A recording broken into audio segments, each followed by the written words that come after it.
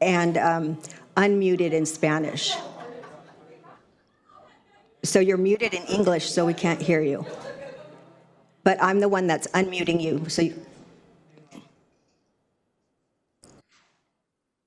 Okay, so I see you're unmuted in Spanish, which is good, and muted in English, so you're set up. I'm sorry, can you talk a little louder, Diego? I can't hear you.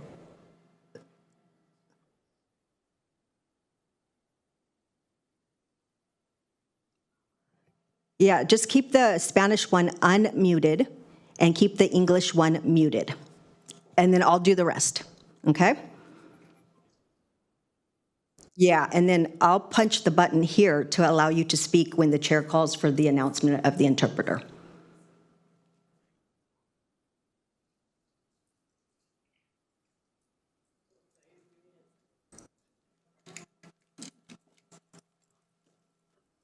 I can hear you still. Yep. Yep.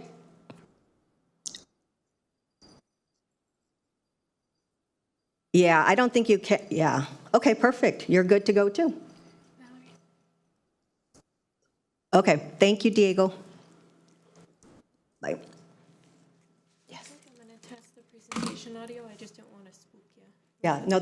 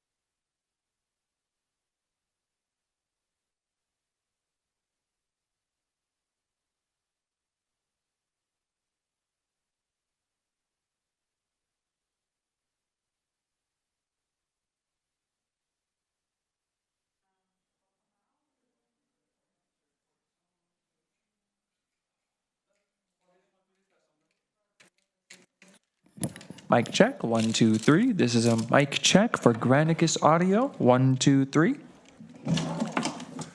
Quinn, you can go ahead and turn off the public mic.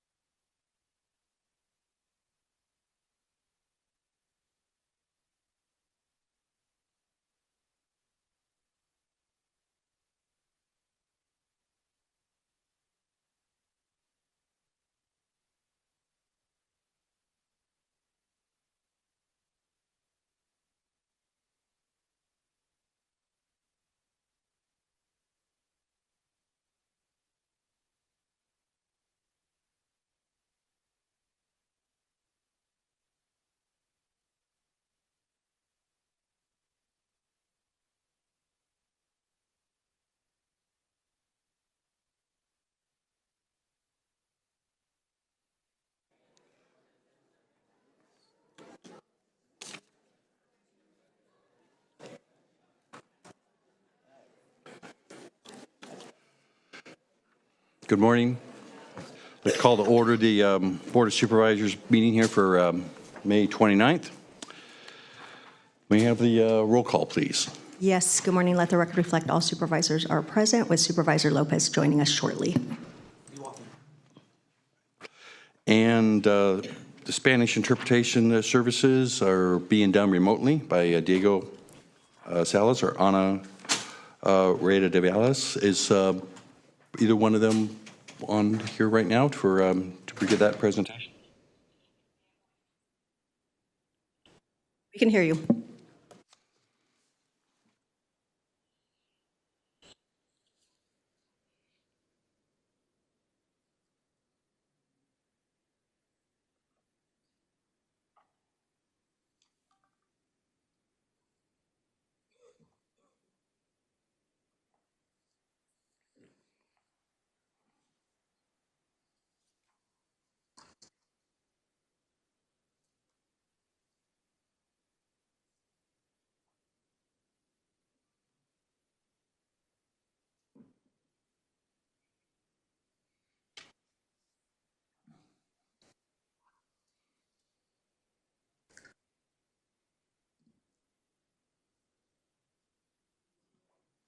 Thank you, Diego.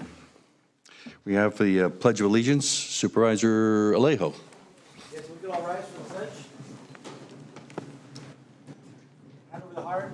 I pledge allegiance to the flag of the United States of America and to the republic for which it stands, one nation, under God, indivisible, with liberty and justice for all.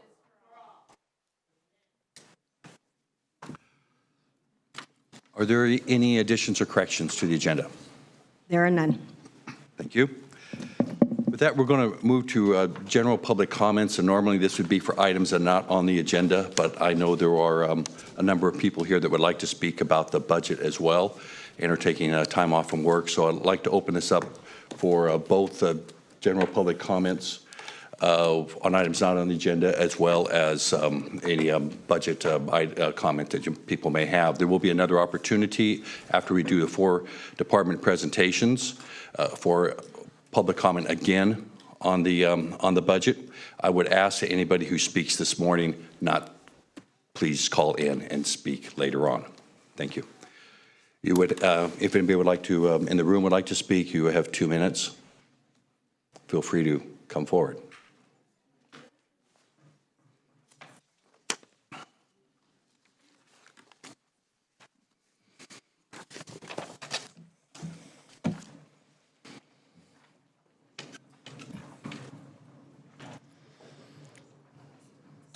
Dear members of the Board of Supervisors, my name is Casey Vandenhoevel. I am the business representative of the Sheet Metal Workers Local 104. I am also president of the Monterey Santa Cruz Building Trades Council. I stand in solidarity with the Monterey County frontline workers represented by SEIU 521, who are currently negotiating contracts to address the vacancy crisis, recruitment, and retain qualified employees. These workers provide essential services that benefit everybody in Monterey County, including construction workers. Their roles are critical for timely inspections, permits, and safety oversight, which keep our projects on schedule and within budget. Understaffing these departments can lead to delays and increased costs. I urge the Board of Supervisors and the CAO to invest in our workforce to ensure the best possible services for all residents and to support the local economy. The residents of this county deserve nothing less. Thank you for your time and consideration. Thank you. Is there anybody else in the chambers that would like to speak? Yes.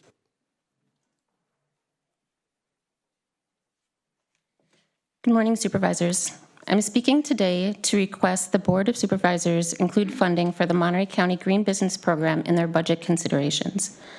As part of a statewide network, this program provides free technical assistance to small and medium-sized businesses to integrate cost-saving, environmentally preferable practices into their business operations. Currently, there are over 100 certified green businesses in Monterey County, and nearly 500 have received technical assistance. However, there are over 7,500 micro businesses and 35,000 small businesses throughout the county, so there's still a lot of opportunity for impact. This program directly supports the county's draft Community Climate Action and Adaptation Plan, 3 out of the 5 of the Board Supervisors' strategic initiatives. And in April, the Alternative Energy and Environmental Committee received a presentation and voted to recommend support for this program. As well as earlier this month, the Economic Development Committee also received a presentation and voted to recommend the Board of Supervisors approve funding for this program. Support will include continued technical assistance for small businesses, promotional and advocacy support for green businesses, bilingual training and assessment for businesses, and impact reports detailing the environmental impacts and cost savings from participating businesses. If you ask any sustainability professional, advocate, policymaker trying to make a difference, any one of them will tell you that planning and policies is easy, but they mean little if things aren't implemented. And this is the program that does that. There are 50 other programs throughout the state, each one doing the hard boots on the ground work, going door to door, building relationships and connecting partners to support strong communities. Therefore, I strongly encourage you to support the recommended funding request of $20,000 per year through 2030 as detailed in the board reports. Thank you. Thank you.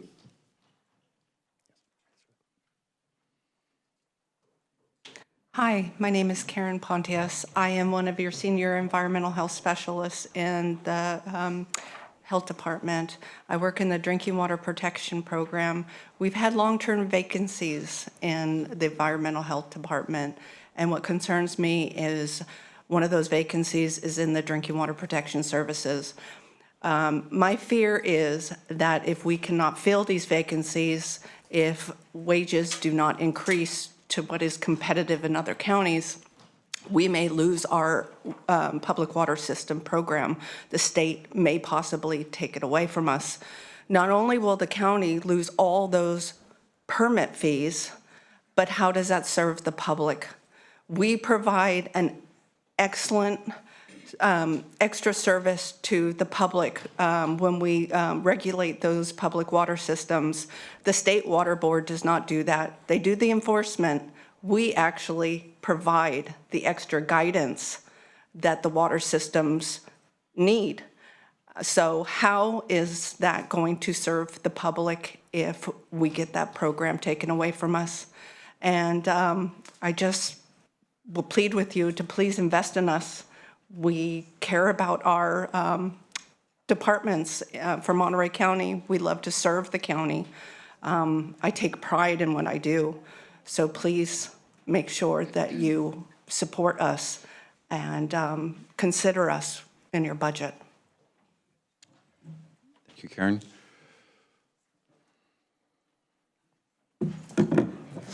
Hi, my name is Natalia Railing. I am a social worker 3 with Family and Children Services. I've been working in Family and Children Services for about 5 years. I am here today as part of the intake unit that's screened 600 plus calls on our Report Child Abuse hotline of a team of 12, including our standby. I'm appalled at the fact that these budget cuts can even be suggested in an already underserviced and underprivileged community. The fact that our Board of Supervisors are okay with taking away resources from our community members. Vital resources that are important in an already understaffed and overworked system. I ask you, if it was your family member that needed help from Family and Children Services, from law enforcement, from any essential services, would you be okay with waiting for a 24-hour response if a child was in immediate crisis because of our staffing? Thank you. Thank you.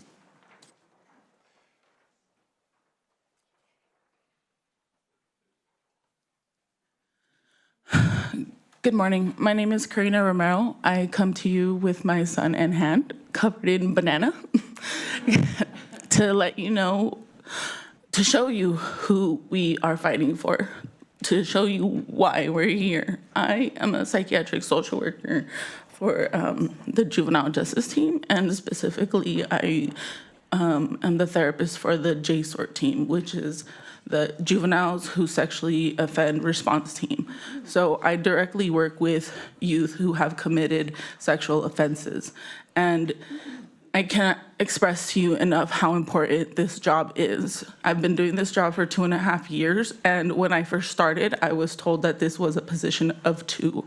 I've been doing this job on my own, in addition to my team who is here, who supports and takes on cases whenever my workload is too much, or if I go out on maternity leave, my cases are dispersed.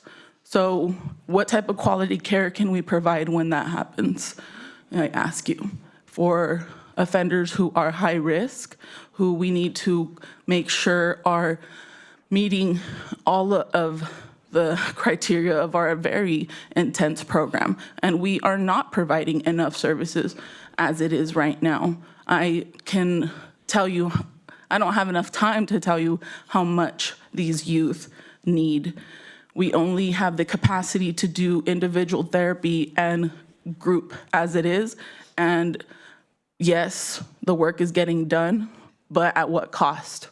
You guys don't see the late nights, the hours that we work, the time we don't spend with our families, because it's got to get done. And the documentation has to get done. So we have to prioritize that over the people. So I just end by asking you to consider our budget and what this means for our community and the people providing the services. Thank you. Thank you. Thank you for your comments and for your work.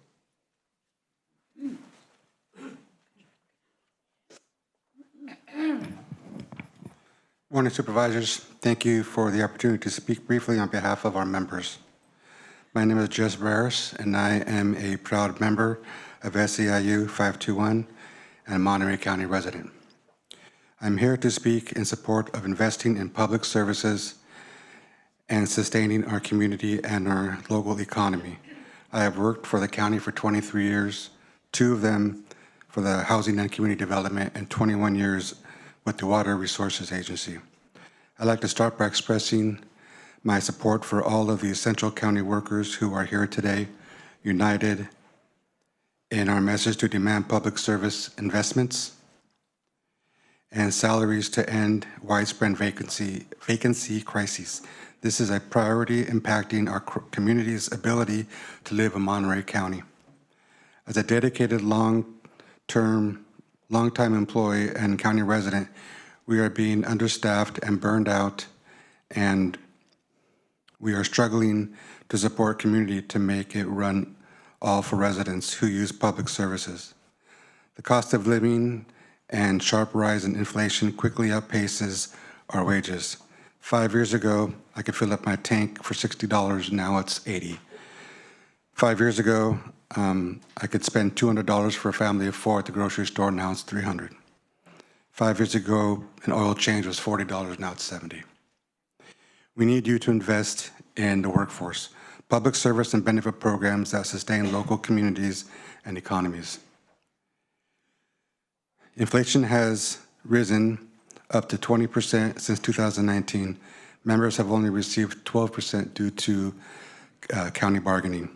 We ask the county to dig a little deeper, hire vacant positions, and help your employees to afford to live in the county they love and work in. Thank you for your time. Thank you.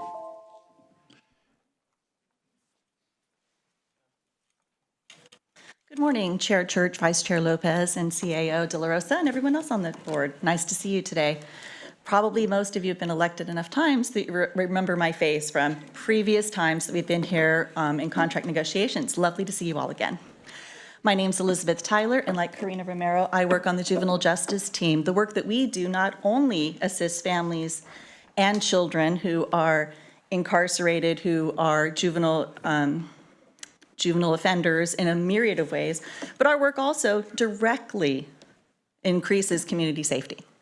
So I'm here today to tell you that we have a very special program called the Juvenile Drug Court, which is typically staffed by one psychiatric social worker like myself and one social worker 3 who specializes in substance use, addictions, and treatment.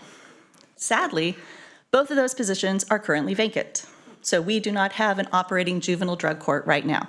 Those kids used to be seen individually. They would receive family counseling, and they would receive group therapy 2 times a week, group therapy using a noted curriculum for substance use treatment called the Matrix. They are receiving none of that right now. So during this time when there's a fentanyl crisis and people are actually dying, I would really love it if y'all could consider that and consider the safety of communities, consider the safety of our clients, our kids in our communities. That would be lovely. And please, please let us hire for these 2 incredibly valuable positions. As well as, quick side note, my team is currently without a manager. So just saying. And as I understand it, it's not exactly being heavily recruited right now for reasons I only can assume are directly related to the vacancy crisis. So, oh gosh, and I still have 12 seconds remaining. Allow me to wish you a very good day. I'm sure I will be seeing much more of you, and you will be seeing my letters in your inboxes coming soon. Thank you. Thank you. Is there anybody else? Yes, there. Thank you. Good morning. My name is Crystal Arevalo, and I am a social worker in the Emergency Response Unit with Family and Children's Services. The Emergency Response Unit is responsible for responding to and investigating reports of abuse and neglect. My colleagues and I understand the importance and delicacy of our work, but does this body? I am one of 12 social workers in the Emergency Response Unit, and I am here to share that we cannot sustain the current workload. The workload has become so excessive, our supervisors are taking on their own investigations and at times covering multiple units, leaving them unavailable to consult with social workers who have identified safety threats while out in the field. The workload is so high that our department has an extensive backlog with investigations open for more than a year. We have a 30-day timeline, by the way. This is not because workers are lazy, don't care about their job, or are not utilizing the supports provided. Every single social worker that has been assigned to this unit has a backlog. Every single social worker that resigns from this department leaves a backlog. Social workers that are promoted out of this unit have a backlog. This is because the workload is simply too high. I am here to ask Monterey County to work with our union to establish caseload standards. The Child Welfare Information Gateway released a brief in 2022 that focused on the benefits of reasonable caseloads and manageable workloads. They noted some of the following benefits: engaging families and delivering quality services, improving worker retention, and achieving positive outcomes for children and families. When family and children's services fall behind, children's lives can literally be at risk. They deserve timely responses, they deserve timely referrals to services, and families deserve their investigations to be closed timely. Thank you. Thank you.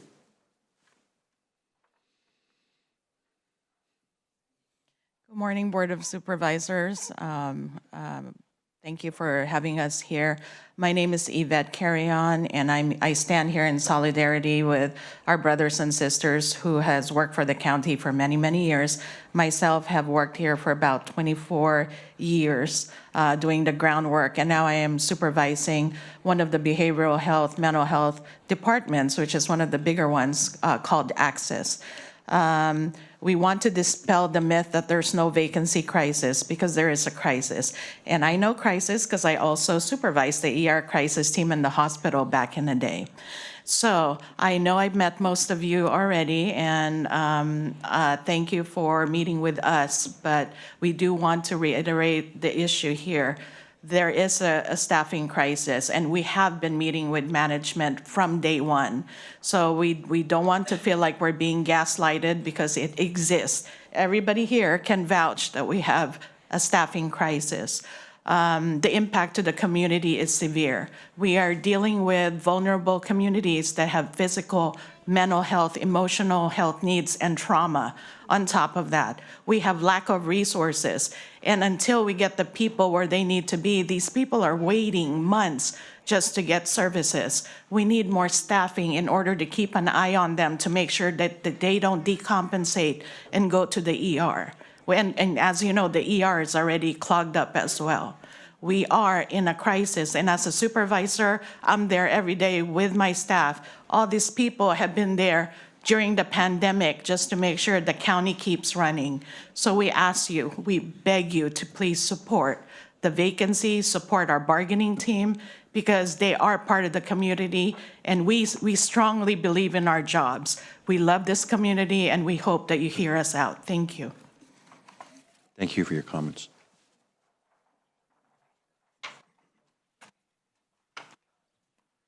Good morning. Good morning, supervisors.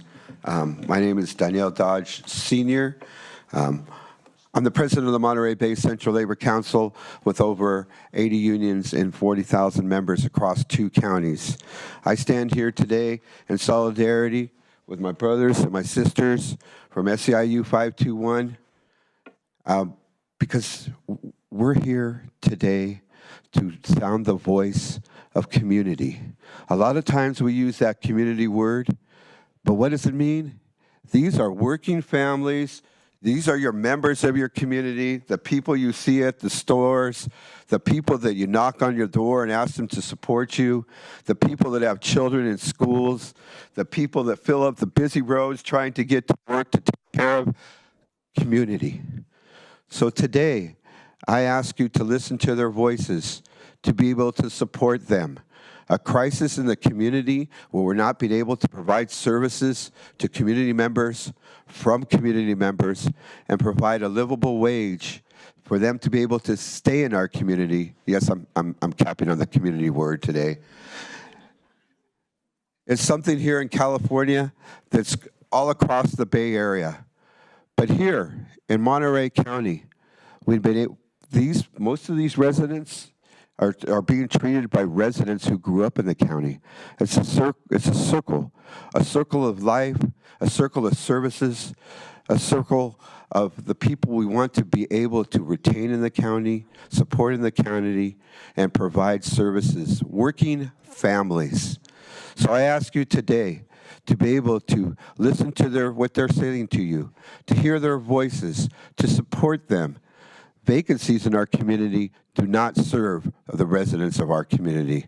So please support my brothers and sisters, our siblings in SEIU, by listening to what they have to say. Thank you very much. Thank you. Forgive me for my glasses. I left my glasses in my car and I'm blind. So it's not because I'm trying to be cool or intimidating in any way. My name is Araceli Flores. Some of you know who I am. Some of you may not. I wasn't planning on speaking. Most of you know that I've been a member of SEIU for 20 years. I'm a 20-year county worker. I am 20 years your employee. I have been with behavioral health, juvenile justice for 20 years on the same team. And I needed to come up because you have DSS here, and then you have my sisters from juvenile justice who came and spoke about the work we do. I see Sheriff here, and I just thought to myself, I'm a South County resident. Raised in East Salinas, and then went to South County, raising my kids in South County. I'm a big South County advocate. And when I hear DSS and when I hear my peers talking about the crisis, I'm gonna speak on the mental health crisis of South County. And the fact that when you talk about your budget and you think about behavioral health, you need to remember that our people are the ones who work with the youth to prevent them from engaging in criminal activity, such as the mass shooting that you remember from a few weeks ago. I work with those kids. I work with gang-involved youth. My job is to get them to make good decisions so they're not committing crimes where they're gonna hurt people whose communities you represent. That's the work I do. The unfortunate part is that the kids that I serve, 99.99% of them are brown. And the only way they're gonna get to see me is because they have to enter the criminal justice system. Now, I've been saying that for years, but the mental health crisis is real. Mental health is a national conversation, you guys know that. But yet, we don't have the staff to serve the needs, specifically in South County. And it's unfortunate that brown kids have to be in the juvenile justice system to even get an ounce of support, an ounce, because the disparity of services is depleted in South County. So thank you for your time. Thank you.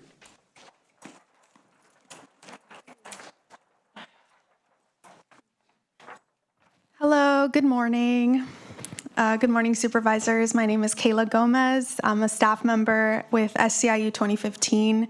We represent over 3,000 long-term care workers, including nursing home workers and in-home support service workers. We're here today in solidarity with our brothers and sisters at SCIU 521.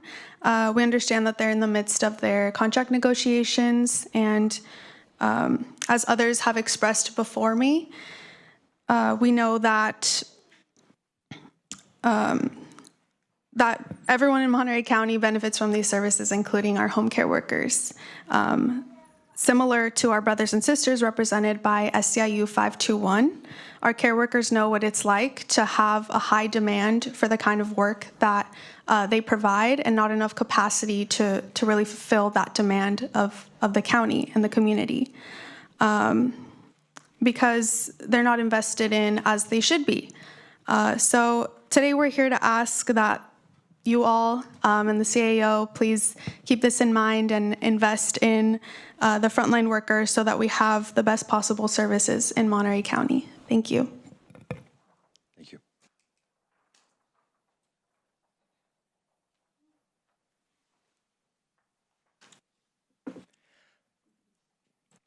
Hi, my name's Rachel Holder, and I'm a proud SEIU 521 member. I've been working for the county for almost 5 years, and I want to speak on the issue of retention for our county workforce. I'd like to share my personal experience in that regard. I live in Marina, and I work at the county library in Marina. I'm paying more than half of my take-home pay on rent for a one-bedroom apartment, and I live in an affordable apartment complex. I love the work I do, I love the people I work with, and I love the community which I serve, but I cannot afford the wages the county is offering me. Several weeks ago, I applied for a position at the Monterey Public Library. Their starting wages are roughly equivalent to the 7-year ending wages here at the county.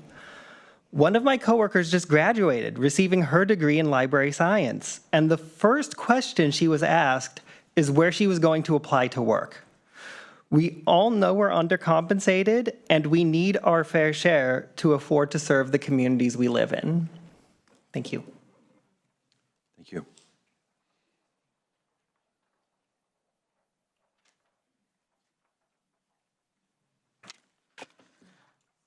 Good morning, Chair and Board of Supervisors, members of the Supervisors. My name is Victor Caraves, as some of you already know me.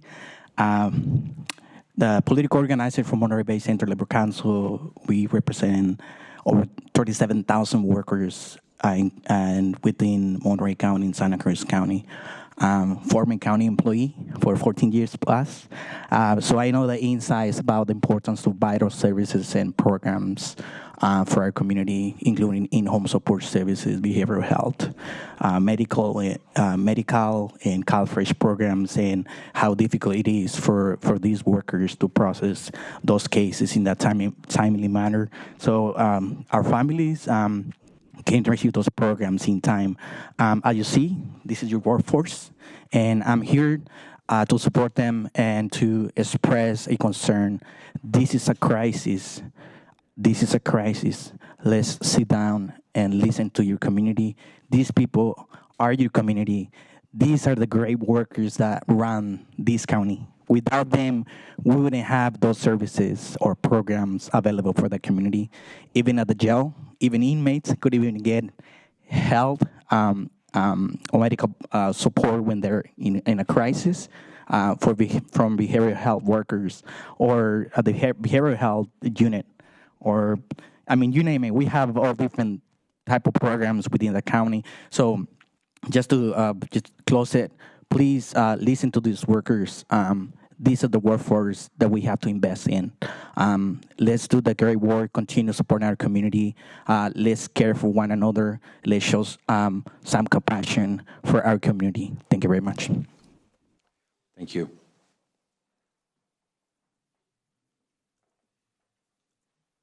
Good morning, Erin Cameron. I would have been here on time, except I heard at the town hall meeting the other night that it would be at the Schilling Place location. So I've been over at the Government Center, and I must say that no one really knew about the hearing was able to direct me over here quickly. So here I am now.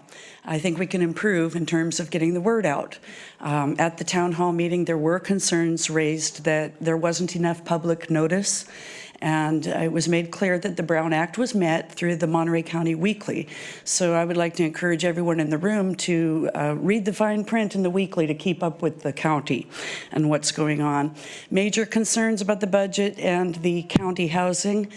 We know that the number one crisis we probably all face here is affordable housing and what all go through. I heard many of those concerns expressed the other night. And my concern is that when you look at the map of the 9 identified opportunity sites that surround Salinas, we once again have the discussion about the history of Salinas, that agricultural land is disappearing for the zoning of housing. Now, I don't have a simple answer as to where things should be, but it concerns me that fields are disappearing and that they are being placed in areas where I'm guessing it's probably not organic farming, but the folks would be exposed to pesticides, fumigants, fungicides that have accumulated throughout history. So I'd like to know how you're going to meet the EPA and CEQA requirements for those opportunity sites, and has that been met, or will it delay the process of those sites? And is it concerning to you?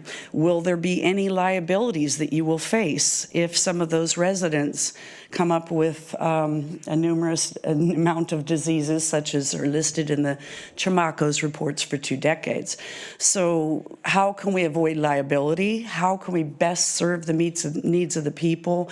How can we get people from homelessness to real environmentally safe housing? Thank you.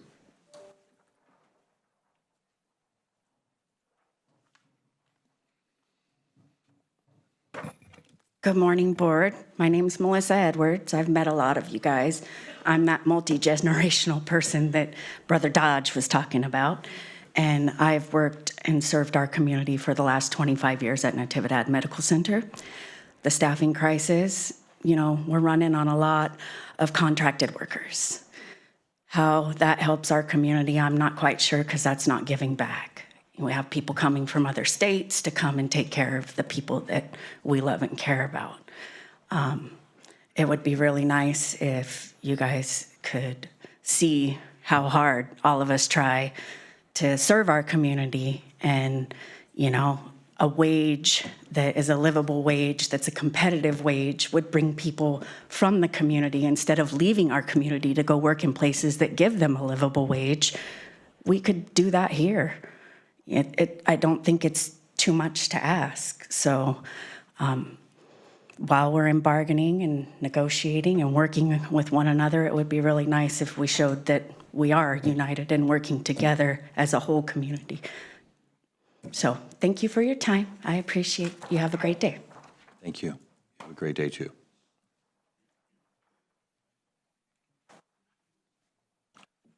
Good morning, Board of Supervisors. My name is Daisy Perez. I am a social worker in the Family Reunification Unit, and I'm here with Family and Children's Services. This past year, I've been with the county for over a year. I'm currently pursuing my master's in Cal State Monterey Bay. And this past year, I've had an intern in the Voluntary Family Maintenance Unit, and I'm working in the Family Reunification Unit, holding cases in both units. I've had projected by the end of this month 14 cases and getting 2 more in June. That would be 16 cases, 16 children to ensure their safety, permanency, and well-being for. And this past year has been a really hard struggle for me to keep up with the high workload, keep up with meeting the deadlines that we are given while following the Division 31 regulations that are placed on us. And that means putting in long hours, weekends, early mornings, and sacrificing time away from my family to do all of these things. I've had to make the difficult decision to leave the agency because of this. And my last day is this Friday, I am here in support of all of my colleagues and hope that you work in supporting us with caseload standards and filling the vacancies in the units so we are able to do the work that we love to do and ensuring these families and the communities are safe. The children are safe. Thank you. Thank you.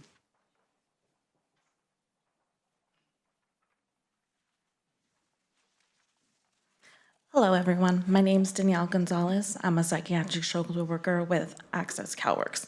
Well, I was. They just told us today that our program is being dissolved. Our program that supports families, especially women and children who experience domestic violence in the home, who experience homelessness, who experience serious mental health concerns. We have provided so much support to the community and help people get out of poverty in this community, and now our program is gone. And this just really goes in to show the mental health that is lacking here, which is just very heartbreaking. And especially since even though we were overworked, we had a position open that was open for 2 years, and a social worker 3 position open for 2 years. So even before that, we were working very hard for our community, and now we're not gonna be able to do that. And we just really want to continue to work for this county and make it safer for the community. So I really implore you to continue to invest in us so we can invest for everyone that you represent. Thank you. Thank you for your comments.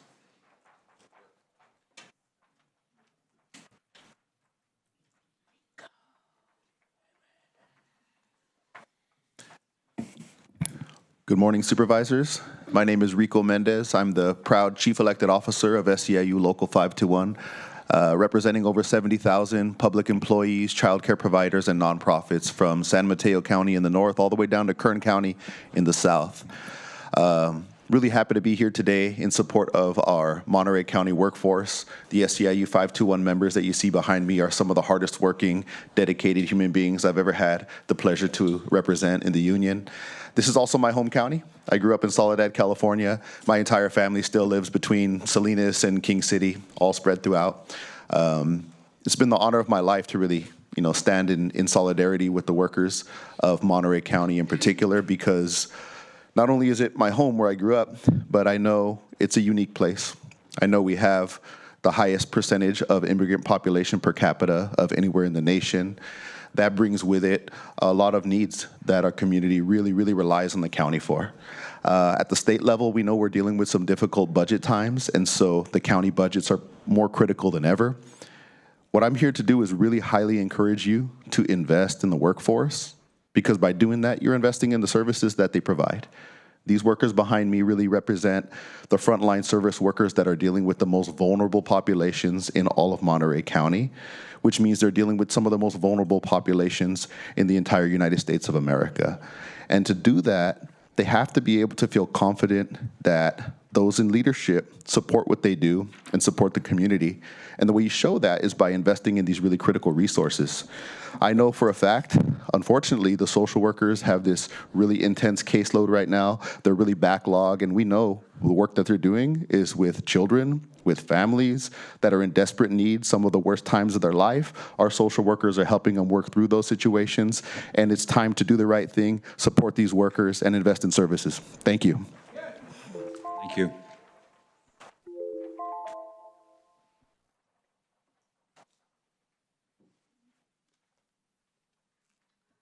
Good morning, leaders. My name is Lisa Tucker. I'm a supervising nurse at Natividad, and I have proudly served for over 27 years. I'm here today not just as a nurse, but as a county member. It just breaks my heart. We're in such difficult times. I get to serve some of the most beautiful people that I have ever met. Our patients, our people that support all of us in ag and service industry,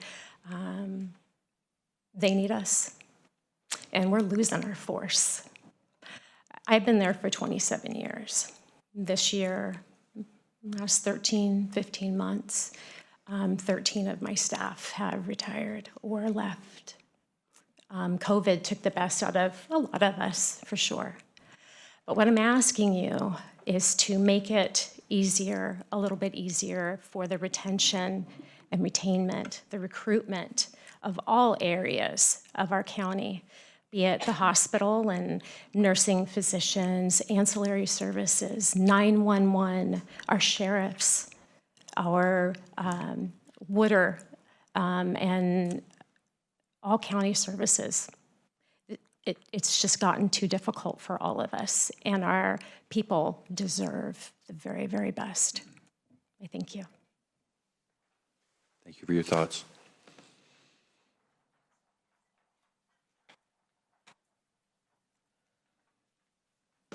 Supervisors, my name is Jolene Bina, and thank you for all that came to the 911 Center and took me up on my offer to visit. I really appreciate that.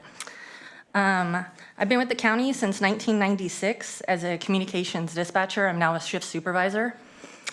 The 911 Center is the first point of contact for most of our services out there, everybody. You don't know who to call, you call 911. There are 13 vacancies, positions within the 911 Center, and we cannot answer the 911 phones with the state mandated time of 15 seconds. That means user agencies, police, fire, behavioral health, children and family services, and many more do not get the help that they need. Dispatchers are working 24 to 42 hours of mandatory overtime. That's per pay period per dispatcher. The dispatchers are working 12-hour shifts and often do not get breaks, or they are only having 1 day off per pay period. That's 14 days with only 1 day off. In 2020, I like to say this because it's a big impact, we interviewed 74 applicants. 27 of those applicants went into backgrounds. 9 of those applicants were hired, and only 2 are here with us today. Continuing. With what management is proposing for the county workers, it's only going to make hiring qualified candidates even harder. So I'm asking that you go back and you talk to these departments and come up with a fair and reasonable offer. To listen to the dispatchers and the rest of my people. So thank you very much. And you might see a mass exodus just because we have to go to bargaining. Sorry, guys. Thank you for your comments.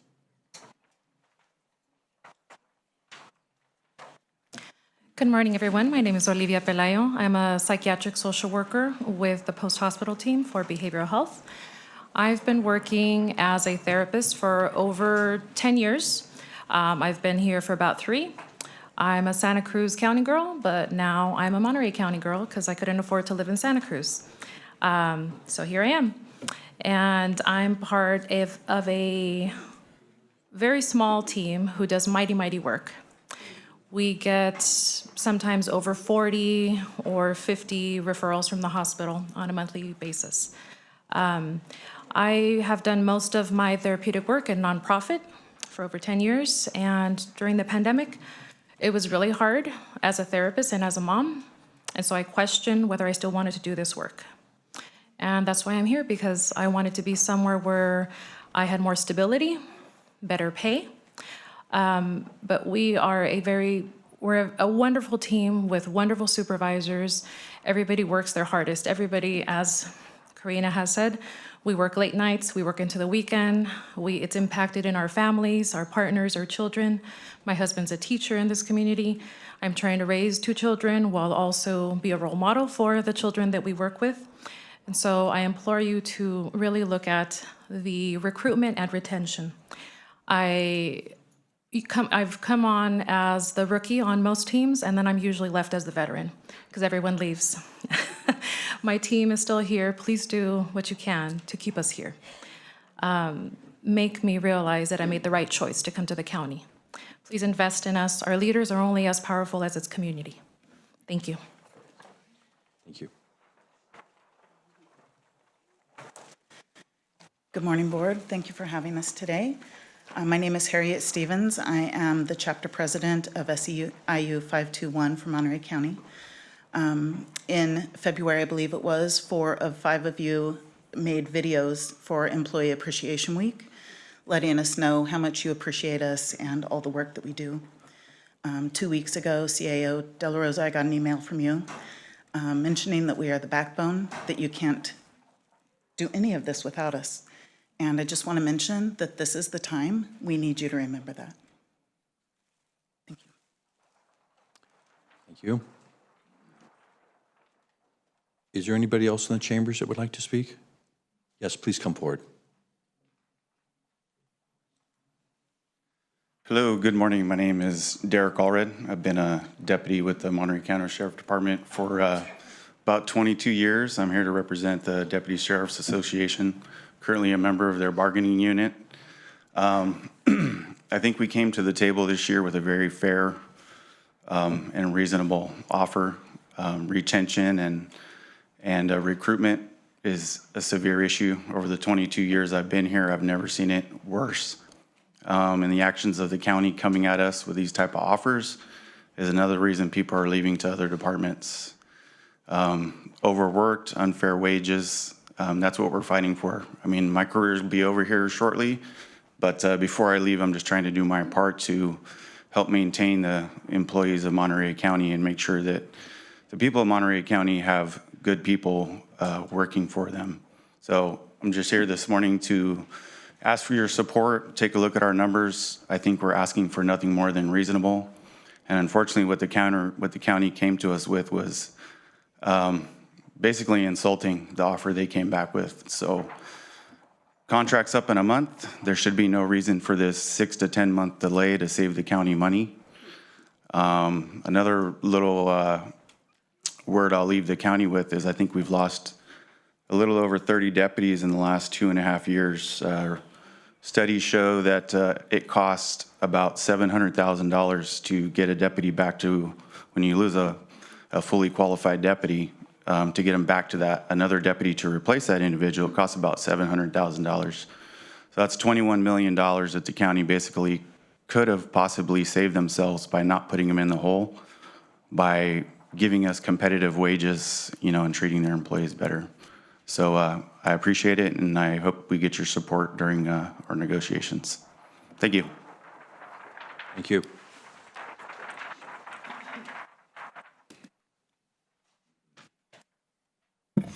Good morning, supervisors, Monterey County representatives.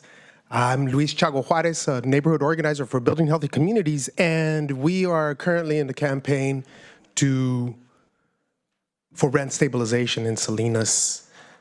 And for this campaign to succeed, we are working with our community, our brothers and sisters in SEIU, which we know for a fact that a good number of those employed rent here in Salinas, the 7th most expensive place in the country to live, in the 5th biggest economy under the state of the 5th biggest economy on the planet. And to recognize this moment as so crucial, and to stand, with pride with my neighbors, because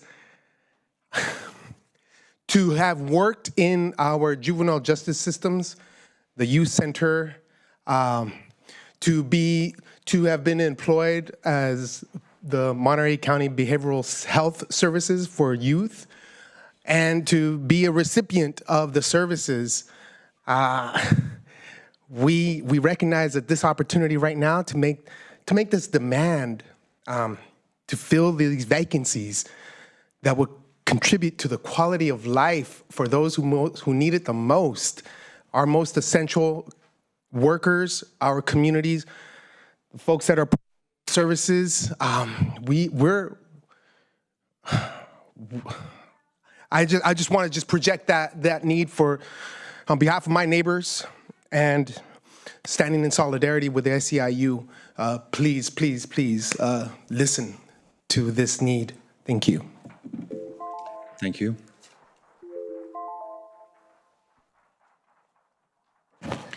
Buenos días, mi nombre es Nidia Soto, yo voy a hablar en español. Estamos también en apoyo de todos los trabajadores, en solidaridad con ellos. Y también tenemos otro... If you could pause, please, so we can have the translation follow. Okay. Good morning. My name is Nidia Soto, and I'm here in solidarity with the workers of SEIU. Adelante.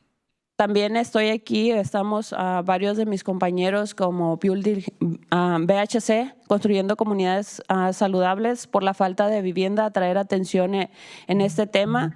La falta de vivienda es un tema que definitivamente debe ser prioridad número uno. La necesidad es de nuestra comunidad que se haga por reconocer la crisis que existe para aquellos que actualmente no están protegidos. If you could do the breaks there so we could do the translation. Okay. I am here in solidarity with all my peers. I am here with people that work with building healthy communities, and I'm here because there is a lack of housing. There is a crisis, there is a big need in the community, and we need to support our peers. Y que diariamente sangran por la alta necesidad de poder continuar sosteniendo el alto costo por tener un techo en el condado de Monterrey. And that they are bleeding daily because the rent is so high that it's really difficult for them to have a roof over their house in the county of Monterey. Sabemos que resolver el tema de las personas sin hogar no se puede hacer de la noche a la mañana. A medida que pasa el tiempo, el problema crece. Para una persona sin hogar es mucho más difícil o casi imposible de poder empezar de cero a regresar a una vida normal. We are also here because the problem that we have with the homeless, I know that it's not going to be solved from the night to day.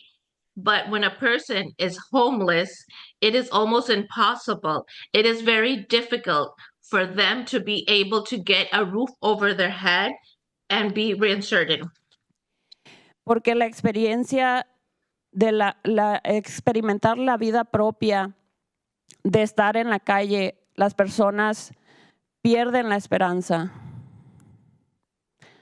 Because having that experiences of living on the street, people lose hope. En nuestra comunidad en Salinas y todo el condado de Monterrey es que tenemos casas con demasiadas gentes por la falta de vivienda. Muchas familias están siendo desalojadas, algunas compañías que están comprando casas y están dando vivienda a sus trabajadores temporales. Because in Salinas and in Monterrey, there are too many people living in one home. There's not enough homes. People are being evicted. And there's a lot of companies that are buying homes to be able to place their seasonal workers in a house. En estos pasados años aproximadamente, regresando hasta el 2016, hasta este presente año, cuando el programa de trabajadores huéspedes H2A se ha incrementado muy notablemente en todo el condado de Monterrey y algún que otro o múltiple proyecto de viviendas han sido aprobados para alojar a estos mismos trabajadores. In the last few years, since 2016, the workers, the H2A workers have been increased notably. And we have also noticed that this happens in all the county of Monterey. And there's some companies that are buying diverse or multiple housing units to be able to give a living space for these workers. Go ahead and wrap up your final comments. Puede terminar sus comentarios finales. Estos proyectos de vivienda son para garantizar la estabilidad de la fuerza laboral agrícola, pero de igual manera la fuerza laboral agrícola local necesita vivienda. Al ser casi inalcanzable, muchos trabajadores se están mudando a otros estados y por lo tanto incrementa la necesidad de mano de obra local. ¿Cuál es la diferencia de trabajador local a trabajador H2A? Ambos pertenecen con sus espaldas dobladas, haciendo el trabajo más duro, haciendo posible que todos nosotros tengamos frutas y verduras en nuestras mesas. You're past the time. Thank you. Un segundo nada más, termino. Por lo siguiente, le pido a la mesa de supervisores del condado de Monterrey atiendan esta necesidad y juntos podemos lograr algo trabajando de la mano con todas estas personas que son los empleadores de todos estos trabajadores agrícolas que ponen el terreno y el presupuesto para poder abordar este tema de vivienda. Gracias. Thank you. So, the problem is that we see that there's a need of housing for all these H2A workers, and they are forced to buy housing or provide housing for these H2 workers. So I'm asking, what is the difference between an HTO worker and a local worker? For a local worker to be able to work here and afford housing, it is almost impossible. So a lot of people are leaving state, and that puts the local workforce scarce, so that we have to bring HTO workers. So why don't we all join forces with the employers so we can also provide housing for our local field workers? Thank you. Thank you. I know it's difficult to do the translation, so you have 4 minutes for that. So I'll give her a little extra time because the time lost in between there. If we could try to hold her comments. Yo sé que es difícil con respecto a la traducción. We could hold her comments to the time allowed as much as possible. Appreciated. Is there anybody else that would like to speak? Yes, please go ahead. Good morning. My name is Jessica Ruiz, and I have been with the county since 2016. I began my career with the county with the Department of Social Services with the Community Benefits Branch, and my last position there was an intake eligibility specialist. So intake workers are the workers who process initial applications. I processed all programs, CalWorks, General Assistance, CalFresh, and Medi-Cal. And I can tell you that most notably, since the pandemic, I worked along with many of my coworkers overtime, only to meet state and county regulation timeframes, only to keep up with our caseloads.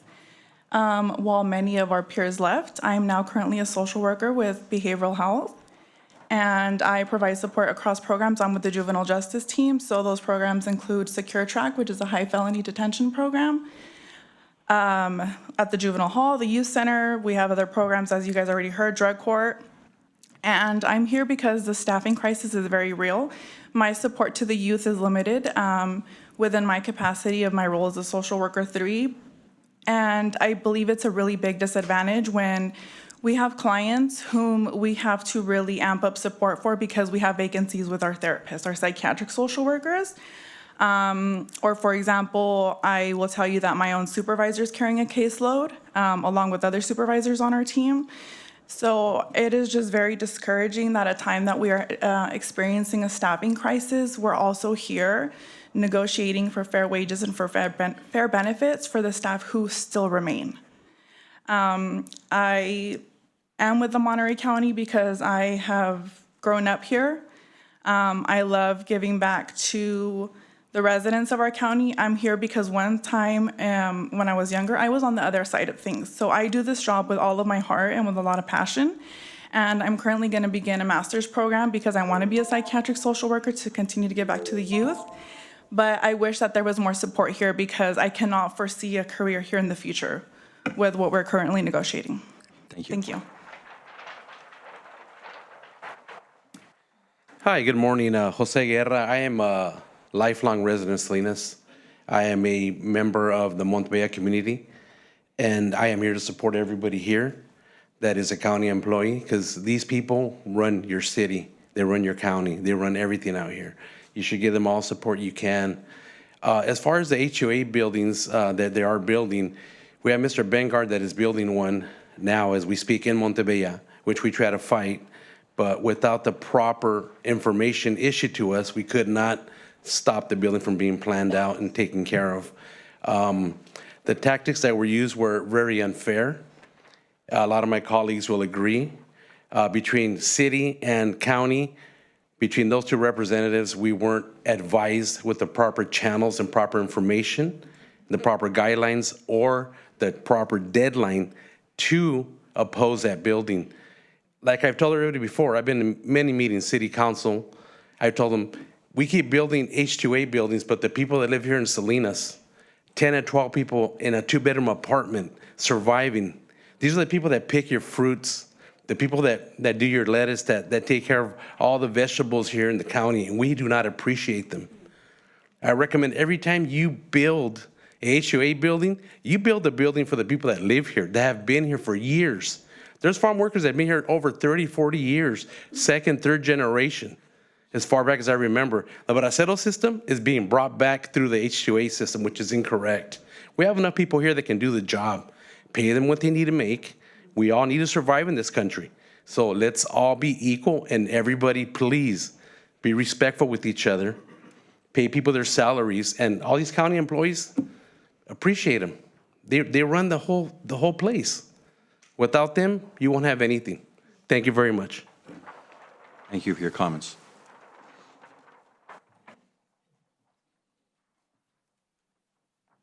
Hi, everyone. My name is Sonia Montoya. I am a social worker 3 with Family and Children Services. I have been with the county for 4.5 years and with Family and Children Services for about 1.5.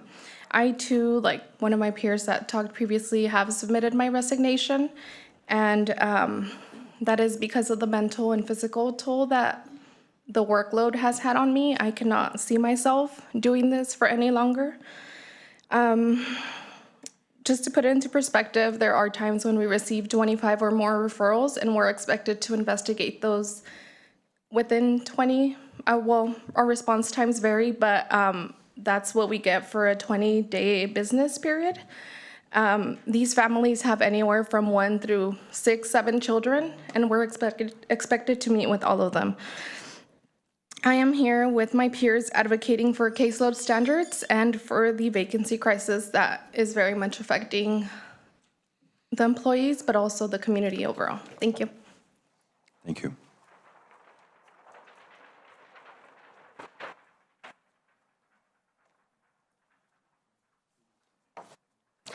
Hi, my name is Gisela Castro. I am a social worker with Family and Children Services, also in the Emergency Response Unit, which is responsible for responding to concerns of neglect and abuse of children in our community.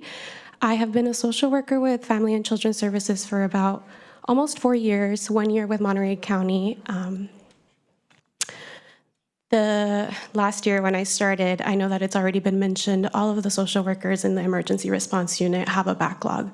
When I started last year, I was assigned to that backlog. Some of these referrals date back to the year 2021. Investigations are meant to be closed within 30 days. When I spoke with these families and met with them, they asked me whether I really cared about the safety of their children, and if I did, why we hadn't responded sooner. I hope that your actions show that the Board of Supervisors does care about the safety of the children in our community, because the workers do. We just don't have the workforce or the time to conduct timely, thorough investigations that ensure the safety of our children. I, too, am pursuing a master's degree in social work at the University of Berkeley. And like a peer mentioned earlier, I don't foresee myself returning to this county to work here in Family and Children Services, which really saddens me, because I am a Monterey County native, and growing up, my biggest dream was always to serve my own community, and I want to.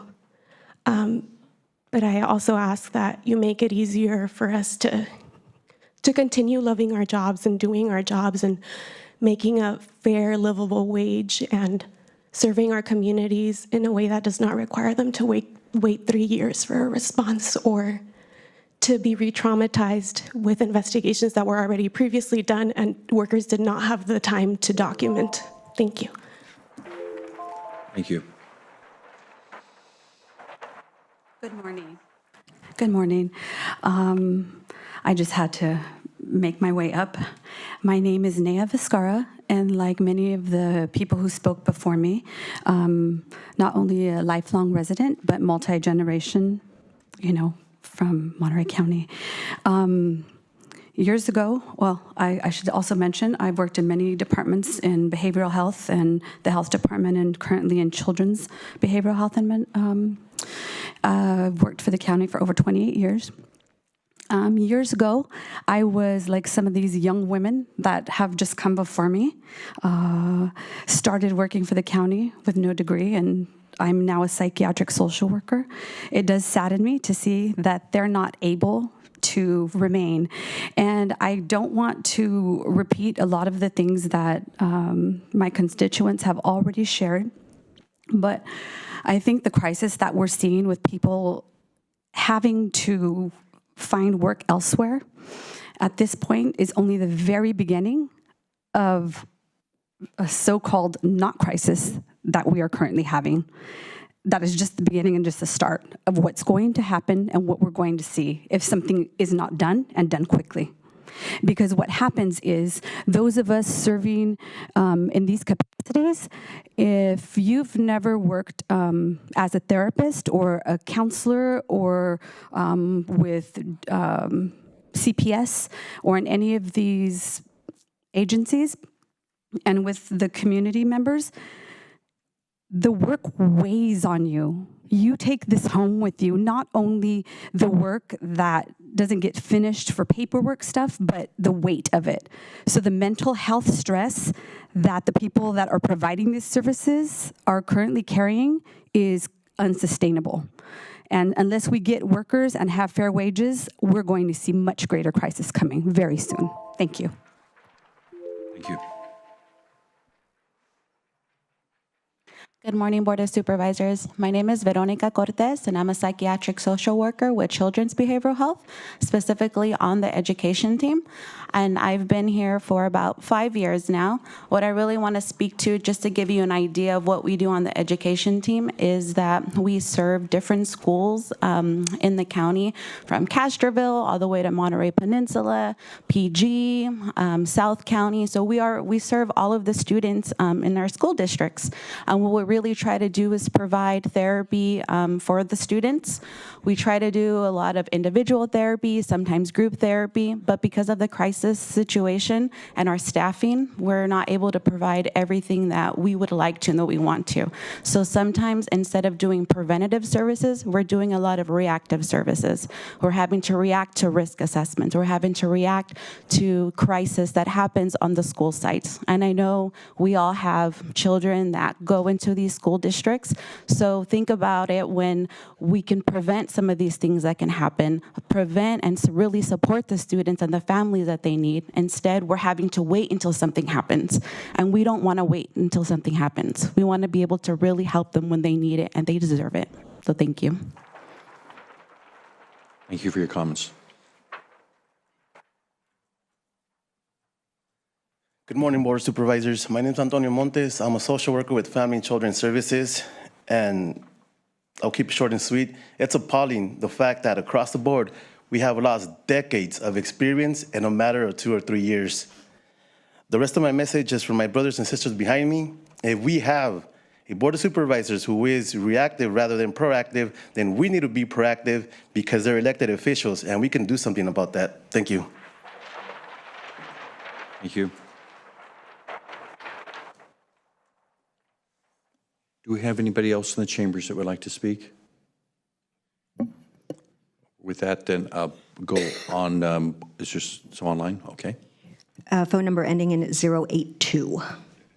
And just to remind you, this is a general public comment or comments regarding the budget. And so 082, you have 2 minutes. Next week, under the guise of fire prevention, you will vote to spend hundreds of thousands of dollars to cut down eucalyptus trees. Cutting down eucalyptus trees in an age of global warming is ludicrous and quite frankly insane.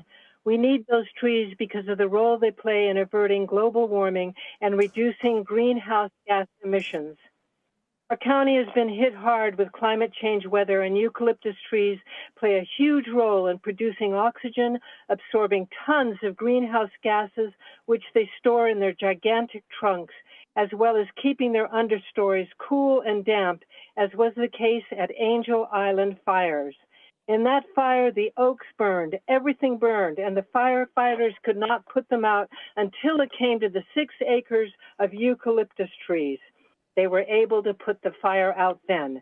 But Supervisor Church, leading this killing frenzy towards these trees, doesn't want to recognize this. The answer is ourselves, reducing our climate footprint in every possible way. And your job, supervisors, is to make sure our trains are brought back and our local bus systems are more user-friendly, and our trees, all trees, are not the scapegoat of global warming fires. Individually and together, we must work to avert the coming catastrophe of global warming, and eucalyptus trees play a huge role in that. The budget to cut all eucalyptus trees in our county would be better spent on all the programs that you are hearing now, and you are sacrificing to cut those trees. Thank you. Thank you. Alexa Johnson. Yes, Johnson, you have a 2 minutes. Thank you. Good morning, Board of Supervisors. My name is Alexa Johnson. I am the Executive Director for the Housing Resource Center of Monterey County. For the better half of, 10 years, but I've been at HRC for 7, I have worked with the CalWorks Employment Service Department, CWES, for our Family Stabilization Program. And this year alone, through HRC, the Family Stabilization Program with CWES directly put $347,000 into direct services for 81 cases, trying to help families who are homeless or at risk of becoming homeless stabilize in housing. Out of our 81 cases, 42 of them, which would be a little bit more than half, were able to secure and stabilize in housing. We had a multidisciplinary team made up of CPS workers, behavioral health, HRC, and CWES that really worked to support families whole-groundedly, support and stabilize them in housing. Due to budget cuts, the housing services through CWES has been cut, and now I hear there are additional cuts that are being proposed for the CWES department. I just wanted you to be aware that with those additional cuts, those families that used to come to HRC for housing will have absolutely no support in figuring out how to stabilize their families in this county. All the housing support now for those individuals have to be funneled into different housing programs through HRC or otherwise. Wait lists are expected to increase in size, which means times that it will take for individuals to find housing will increase. But on top of that, if CWES has any more budget cuts, there'll be cuts to other supports, employment, staffing. This is going to be detrimental to families in this community that need stabilization and have not been privileged enough to have the resources or the families to support to show them and guide them into stabilization and better housing, better living. And I just want to make sure that the Board of Supervisors understand with every dollar that's cut, Thank you for your families comments. will no longer be able to be connected to Your 2 minutes are up. Thank you very much for your comments. Catherine. Yes, Catherine, you have 2 minutes. Hello, good morning, Board of Supervisors. My name is Catherine Thomas. I'm a constituent. I've lived in Monterey County 60 years. I am an impacted grandmother. CPS wrongfully took my grandson and committed perjury to the court to deny me. No background check, no home study. Then we had the case of the Huntsman case where the 2 kids died. There was a third one that survived. There were over 9 calls to that agency to go and protect those children, and they did not remove the children. They ended up dead in a storage locker. I would also ask for an audit of Monterey County Child Protective Services, the money they receive yearly from the federal government, our Social Security Trust Fund. This is a huge case of RICO. They are incentivizing that agency to take kids wrongly. We do not even have a Miranda right. That means the right to talk to an attorney before they come to our home and rip our children apart. In my case, my grandson was born addicted because his parents were on drugs. Grandma was not. Grandma fought to save him before he was born. No one in this community, including the Board of Supervisors, the Chief of Police, or CPS, would do anything to help me when he was in her womb. I went all the way to Assemblyman Monning's office. I went to Assemblyman Alejo. I went to the Board of Supervisors, Judge Phillips, etc. And they all looked at me like I was a drug addict. I'm telling you, this agency needs to be investigated. They don't deserve any more money. They need to learn how to work with the budget that they got and do the job that they are supposed to be doing, which is protecting children and families and keeping families together. There is a way that they can keep a child in a home unless it is severe and proven neglect by the DA. These cases don't even go before the DA. Thank you. Thank you for your comments. Phone number ending in, well, that one went away. Adrian Lisa? Yes, you have 2 minutes.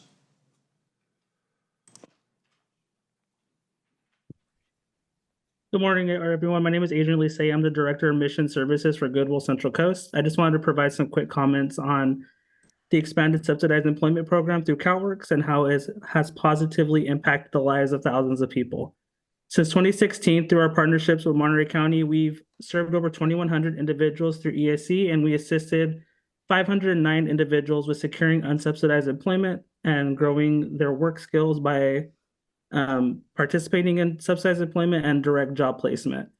In the 2024 program year, we assisted 55 individuals with securing unsubsidized employment, with their average wage being $18.65 per hour and their average hours worked per week being 34.09.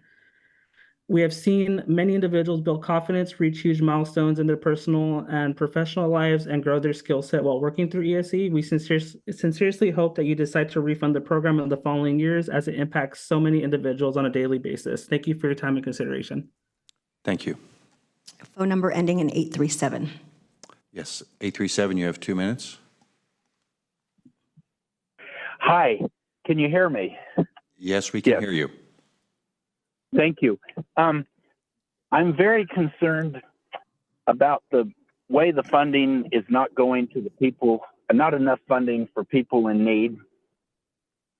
It's true that life is a double-edged sword. Agencies can be corrupted. There need to be a lot of oversight and watchdogs for things I've seen in adult protective services, that they just lie. But that doesn't mean the concept isn't good. I don't think we should throw the baby out with the bathwater. People do get abused, but there are also people that do some really good work. But we're wasting so much money on pork barrel type projects and so forth. And I believe that there needs to be a redistribution of how we're spending the money. For example, the CERC project, the bus line, who's going to ride it? I mean, it's only 2 hours of traffic that's a problem in the morning hour, rush hour, in one direction only, and they want to spend all that money. So we spend so much money on bad things, but that, cutting down beautiful eucalyptus trees and so forth that are precious and sacred, and not enough money on the real needs. And I think of the prisoners that had their lives transformed because they were able to work with horses. Well, what if we, instead of trying to, just work with criminals, let's give every child opportunity, meaningful opportunity, so we prevent them becoming criminals. And, let the children work with horses and animals and set up programs that will prevent crime instead of just giving more money for jails and things. I think that there needs to be a lot of reallocation of money, and we're wasting too much money on the wrong things and not spending money on the right things. And even though agencies can be corrupt, they also are capable of great good when we have oversight and direction. So if you'll please reallocate the money and don't cut. Thank you very much. I appreciate it. Thank you. There is no more commenters online. I'm going to just come back to the chambers again, because we had quite a few people earlier. Is there anybody in the chambers that would like to make a general comment? Yes, please come forward.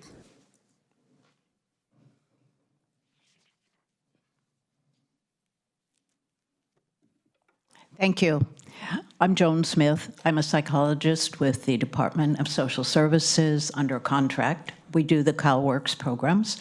And I wanted to share with you that we've tested probably about 5,000 students. I mean, I'll call them students, but customers over the last 25 years that I've been working with them. We have an incredible program, and I would like to encourage you to consider maintaining that program. We work with students who have learning issues, and a great many. In the 5,000 that I've tested, only 4 have not qualified as having a learning disability. So that gives us a very important image of what the people are who we are serving. And I think you'll find that that's pretty consistent through the entire population. I wanted to share with you just for a moment one of our students who just finished her diploma program because of the program that CalWorks has provided to her. And she spoke at her graduation, so to speak, and I think that what she was sharing was probably really the heart of what CalWorks is. She said, I was raised in the foster system. I kept my life in a brown paper bag, which was frequently misplaced. I stand before you today. I am clean and sober. I have 3 beautiful children. I have a diploma in my hand, and I have a future. And that's our goal with CalWorks. Thank you so much for listening. Thank you. Is there anybody else in the chambers that would like to make comment?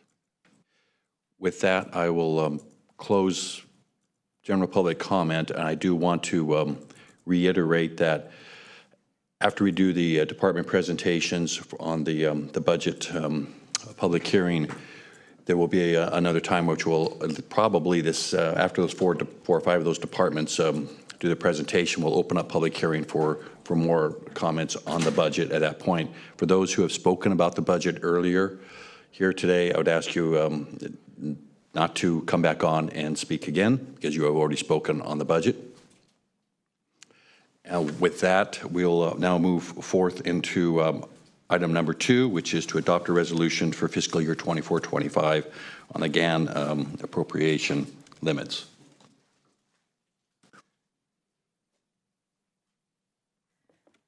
Good morning, Chair Church and members of the Board of Supervisors. I am Hilda Castro, Auditor Controller Analyst 2. On behalf of the Auditor Controller's Office, I am here today to ask your board to adopt the resolution for fiscal year 2024-25 GAN appropriation limit. This resolution is brought forward pursuant to Article 13B of the California Constitution, which requires appropriation limits to be adopted at a regularly scheduled governance meeting. The appropriation limits have been calculated by the Auditor Controller's Office for those board-governed jurisdictions determined to be subjected to the provisions of Article 13B and are shown in the attached schedule provided to you.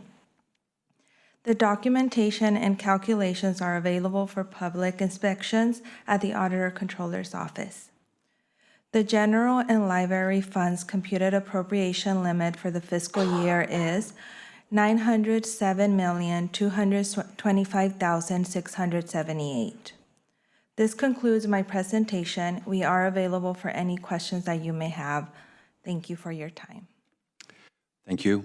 First, I just want to go to see if there's anybody in the public that wants to comment on this matter, either in chambers or online. Seeing nobody, bring it back to the board. Or we have a motion by Supervisor Alejo, second by Supervisor Askew. All those in favor, please say aye. Aye. Opposed? The motion passes. Thank you. Thank you. Moving on to item number 3 is to receive a report outlining 2 potential revenue enhancement options. The district's sales tax or transit occupancy tax increase. And Mr. Vega. Good morning, board members, members of the public. As indicated, the item today before you is the consideration to potentially place into the ballot after hearing from one of the companies that we hired to do the polling through the county electorate, EMC Research. If you recall, we had a presentation to the Board of Supervisors a couple of times where we presented multiple options that were considered. At the last board hearing that we had on May 7th regarding this topic, we received direction from the majority of the board to contract with a polling services company to talk to the electorate and determine what the willingness will be of the electorate of potentially considering two options. One of them is a sales tax option. The other one is a transient occupancy tax option, also called known as TOT. So after that direction was provided to us on May 7, we went back and entered into a contract with EMC Research, and the results of those polling services will be presented shortly by Sarah Labatt, who is one of the representatives from this company. But before going into that, I just want to remind you that even if the results are positive and the board decides at the end of this presentation that the direction will be to provide staff to go forward with the necessary work to be able to present a ballot measure to the voters, any potential revenue that we may receive from any of these, if the voters approve this eventually in November, it will likely be available in the third quarter of fiscal year 24-25, given the timing and all the necessary steps that have to be taken for that. So I just wanted to provide some background information prior to the presentation itself. So with that, I'll turn it over to Sarah Labatt to be able to do the presentation. And Sarah, I think that you are able to share your screen. Let me know if you have any issues, and I'll be able to share my screen, the screen on my end. Thank you, and good morning, board and staff and members of the public. My name is Sarah Labatt. I'm a senior principal with EMC Research. We're a public opinion research firm based in Oakland, California. We do public opinion research nationally on lots of topics, including a lot of revenue measure feasibility polls. So I'll be sharing my screen here,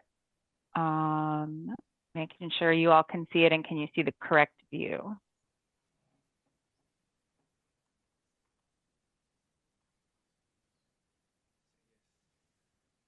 Yes. Would you mind confirming? Yes. Okay, great. Thank you. Thank you. Okay, I will walk through this, and I'm happy to take questions at the conclusion of my presentation. We conducted a survey of likely November 2024 voters in Monterey County. It was a mixed mode survey using both telephone interviewing as well as online interviewing, driven by both email and text messages, driving them to an online survey. The two instruments were the same across those two platforms. We just mix them to ensure we get a random and representative sample of voters. The survey was conducted May 16th through 23rd, so we just wrapped it up last week. We got 600 interviews countywide with likely voters in the county.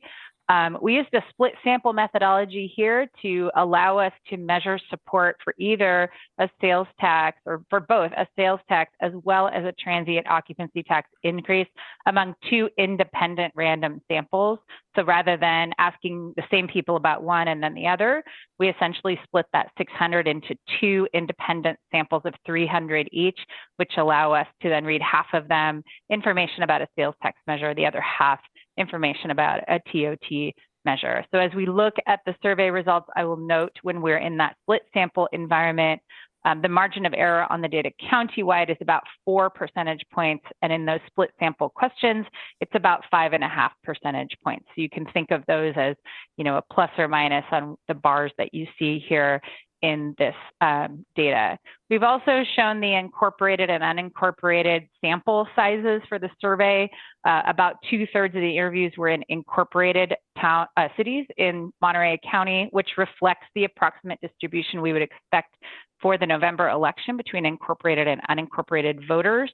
And unincorporated voters about 200. And as you think of the split sample, you can split each of those in half approximately. So about 200 incorporated, 100 unincorporated roughly in the split sample questions about the ballot measures. And again, I will point that out when we get to those points. The interviewing was conducted in both English and Spanish in all modes, so both by phone and online. And we use both landlines and mobile phone numbers when we are doing our phone calls to ensure we're inclusive in our design. A quick look at the supervisorial districts and our expectations on voter turnout for November. Even though the population of the districts is roughly equal, when we look at likely voters for November, we do see some differentiation with District 5, turning out at somewhat of a higher rate. So this is the distribution of the sample as well as the distribution of expected voters in the November election between the 5 districts. So I'll give you here a summary of what we see in this data, and then I'll walk through the data that shows this. So first of all, we see both a sales tax measure as well as a transient occupancy tax increase supported by about 6 in 10 voters in the county, which is comfortably above that required majority threshold for passage. Remember, we're talking about a margin of error of 5 to 6.5 percentage points, and we do see that 60% is comfortably above that 50% threshold. When we provide additional information about what additional revenues could fund for the county, who would be paying each of these types of measures, that generates a more positive impact for a transient occupancy tax measure than for a sales tax measure. Especially I think on the TOT, talking about the sort of impact it has on visitors paying versus local. Housing affordability and homelessness are the highest profile issues for county voters. They're highly aware of the county's need for funding to address both these issues as well as many other issues facing the county. When we ask them their priorities, they're also interested in water and sewer infrastructure maintenance, street maintenance, pothole repair, healthcare, public safety, and emergency services.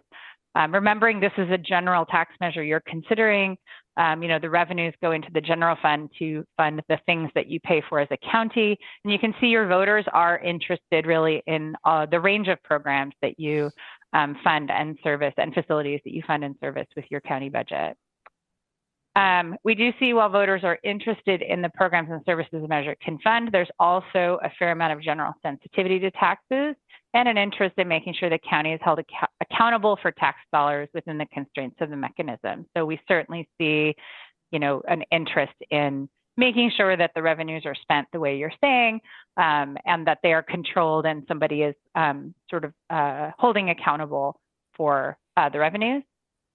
We also do see some vulnerability for either of the two measures to sort of a general anti-tax opposition message. We think, looking at this data, the ability to present the TOT as being paid by tourists and visitors and not by residents is a strong differentiator.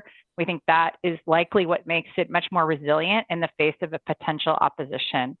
We see it hold up much better than a sales tax measure, which would be paid really by anyone who's spending dollars in the unincorporated parts of the county.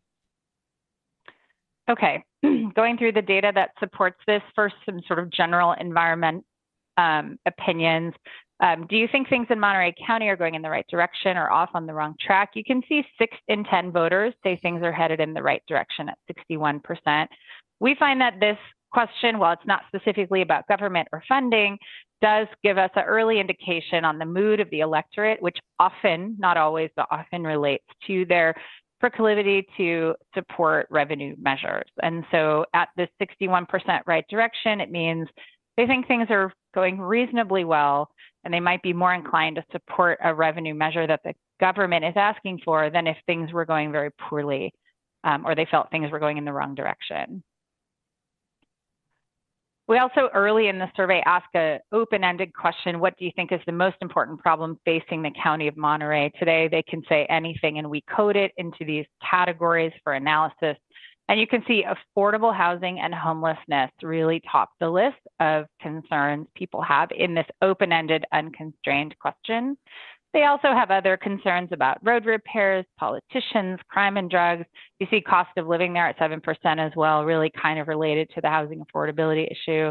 So a range of concerns, but certainly a lot of focus on both housing affordability as well as homelessness in the county. When we ask them again very early in the survey if they feel the county has a need for money for county services, we do see a strong understanding that the county does have that need.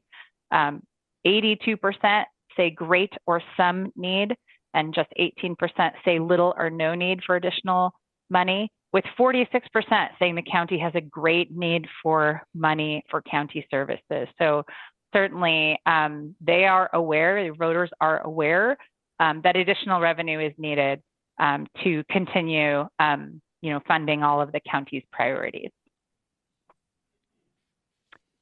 However, we also see some amount of sort of tax sensitivity. We see most voters, 69%, agreeing with the statement. Instead of asking for a tax increase, the county should tighten its belt and cut spending to only the most essential priorities. But we also see nearly the same percentage, 68%, agreeing it's important to fund essential county services, including public safety, social services, parks and open space, and street and road repair, even if it means raising taxes. We see this often, these sort of attitudes about, I don't love taxes, we should be, careful and thoughtful about our spending, but this priority is important enough that I would consider potentially raising taxes to address it. We see that here where these, a little bit of conflicting values about taxes versus, being willing to pay to fund these issues. We also see about 40% saying they trust the county to manage tax dollars and 59% disagreeing with the statement that they trust the county. So they certainly are very interested in making sure any revenue is controlled and the county is held accountable for how it's spent.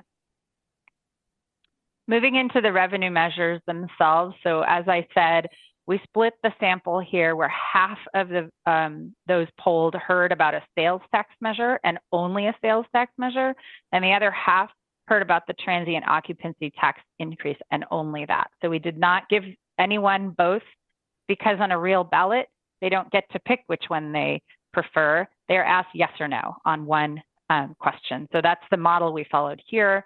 So on these, this slide, you can see there's 300 voters interviewed in each of the two sides, and the margin of error is about 5.7 percentage points. So a little bit higher, but we do see that for both measures, the sales tax on the left where it says split A, the transient occupancy tax on the right where it says split B, they're supported by about 6 in 10 voters. We do see 61% the sales tax, 64% for the TOT.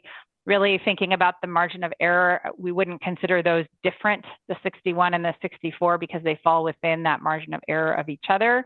But they are both north of the margin of error of that 50% threshold needed for passage. And you can see here on this slide also the full text of the question we asked. We worked closely with your staff to develop a question that fulfilled the legal requirements for a ballot question within the word count, contains all the required language, so that using these poll results, you can also use to inform the ballot language itself. This slide and the next one will break up support for each measure by geographies. These subgroups, both supervisorial district as well as incorporated and unincorporated communities in the county. So this is for the sales tax. You can see the vote there at the top that we just saw on the prior slide at 61% yes, 39% no. You can see some variation in support between the 5 supervisorial districts, with the second and third being a little bit less supportive than the first, the fourth, and the fifth. And then down at the bottom, you can see support from the incorporated cities of the county. And those are all grouped together into one group here for this slide.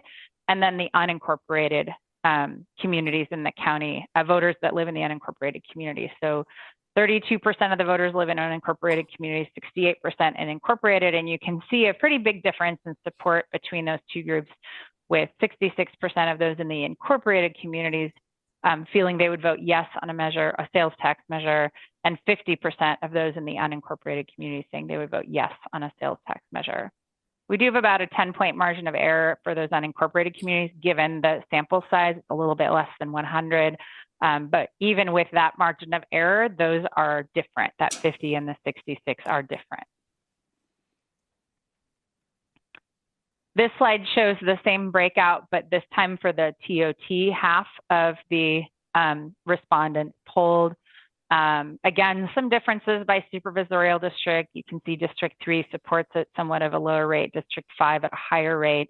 But between the incorporated and the unincorporated, very similar rates of support, really not different statistically, the rates of support between the incorporated and unincorporated areas of the county. I forgot to point out, so I will very quickly go back to the slide with the ballot question. For both of these measures, we asked them countywide about a measure that would apply only in the unincorporated areas of the county. So you can see that here in the sales tax and here in the transient occupancy tax. I just wanted to make sure to mention that so that you knew that's what we did. Okay, moving forward. Next, we gave them a list of items and asked them for each of these projects and programs that a measure could support, how important is it to you? These were asked in a randomized order for every respondent, so they didn't all get it in this order. They were given a 1 to 7 scale where 7 is extremely important, and asked for each one independently, how important is this item to you? And then for this slide, these are sorted by the percent that gave them a 7, extremely important. So you can see here when we ask about each of these priorities, the first thing to notice is they prioritize everything at some level. These are all expenditure categories they would be interested in and feel the county should prioritize. But in particular, you can see reducing homelessness, street maintenance and pothole repair, infrastructure repair, healthcare services, healthcare for low-income families. You see some of these rise to the top as a higher priority than some of the items further down the list. It doesn't mean you shouldn't be managing all of these priorities and needs as you do, but thinking about what are the voters most interested in. They are very much most interested in essentially the 4 or 5 that you see there at the top of this chart. Finally, what we did in the survey, and for brevity here, we've given a summary and then we'll get to the impact. We gave them additional information that essentially simulates the potential environment, the communications environment that might unfold should you choose to pursue a measure. So we both gave information about a measure, who would pay for the measure, based on the sales tax or the TOT, what are the major expenditure categories it would likely support, what are potential impacts if you aren't able to get additional revenue, some of the accountability components. We also, in the second piece of this exercise, gave them potential opposition themes, vulnerability of the sort of general tax as a mechanism, meaning that it's not specific, the cost of living and economic uncertainty concerns, concerns about whether a measure would impact tourism in the county. So we gave them a lot of information to understand how it impacted their interest in supporting a measure. And this slide represents the points at which we then asked them, okay, now that you've heard something, can you please tell us now if you'd support or oppose a measure? So on the left side, you see split A, that's the sales tax side. So that's all 300 that heard the sales tax. We've already seen this initial vote at 61% yes, 39% no. Once we give them the priorities and the additional information about the measure, including who pays for a sales tax measure, we actually see support drop to 55% yes, 45% no. I think the measure itself was probably very descriptive, and continuing to explain it sounds like we're over explaining something that's fairly straightforward to them. And I think they start to wonder, well, should I really support this? And then when we give them some reasons to vote, potentially vote against a measure, concerns about taxes, it will impact everybody in the county, cost of living, et cetera, we see that support continue to drop down to 43% yes and 57% no. So we really see a pretty precipitous drop as you unfold additional information on the sales tax measure side. For the TOT here on the right, a little bit of a different story. We start at 64% yes and 36% no, as you saw on the earlier slide. Once we give them additional information, including pointing out that this is funded by visitors coming to the county, we see it move to 71% yes, 29% no. And then after the negative information, which is very similar to what we told this, what the negatives we gave on the sales tax, we see that support drop back to about where it started at 61% yes and 39% no. So really we see the same sort of cumulative impact from negatives on either side, but the TOT started out a little stronger once we kind of gave them more information about what a TOT is, what it would fund, and who would be primarily paying for a TOT. So some quick conclusions, and then I will stop and happy to take any questions. First of all, we think from this data, either a 1% sales tax measure for the unincorporated areas or a 1% increase in the transient occupancy tax in the unincorporated areas are currently supported by more than half of the voters in Monterey County, countywide. Positioning a TOT measure as paid by visitors to the county does help to solidify and maintain that support, even in the face of potential opposition. And on the sales tax side, while we did also give them some information about visitors and how it would help them pay their fair share, that's also a strong message to share, but it's not as effective of a way to bolster and maintain support in the face of potential opposition.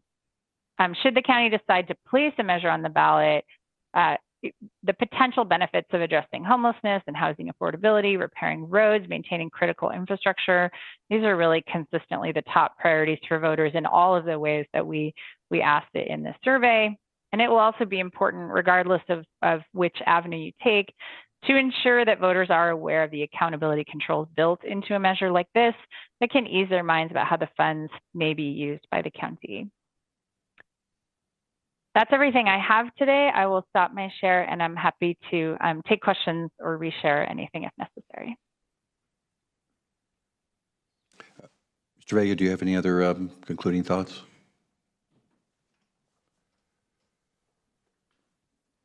Oh, that was for me. I was getting my chair ready. All right. Let's see if you have anything to add here before. And I think that what will be important to remember is that this is a point-in-time survey, and it's not a guarantee of anything happening in the future. So I think that the reason why it is important to do this type of exercise now is to at least have an understanding of what the electorate is thinking as of today, but things could change. And also, this survey was done in the context of the overall needs of the county going forward. Right now, as you will hear in the presentations later on, the budget is balanced, but we do have some potential financial pressures that we will be facing, so we have to be aware of those. I think that that's why you just have to look at the overall context. And then the final thought is that, as I indicated earlier, even if any of these were to be successful with the voters, the revenue that will be generated from any of these will not materialize in the county's budget until probably about the third quarter of fiscal year 24-25. So just wanted to make those comments. Other than that, we're open for any questions you may have. Thank you. Before I go to the public, to see if the board has any questions or a point of clarification. Supervisor Alejo. Thank you for the presentation. Thanks to our CEO for doing some of this polling that will help us make a more informed decision moving forward. So just on the questions, before I make any comments, was just Santa Cruz County, when they did their TOT tax increases, they split it. They did I believe they did I don't know if it was a 0.5 cent, but they did a TOT increase for hotels, but they also include, no, actually it was a 1% for hotels, and then it was, I believe, 3% for STR, short-term rentals. Did we do any polling on that? Because I think that was an issue that their board decided if they're going to move forward on a TOT. They thought a 1% was reasonable for the hotels, but also a slightly higher percentage, 3% on their STRs in their county, and that was able to gain voter approval in that county. Yes, given the timing on when we had to move along this polling, we did not consider that, but I think that going forward, that's something that could be considered if the board decided to move forward with the ballot measure, that's something that could be considered as part of the next steps. And I think that could potentially be positive for the county, because I think overall we want to make sure that the resources that are being utilized for individuals coming to the county that are being used, they get somewhat replenished by having some type of a charge based on a TOT measure. So I think that could be positive, but it is something that we could explore as to the next steps going forward. And the other question, because timing is everything, there's a very concerning ballot measure that could perhaps restrict the state legislature and local government's ability to raise taxes through the ballot. And that's why we're deciding on which one we choose today for November matters because if this ballot initiative were to pass, it may create greater restrictions in future ballot measures if we were able to make a decision in 2026 or 2028. I don't know if county council or our our pollster has any information on how that statewide ballot measure could restrict our ability to pose this question to voters in future years after November. So I will defer to County Council as to the timing. I have seen that a specific potential danger or a specific threat to local governments for their ability to be able to levy taxes locally. So I think it is a very real and important threat that has to be addressed, but I don't know the specifics of the timing on where that is in the process. So we could work with County Council on getting specifics and provide that to you, but unless County Council has already something in mind about that. No, I very much appreciate that, Mr. Vega, and obviously this is something that deserves some legal research. And so in short, the answer is it depends, because there are various factors that we don't know for sure yet with the November matter. But just something for us to consider, if we have a shot to put one of these on there that could be impacted in future years, then I think it's something we should consider for November versus holding off on others that perhaps won't have restrictions in the future. Just something that we should have answered there. And then those are the only questions I have. I have some just comments on, I'll go back to that later. I have a question myself here. I'm hoping County Council could correct me if I'm wrong on this. My understanding is after the survey began, we had some clarification on those who would be involved in actually voting on it when it goes to a ballot. My understanding is a TOT would be all the voters in the county, but the sales tax would only be unincorporated. So we have a survey here which for the sales taxes, including I think 60% of them are incorporated voters. And do you, this is a question for the folks who did the survey here. After the information was provided on how a sales tax would impact, we saw the numbers drop in support for it. Do we have a breakdown on the unincorporated area? Because I know we saw one breakdown that's on the unincorporated area, which shows a 10% variancy, and it was a 50-50 break, which means it's really a coin flip here. But we don't know because there were only 94 that were surveyed in the county, in the unincorporated parts of the county, on the sales tax, and so that's a very small number to go on. Do we have that number broken down once more information was provided, and whether it dropped below 50%? Yes. In the unincorporated areas for the sales tax, as you saw, it started at 50% support. Once we gave additional information, it went to 45% yes, and then after the negatives to 42. So similar drop in support, although not as steep, although it started lower. Okay, thank you for that clarification. You're welcome. Any other questions or? Just on that point, Supervisor Church, Santa Cruz County, it's a question I think of what voters to include in the ballot question. It's for the board to decide whether to only include the unincorporated or to include voters within the city limits. Measure K in Santa Cruz County included all voters because a lot of those services on homelessness, housing, other infrastructure was also providing services within the cities. It was not just services in the unincorporated areas. So that's why that board made a unanimous decision to include all voters, including all the cities within Santa Cruz County. And I believe that's currently in litigation right now as well. From it's just holding up distribution of those funds that have been raised. So is there any, yes, Supervisor Askew. Okay, so one of my questions was answered around who votes for the sales, who would vote for the TOT or the sales tax. So we're confident that it's the entire county that would vote for the TOT and possibly just unincorporated, possibly everyone. We're still getting clarification on that for the sales tax. Okay. And then given this is a general tax, so it would go into the general, both of these would be general fund taxes. But given the two pieces, so we couldn't restrict what the funds would be spent on, but we as a board could make prioritization about how we spend those dollars. Given the focus that the polling shows around housing, homelessness, given that our housing element is in the works right now, there's a potential, and one of the reasons, some jurisdictions are looking at spending general fund to support meeting their RHNA numbers. That is something that we would be able to use these funds to support reaching our RHNA allocation. So if you're looking for a legal question, I think that's correct. Supervisor Askew, the budget process is separate and apart from the tax issue. Sure, but this would give us the ability to have additional revenue that could be used to help us support additional housing with some flexibility. Yes, it's essentially what we typically would pay with general fund. It would be similar. So those questions that were asked were services that are typically general fund funded. Okay. And could into the future could be used. We had a room full of folks who are our workforce here who have needs moving forward. So that would provide general revenue that could be used to meet all of those emerging needs, current and future. Yep. Okay.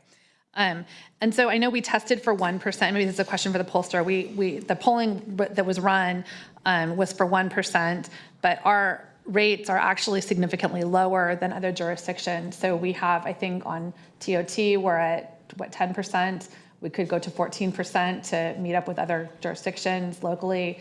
I know one of the jurisdictions in my district will be running a increase to their TOT to bring it to 14% in November. So that seems like that's happening. So we tested on 1%. Do you have any sense of if we were to let's just say from 10 to 4, to go 4% versus 1% on the TOT, how would you expect that to change the outcome of the polling results? We didn't ask any specific questions about rate sensitivity, but I will say from my experience on similar questions, there likely isn't specific rate sensitivity to the percentage in absence of context of what that might mean for the payer. We have, not in this poll, but in other similar polls, sort of asked a question that frames it as, changing ours to be more like neighboring communities. That's not typically something that really resonates with voters as much as here's the things it can fund. So it's hard to say because I don't have, we didn't ask questions specifically on rate sensitivity, but I would say for a TOT, which is a concept many voters aren't necessarily super familiar with, there probably wouldn't be a lot of sensitivity between a percentage point here or there. I'm not implying at all that the dollars don't matter to people, but rather that, they don't read transient occupancy taxes very often, and it's hard to sort of contextualize what that percentage might mean. Okay. But here we just tested the 1%. Got it. Thank you. And then just reiterating, and it's not a question, but more of a comment.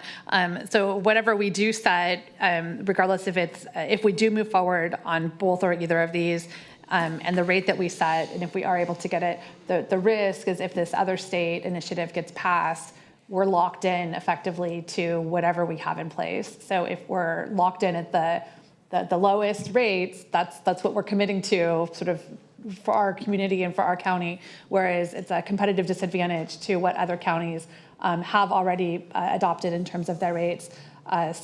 Just for me, that is a big factor in terms of how we think about moving forward right now. Thank you. Supervisor Adams. Thank you. And thanks for the presentation. I find polling a very compelling area, so it's always interesting to hear the results. A couple of questions. One, I wanted to ask, when they were being given information about both the sales tax and the TOT, did they realize what the difference was in the amount of money that could be raised between the sales tax, which I believe was $29 million, versus the TOT, which was about $3.7 million? Were they given that information? Yes, one of the required elements of the ballot question is the annual revenue raised, and it was listed in the ballot question. We asked each group of voters about the mechanism we asked them about. Okay, so so they heard that those didn't numbers. seem to matter to them then. I would say that they heard it in the context of the ballot question they heard. We didn't ask anyone about both. So no one heard, would you rather pay 3.7 or 29 million? They heard, here is a ballot question for a sales tax. It raises 29 million annually. Or they heard, here is a transient occupancy tax increase that raises $7 million annually. So Great, so they had they no heard that comparison. in context. Okay, thank you for that. And then was there any information about the potential economic hazard of raising the TOT in a community like ours at this point? We did provide essentially what would be characterized as potential opposition in messaging that included things like it could potentially impact tourism in the county and the businesses that rely on tourism. We also gave them sort of a general statement about, raising, about the sort of economic situation, cost of living is high, anti-tax general. So we gave them sort of a broad set of messages that might be out there in the communications environment should a measure like either of those go forward. Good. Thank you. And then just finally, regarding the ballot measure that we've been discussing that may be on the ballot this year, I would think that would draw out a certain type of voter, that there will be a lot of interest in this by those that may oppose any kind of a tax increase for us at this point. And I'm just kind of wondering if that's something that we think about. I guess that's something that we should talk about when we get down to our discussion. So thank you again very much for your presentation. I think that there's a lot to learn, and I appreciate it. Thanks. Supervisor Lopez? No. Okay, with this, we'll take this out to the public for any comments and bring them back for the board for direction. Is there anybody in the chambers that would like to address this matter?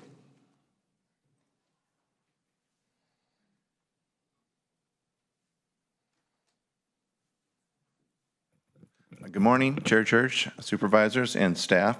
I'm Rob O'Keefe, the President and CEO of C. Monterey. I just wanted to make a comment about the collaboration that's taken place since the last time we met together, where members of MCHA were able to have a conversation. And a couple things that came away from that, one was when talking about TOT increases, the pros and cons, you heard their opinions and thoughts, but one of the requests was for some more collaboration when talking about these things. And since then, I can attest that there has been multiple conversations and outreach between, I think, most of you and members of MCHA and even myself. So I want to express some appreciation for that.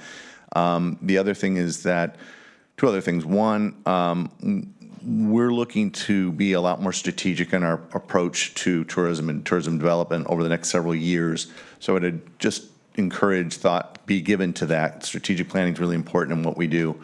And the last thing I'll say is I think that it's fair to say that there will be increased price sensitivity on things like TOT with all the news around I think it's SB 478. There's a lot of attention being paid to what people are paying, and rightfully so. TOT has always been something that is available for guests booking a hotel to see, so that's never really been a problem.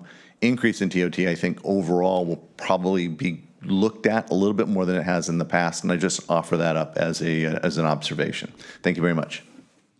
Thank you. Hello, Board of Supervisors. My name is Liam McLaughlin. I'm staff with SCAU 521. First, I just want to say from earlier, I really appreciate you guys hearing everyone out in the room. I just want to say I cannot, we're a Democratic union, so we haven't taken a position on these measures. We can't do that until anything's on the ballot, so I can't speak in support or anything like that at this time. I can just say, what we've heard at the table from management is that we're in a budget crisis. We don't have the money, right? We'd love to fully fund, but we can't do it. That's what they're telling us.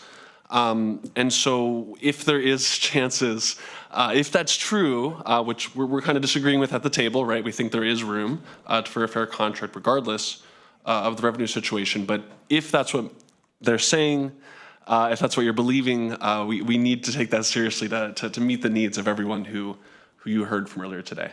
And the only other thing I'll say, I can't speak to Monterey County because again, we haven't voted on it. In Santa Cruz County, the county workforce there supported Measure K in March. And we were active partner with the county on the success of that measure passing. So I just wanted to leave you with that. Thank you so much. Thank you. Good morning, Supervisors. Sheriff Tina Nieto. I just want to say I support the sales tax increase and the TOT. First, the sales tax increase, because we've heard over and over again from people from all of our unions that we need to raise cost of living on contracts.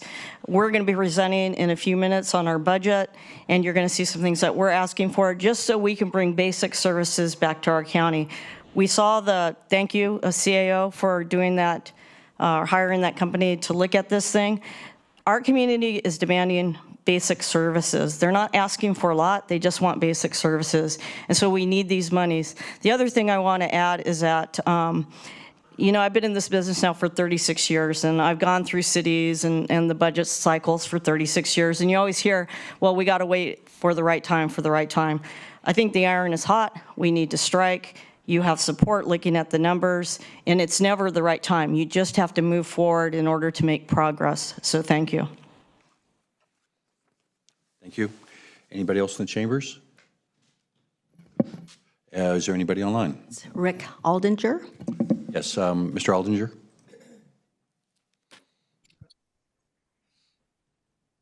Hi, good morning, Board of Supervisors staff. Thanks for the presentation. And, you know, I've spoken on this subject before. I am the chair of the Government Affairs Committee for Monterey County Hospitality Association. And I just want to say that given the results of the polling, I feel stronger than ever, I think, that I would urge you to support the tourism industry, allow that industry to flourish. We all benefit from that. And again, given the results of the polling, suggests that maybe even put a smaller sales tax increase on the ballot to increase the likelihood of success at the ballot for that measure.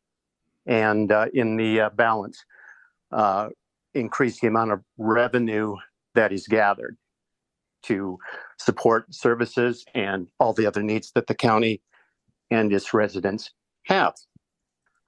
And so again, I would just urge you very much to focus on sales tax, leaving TOT alone for the time being, and allow tourism to do what it does best. Thank you very much. Thank you, Mr. Aldinger. There's nobody else online. Okay. See nobody else in the chambers. We'll close public comment and bring this back. I do have, oh, I'm sorry. Oh, I'm sorry. Please go ahead.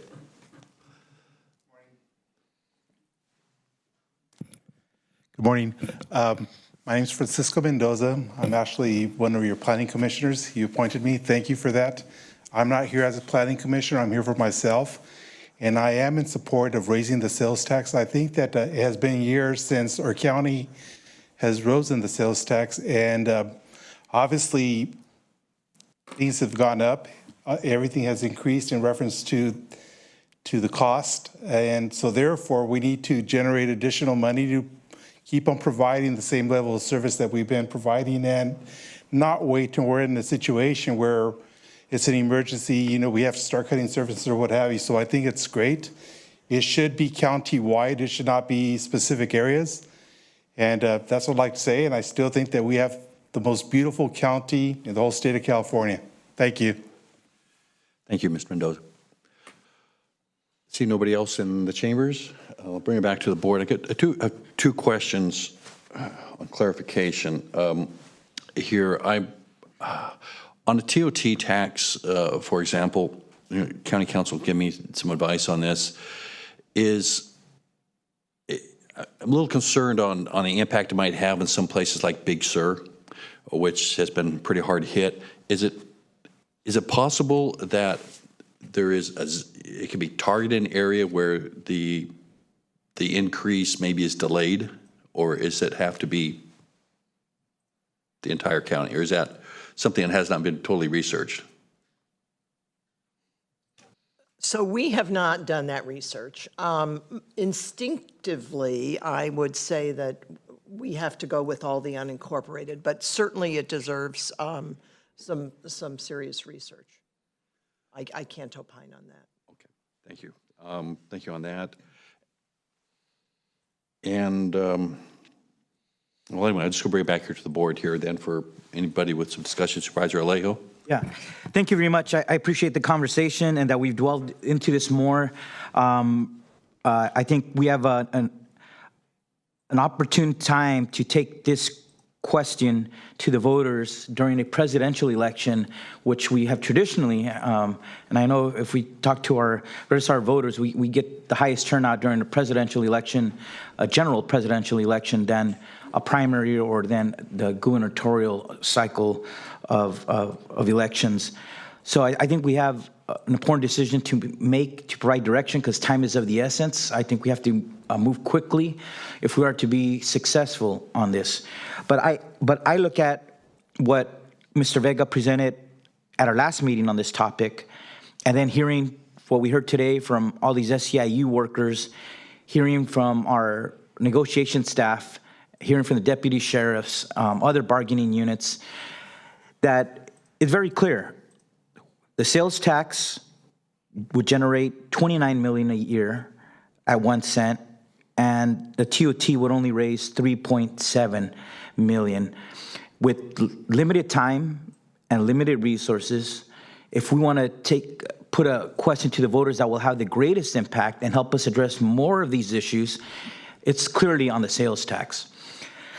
But with the sales tax, strategically, I agree with what Santa Cruz County did. We need to take this to all the voters because these resources will not only be used in unincorporated county, they'd be used within all the cities as well. And the things that the voters highlighted, what's most important to them, homelessness and housing, it's not only going to be in the unincorporated, many of it is going to be in partnership with the cities within Monterey County. I also wanted to address the question of what is the right amount. I think if we just study and look at all the ballot measures throughout all the cities and all the counties who have put a sales tax measure or a TOT, there's only a certain amount that I think when you put it in the political realm of what voters would approve, you've always seen it around 1/8 of a cent, for example, with MST. It's 1/4 cent, 1/2 cent. I think the maximum that I've seen is a 1 cent. I haven't seen more than that. The higher you go, because you think you want to raise as much money as you can, then you increase the probability you're going to face organized opposition to a ballot measure. So then you would be undermining your ballot measure from the get-go. I walked for Measure K because I was walking for the hospital parcel tax measure in Watsonville because it also served North County. I was able to see how Santa Cruz County brought their community together, from all the labor unions that represent county employees to the special districts, to the business organizations. They had a broad, unanimous coalition, no organized opposition. That is something that we should be striving to replicate and learn from, and to be successful so that we can have the resources. So when the next time all these county employees are saying, we're not filling the vacancies or we're not paying them enough and they're leaving elsewhere, we can't fill in the patrol officers on a shift. This is the opportunity to say we can make a difference. If we postpone this till if we postpone a sales tax question till 2026 or 2028, each of those years we're losing about $30 million that we would have otherwise generated. 2 years, $60 million. 4 years, $120 million. That is significant resources to address all those things that we heard today from our county employees. And beyond that, the quality of services that we're delivering to the residents among all those priorities that they said were important to them in that poll. The only other thing I wanted to mention is that even in some communities, local communities, for example, the city of Santa Cruz, they put a sales tax measure in 2022. I think that was Measure F. That failed. It was just under 50% of the vote. But they were persistent. They came back and they reorganized. They built a better coalition, and that measure was successful this time around in that city. So I think for some of these key decisions, I think we have to learn what has been successful for other local governments. I appreciate the pollster because this does help us inform what are voters feeling. But beyond anything, we have to be successful in our education of the community, on the messaging to the community, building a coalition that is going to be needed to support a successful sales tax measure. I know some of my colleagues have expressed more support leaning on the TOT. I agree with what our hospitality stakeholders have said. It's been a hard time. We haven't fully recuperated. This is a question on the TOT to bring at a future date. But at this juncture, at this point in time, out of these two, I think, and in light of the struggles in our tourism industry, I without question, I think a sales tax measure is the way to go. And if we put that on the ballot, I would personally work hard to do everything possible to make sure that it is successful in November. Thank you.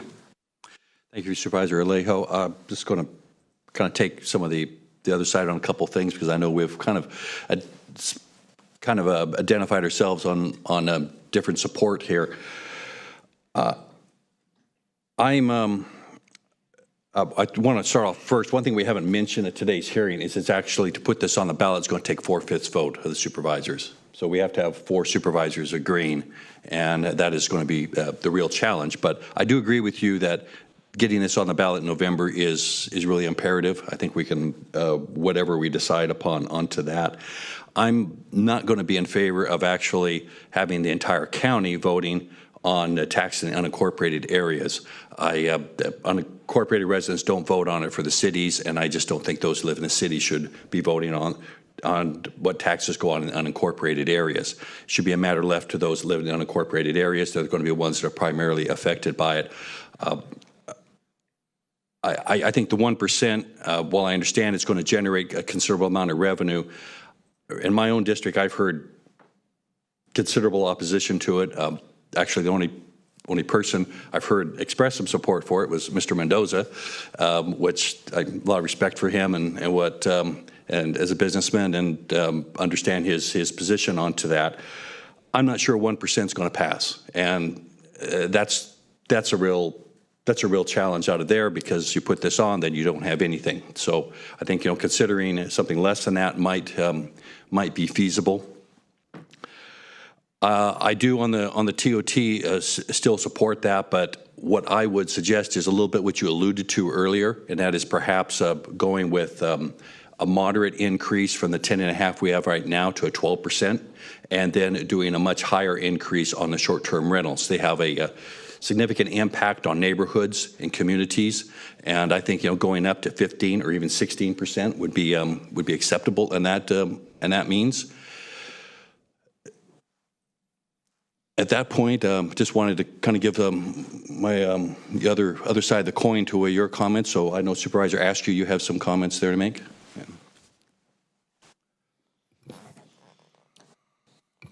Right, so just to frame our conversation, I think we're being asked to give direction today, and so getting to 4/5 vote is really the goal of what's being negotiated around this dais right now. So that's where I'm coming at this from. I will say I think that we need to act now. I think that the polling was really helpful. However, it does have a pretty large margin of error given the percentages that we're talking about. But it it gives me the reassurance that I was looking for when we were talking about this last time. I really didn't have a sense. And just to point out one of the big, I think there's on one of these, the sales tax piece, right? Like District 4 shows up at 70% support. I'm like, I feel like my community is there for this. So that's reassuring, but it also is sort of a reality check for me that there are other districts where it really doesn't match up. And so we are here representing the voices of the constituents who we work for. I will also note that, we're talking about, as I talk about representing my constituents, this is talking about a percentage of likely voters who are weighing in on this. Whereas the reality and what we heard this morning is that the revenue of these dollars is most likely going to support many of those who aren't represented in this polling. Our children are not represented in this polling.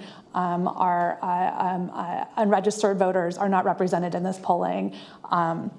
Visitors who drive into our county to visit or to work are not represented in this polling, but they're on our roads. So for me, my duty and my responsibility is to pay attention to the polling, but also to look at who and where the needs are on a greater level. So having said that, I'm not so sure that I agree with the comments about the rate sensitivity that I heard from my colleagues, but if that's an issue to play out, then let's sort that out. And I think that if we were looking at TOT, the comment about it not generating sufficient revenue, I think it's most likely to pass. It's the best bet we've got to getting an outcome that gets additional revenue moving into our county in a way that is not necessarily directly burdening those who live and work in our county. There are definitely impacts, and I hear those impacts from those I've spoken to. And I, being a district where many of our hospitality workforce live and make their care for their families, I am sensitive to that. But I also see that there's a ton of support from my community for that. So I'll be asking that we move forward with the TOT. A couple issues that I would have loved to have just a little bit more time to do a little more research on my own and ask some more questions are regarding who votes, whether we take something at sales tax specifically, whether we take that out to the full voter, the full county voters, or whether we limit that to unincorporated voters. I do have some questions that I'd love to make sure I understand. My inclination is that if we're charging voters, if the tax would go into an unincorporated county, that we would ask those who live in an unincorporated county, we would limit that to voters in an unincorporated county. So similar to what Glenn, you had mentioned, that was always my understanding all along. And so I would like to understand the risks of, clearly there's a greater risk that it doesn't pass because you lose most of District 4 as voters in that reality. But what is happening in Santa Cruz? So I would love to understand that more. And if there is a chance to take, if we can share our thoughts, and then maybe if we could delay actual giving direction on this by a week so that we can come together, get more information, and then have some very clear recommendations come forward based on the feedback that's been heard. That may help us get to a 4/5 conclusion, rather than trying to hash that out today. But generally speaking, I think we need to move forward with both of these. And I think we do have support from the community. And I just, I could go on and on. Thank you. Supervisor Adams. Thank you. Well, this is a very interesting discussion among all of us. I think it's healthy. A few things. I think what we have been asked to do is to decide on one enhancement approach. And I doubt that voters would be interested in voting on two taxes at this point. I think we're going to have to come to conclusion, if we can, on just one. A couple of things that I think about, and one is really directed more to Sonia and to Ezekiel, and that is that what I'm worried about, because all we're being asked to look at of the what was it, 6 different items as possible revenue enhancers. I am concerned about relying solely on a maybe, which is what a vote is, and the fact that we would not be able to have the impact of that until the third quarter of the fiscal year. So that's very problematic, obviously.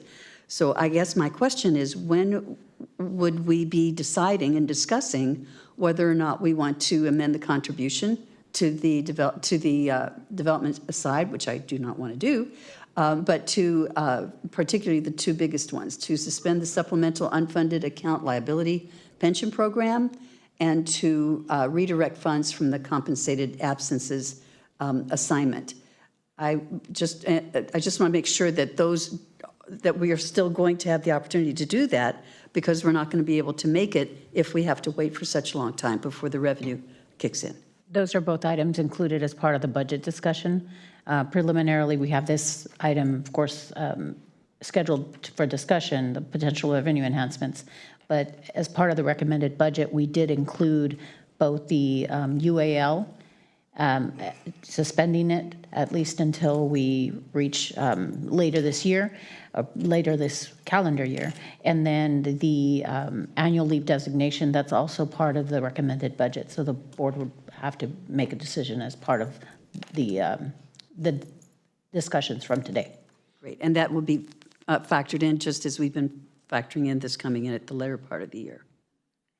So the piece with the UAL, what we've asked is to suspend it and then consider allocating dollars later in the year. That would be from the unassigned fund balance. The piece related to the annual leave designation would be additional dollars that would be made available to your board in certain allocations. Those both are included as part of the recommended budget. If the board does not want to move forward with those two items, then that decision, or whether you do or do not, that decision would be made as part of the recommended actions for the budget adoption or budget discussion. Good, okay, thank you for that. As everyone has heard, I am concerned about raising the TOT at this time, because I think it definitely would impact businesses in the unincorporated area of Monterey County, like down in Big Sur as an example.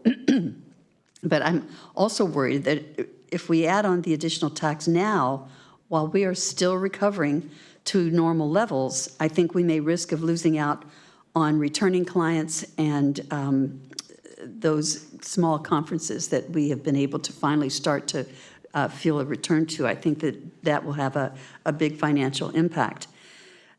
While I was originally opposed to a sales tax, I revisited this approach when seeing that the county has the lowest sales tax rate at 7.75%. And I think we're the lowest. We're at 7.75. Most of the other entities are at 9.25, except for King City and Gonzales that are at 8.75. So clearly 1% higher than we are. So I think that it is logical for us to go ahead and raise our sales tax at this time, in addition to the fact that we would be gaining so much more income for all of the discussion that we've heard this morning by going ahead and raising a sales tax, and it would be spread, I think, more equally throughout the entire county. Those are my comments and concerns.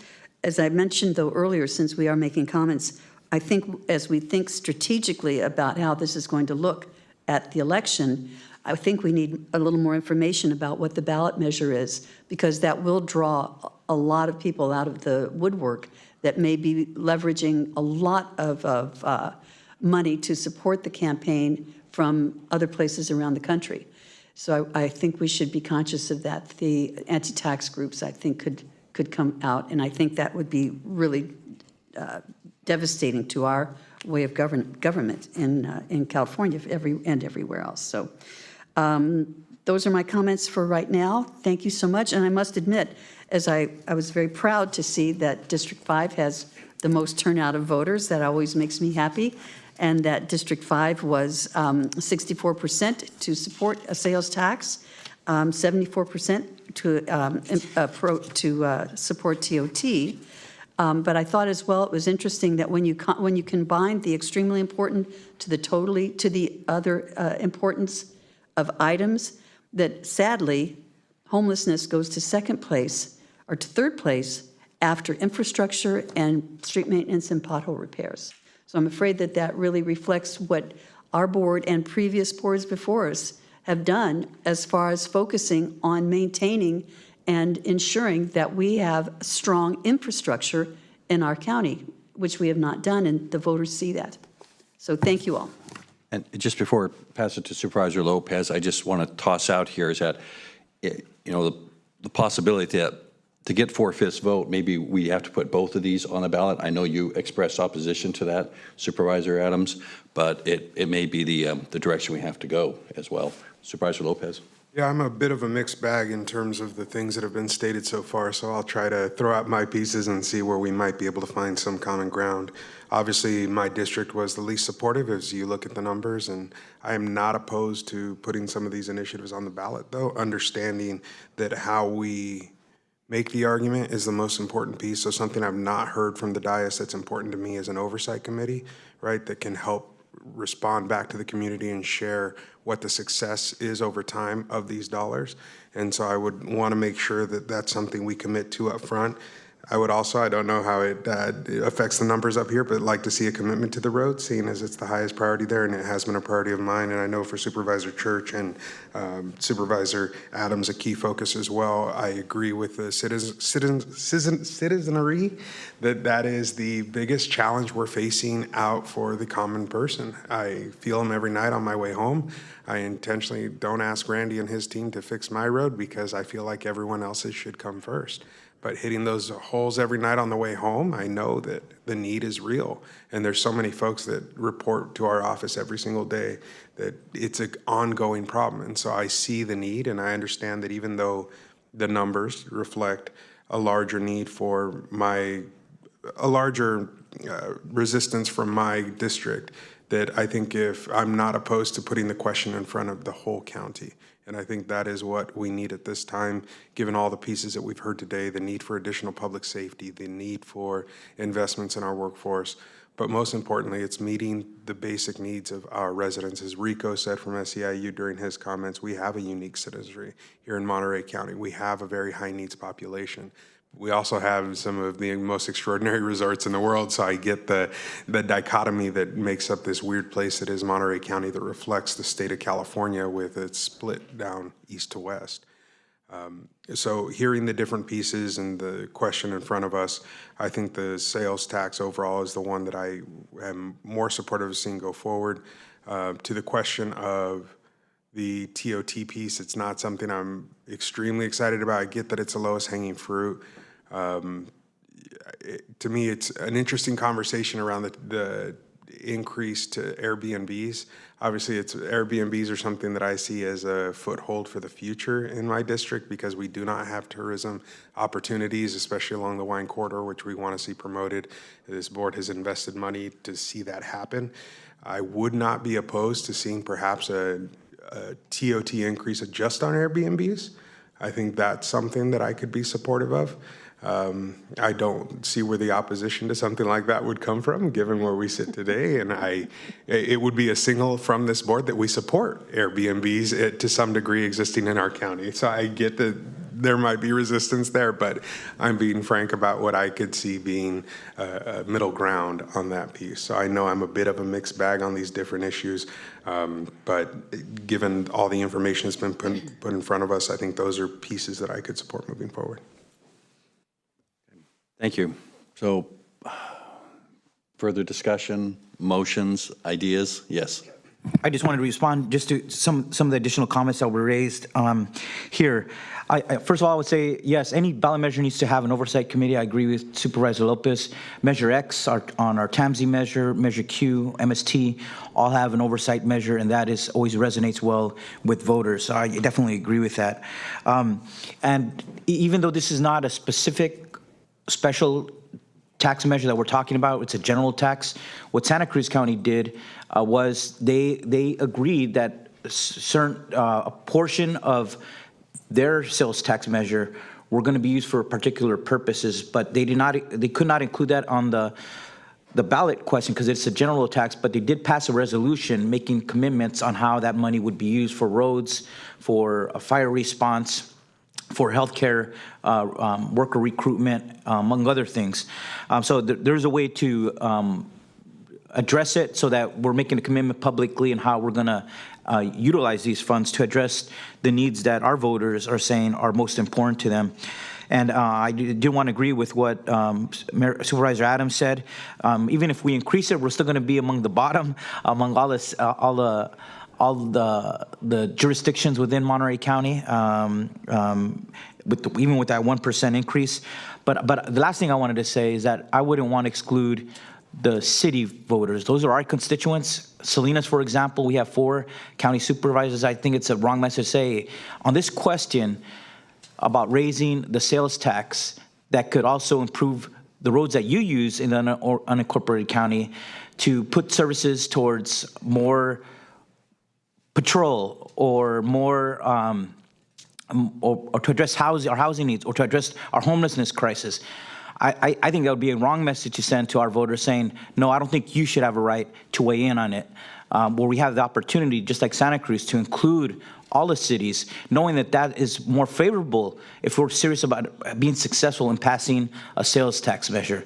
I think we get caught up in these ideological things, but these resources are going to be used to benefit all these priorities for our residents, whether you live in Salinas or outside Salinas, within any of the other cities or the unincorporated. These resources are going to be used to address the the most important needs that our constituents are asking for. So let's not exclude our voters, include them. They have a right to weigh in on this measure as well. Thank you.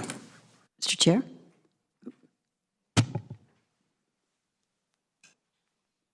I'm sorry, Supervisor Askew, I was straight. Yeah.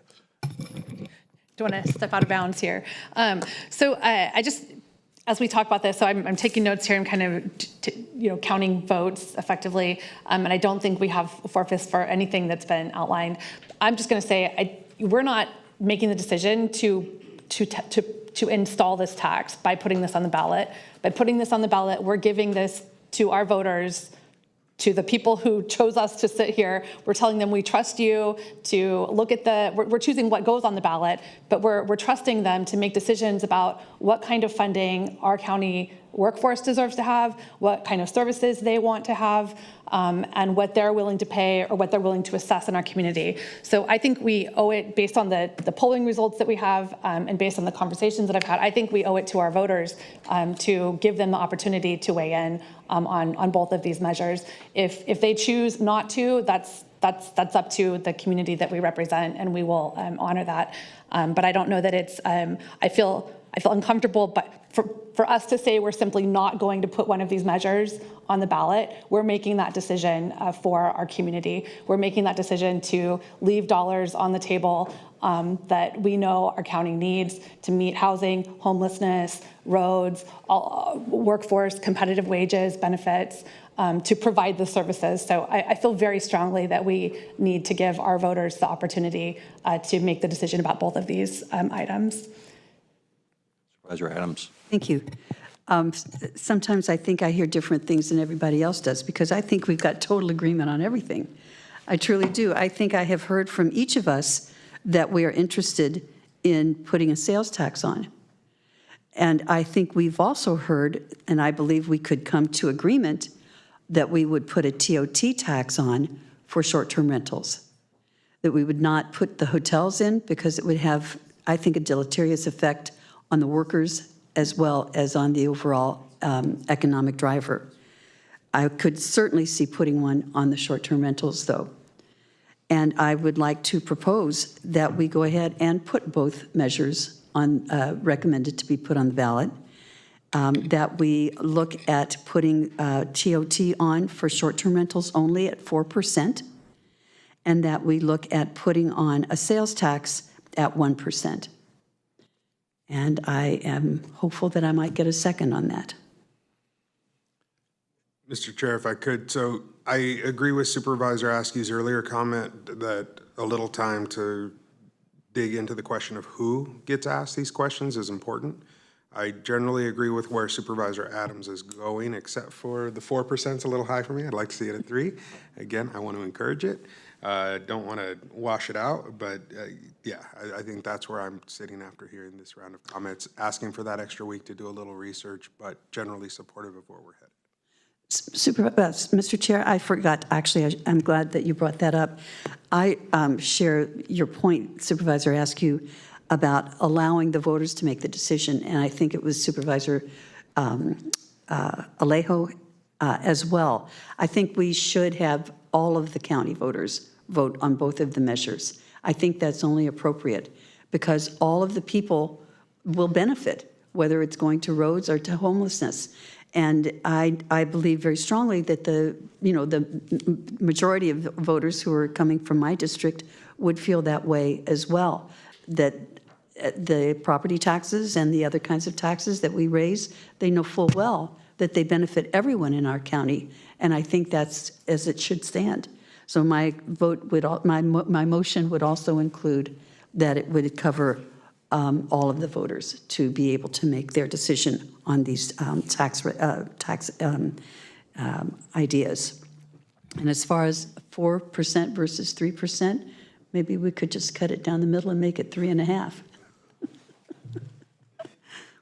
And I would hope for a second on that. Is there a second? Let me ask first. I could do a second if we go to the 3%. Okay. And then I could, and I thank you for wanting to include our constituencies that live within the cities. I appreciate that from my colleagues. Supervisor Askew? Just to be clear, we do have a motion on the floor at this point to raise for short-term rentals from 10.5% to 13.5%. Is that what I'm understanding? Yes. This would go to all voters? Yes. And also for a 1% sales tax? Yes. All voters? Increase. Yeah. Okay. County Council had a comment here to make.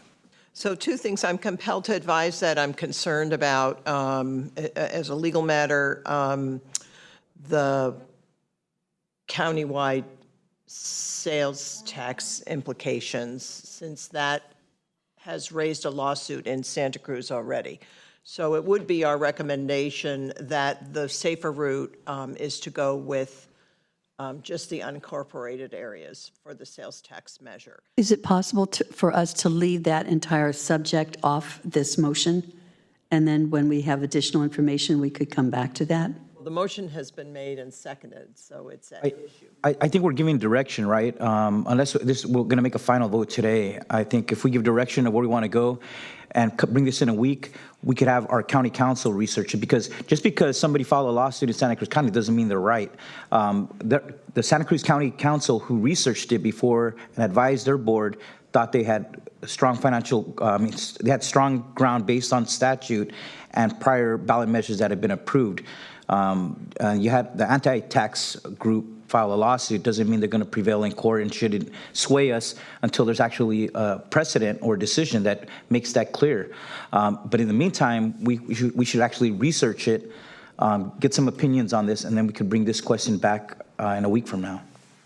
Supervisor, just a quick comment. If we receive direction to move forward, at least with the initial pieces while pending the research, that would allow us to reach out to do a next step in terms of the education component that's going to be adjacent to this, whichever measure, both measures. It allows us to move that piece forward as well. Did you have any other comments? And then just real briefly, there was a question about where ACA 13, which is the constitutional amendment, stands, and the referral to the Supreme Court. It was actually a petition to the Supreme Court, and our preliminary information, which we've been able to ascertain just today while the question's been pending, is that the Supreme Court will reach a decision by June 27th, which is the last day for ballot measures to be settled. So we're not likely to have an opinion on that issue before then. Thank you. So just to follow up on the motion here and my own comments on it, I do feel very strongly it needs to be unincorporated voters. One, there has been challenged in the past. I understand it hasn't won. It's just it's a court case now. But most counties have only, and when the research has been done, have only the unincorporated voters voting on this. It is a minority of counties that have had the entire population. I have half, perhaps over half of the unincorporated population in my district. They're going to be the ones that are most directly impacted. These are working people, and $29–30 million is going to raise. That's $15 million from the people in Pajaro, Los Lomas, Aromas, Castroville, Bolsonoles, Bronda. And I can't support that. But if we limited it to unincorporated, I could support that. But I also feel that the TOT, I don't even know what the number is that we would raise if we just put 3% on short-term rentals. I think it really should go up to 15% on short-term rentals. That would be what I think is comparable to what some of the others have done. And I do still support the TOT, which hasn't been raised in many decades, up to 12%. Request, Mr. Chair, just for a friendly amendment to remain silent on the question of who gets taxed until next week. With that, I could support the motion as made today if it stays silent on that until we have a little more time to research that. Supervisor Askew. So just a couple more thoughts. So the question, so definitely hope we can stay silent because I would love to get more information about the who. In terms of assessing a TOT on short-term rentals only, we're going from what, a 3.6 million per 1%, like to literally a negligible amount of revenue. So we're basically saying, so if we say we're only going to proceed with the TOT on short-term rentals, we're saying we're going to leave all that money on the table, and we don't believe that our county needs or will benefit from TOT, the millions of dollars that would be generated. I think that I hear the concerns of hospitality. I think the compromise I would be willing to make would be that if we're going, that we should proceed with a TOT that includes all hospitality, and as a way to offset or the impact on hospitality, that we could talk about increasing the DSA contribution as an offset to that, to address the additional marketing needs, to address the additional outreach needs. But I'm really not comfortable moving forward if we don't include both the TOT at some level for all across the board, as well as the sales tax. Otherwise, all we're doing is we're putting a regressive tax on our residents who are going to be the ones who have to pay for the sales tax. Without the additional balance of a TOT. When we put these citizen initiatives forward in Marina, we did both, a TOT and a sales tax at the same time, because we're saying our residents, we need you to pay more, but we're also going to generate revenue for the things that we need through those who come into our community. And I think that that's the right way to approach it. It's the respectful way to approach it. And I don't know that I can support moving forward if we're not including both of these measures and giving our voters the opportunity to make that decision themselves. And I just want to add, and with your comment there, Supervisor, is that I also would be, we do raise the TOT, I would be supportive on the DSA, on the way its formula is designed, that it has a higher percentage for promotion of visitors, and also a more stable amount too. So, to be understanding and respectful of the needs of the hospitality industry in that. But that's obviously not something we can discuss within this. This is just for pure discussion at this point, because we don't want to tie that into a motion, because then we require 2/3, because it'd be specifically included. And not to belabor this point, but I did want to just speak very strongly against trying to exclude all my constituents from being able to weigh on a sales tax measure. I represent more than any other, more residents than any other Super Rizzolo district, 6,000 more, so 92,000 people. And Supervisor Church, you represent North Salinas residents. Wendy, Supervisor Askew represents South Salinas. Supervisor Lopez represents a good chunk of East Salinas as well. Our constituents deserve to weigh in on this. They want those services to be improved in all these different priority areas. We should not disenfranchise our residents from being able to weigh in on such an important ballot question. So I would strongly ask that, I know we're going to bring this back hopefully in a week, but I would not support it if it means disenfranchising my 92,000 constituents from being able to weigh in. And in fact, 75% of Monterey County's residents, out of 435,000 residents, 75 already paying the higher tax because they live within the different cities, the 12 cities within Monterey County. So most of them have agreed and are paying it. but they also utilize the roads. It's not just unincorporated people that should have a say here. All our residents deserve an equal chance to weigh in, to raise the revenue needed so they can receive the services from our county government that they deserve. Thank you. Well, the unincorporated population has already been disenfranchised when the cities have voted on sales tax. If this is going to be claimed as that way because they do shop at the cities, I do think, yeah, they're paying. They didn't vote on it, did they? But I do think that there's a case to be made for the unincorporated residents who do use these county roads and these services, and they understand the need for that, and there is a case to be made with them. But I still feel that since they're being the ones who are more directly impacted, they should be paying on, should have a vote in that. But we have a motion here. We could put a vote on it unless we want to make some amendments, changes to it. I think once I don't know if it was an amendment to not There was a come back. request for the friendly amendment to stay silent on the question of who for now until we get more information. And that was accepted. Yes. Well, yeah, okay. And if we want to bring this back, because I do think it's really important for us to get information on if we're just going to raise 3% on short-term rentals, exactly how many dollars is this meaning? Nobody knows. So we can't really give direction on something when it's a big question mark.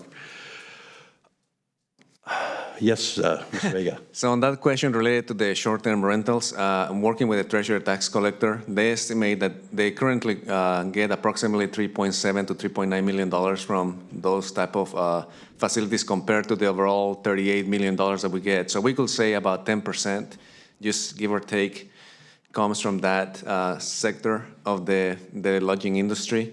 So I think that that's something that we could look at. So if you're looking at so you're looking at $3.7 million right now in additional revenue for a 1% increase overall. And if you do that at 10% of that, you're looking maybe about $370,000 or so for every 1%.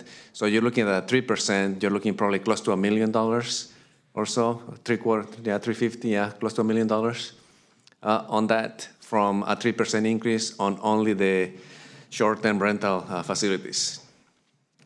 I think it needs to be a higher percentage. I think we need to go higher than that. And again, you're proposing 13.5 on this one. I'm suggesting it goes to 15, and I do think it needs to go to 12 on the hospitality traditional vote there. So, Supervisor Askew, go ahead.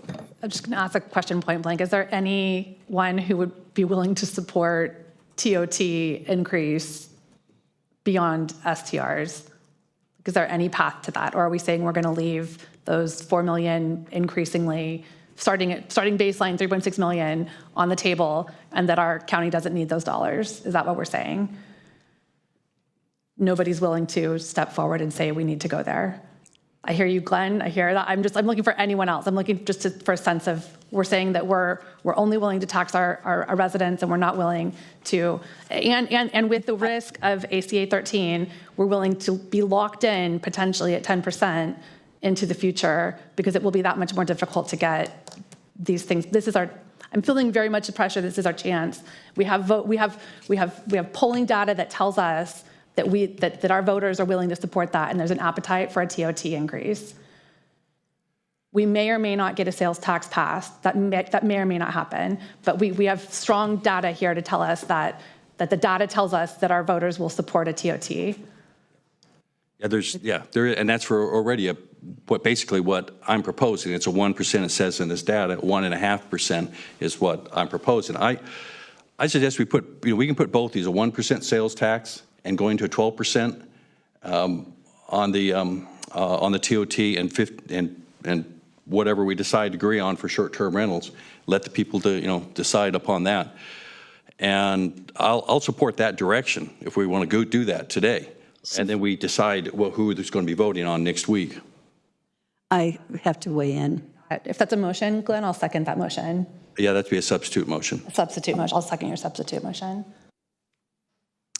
As any other discussion on this, or which direction we want to go? I think you know that this is a very important item in my district, and I will not be able to support that. we're heading in a direction we're not going to get 4 votes here. I'm trying to say, let's put it down. If, I mean, actually in your district, it shows 74% of the people in favor of that.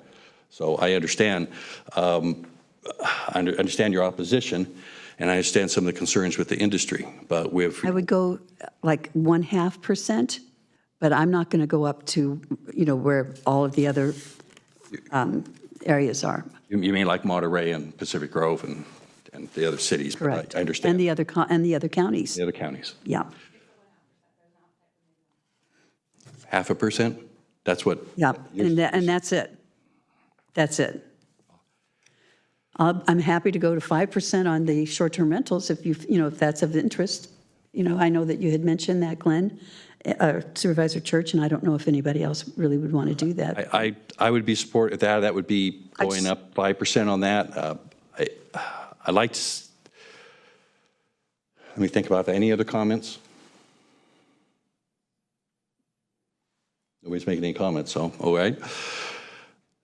Well, we can put something into a vote here then on the substitute amendment, but I will, if we go to 0.5%, how much would 0.5%, Mr. Vega, do you have an idea on what that would bring in?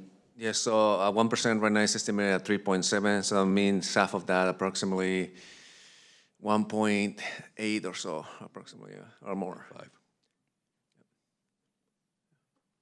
1.85 million. Half of it. Supervisor Askew, any thoughts? I mean, we have to get to 4/5 vote overall, but if we're talking about like right now what direction, I was looking at you, Chris, like I've heard Luis loud and clear, like I'm not really clear where you're at. So so what I hear is Mary's willing to go to 0.5% on TOT with a 5% STR with the 1% sales tax, and that we put both of them on, we let the voters make their decision about what they want to do, and that we get more research on the, like whether it, Mr. Vega has...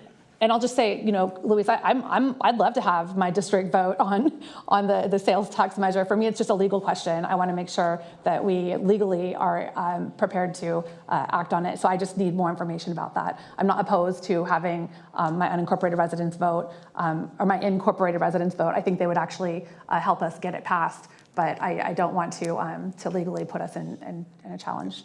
So Mr. Vega, you had a comment, and I do believe we went 5% on the short-term rentals, then we'd be talking about somewhere around 1.8, 1.9 million. Is that correct?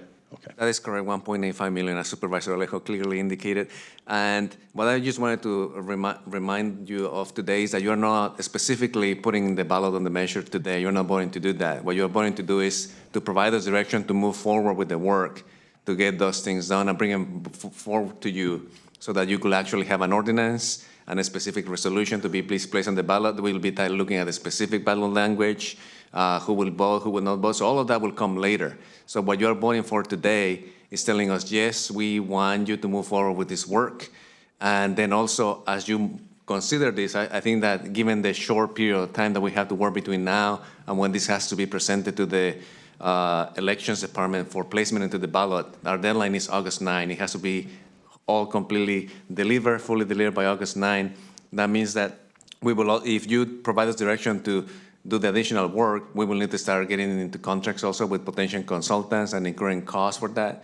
So what we will need to do also, if after you decide which direction you want to go into, if you decide, yes, we're going to move forward with either one or these two or both of them, that if you could provide also authority to the CAO to enter into contracts that may be a standard or not a standard with potential consultants or contractors to help us get through from this step to get the full ordinance prepared and then bring that forward to you at the appropriate time in a future board meeting. So I think I just wanted to make those points to make sure that we could move forward with this process. So I want to restate what we have here on substitute motion with amendments is 1% sales tax, 0.5% on the TOT with but 5%, and then 5% on short-term rentals, and decision on who is to vote on this will be postponed until next week. I just, listening to the conversation, I guess what I'm struggling with is we don't have a number that we were targeting, right? And we're throwing these things out and they seem almost like we're trying to penalize an industry and, hurt them or show them that, we can do this because your number is low. I'm struggling with that piece because what are we working towards? What is that goal? We're just saying that, well, they should pay. Well, they've been paying. They're what's allowed us to do what we've done to this point in creating the TOT that has driven the arts in this community, that's driven the nonprofit sector to a high. And so I'm struggling with the fact that we're just saying let's tax to tax because we may not be able to tax after November. That's the piece I'm struggling with. If there is a goal and a number that we need, knowing where we are on sales tax, I'd feel more comfortable single initiative 1.25. If there is a number, instead of just trying to come out here and blanket the whole thing and say, well, everyone should pay more because now's the time that we can grab it. I don't want to work that way. I want to understand what that need is, and I've heard clearly that there is a need. We agreed at the 1%, which was by far the bigger number, 10 times what the TOT piece was. And if we're going to put our force behind one thing, listening to this conversation, the fact that we're split, if we know a number that we want to get to, if that's 35, if that's 40, let's put it at 1.25 and say that we're going to throw our force behind that and get it done. But to go into a conversation split, potentially creating enemies of an industry that's going to pull down a portion of the number that we need to get there, that's the piece I'm struggling up here with. Because I don't see what the end goal is in terms of a number. I only see that it is to grab because we need to now out of fear. But I know that we have a need. The numbers that we had in front of us showed what that need was. It's roads, it's homelessness. And rather than saying this is what we're going to address and what we can do with the money, which I know we're going to build that plan and put it out there eventually, we're just saying because now is the time we're going to grab it. That's the piece I'm struggling with up here right now is we're trying to throw in pieces. I was initially trying to build something where we could get compromise and not have the industry go against us, which was the goal in focusing on specifically the short-term rentals, because I don't see who's going to stand up and oppose us, and then we work together as a community. But if we're throwing in a piece of TOT, I know we're going to, even if they're one-off folks who own hotels out there who are upset, they're going to come after it. And it's going to pull down on our potential to be successful. So that's the piece I'm struggling up here with in terms of where we're headed. So yeah, I don't have the answer on this motion and substitute motion, but I want us to be considerate in how we move forward. And I feel like right now we're stuck in this back and forth, and I want us to move forward and be successful. Supervisor, if I may, I think that all of this conversation began as we were looking at the 3-year forecast for the county. And we were forecasting a deficit into next fiscal year that was in excess of $20 million, approximately $24 million. So we were able to resolve a lot of the deficits because a lot of the cost-cutting measures the departments took, prudent management of their budget, and also by redirecting some of the funds that will be discussed later in the section of the budget hearings later today, where we are redirecting some of the funding that was being used for a specific purpose to be able to cover some of those gaps. That amounts to $10.9 million, at least, that portion of it. And then all the other cost-cutting measures also altogether amount to in excess of $20 million.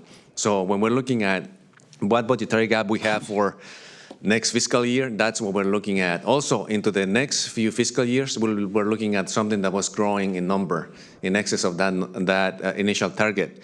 In addition to that, a conversation that is going to happen through the recommended budget is that even though we are proposing a balanced budget right now, we still have some challenges ahead of us. Some of them have to do with the state budget impacts that we're going to hear about in the presentation this afternoon.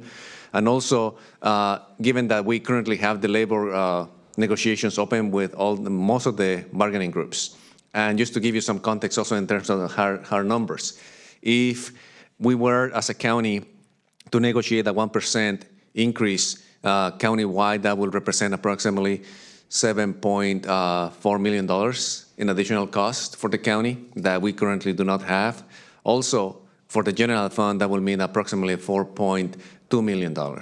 So countywide, about 7.4 and about $4.2 million for the general fund. So we are looking at specific targets as to why we are having this conversation. That's the overall background. And I think since we have been talking about this for a while, I think that somehow it's good to refocus us and make sure that we are looking at those numbers. That's the reason why discussing this. It's not just for the mere purpose of just taxing up because it's an opportunity now, because there is a need that was identified in the next few years, as early as next fiscal year.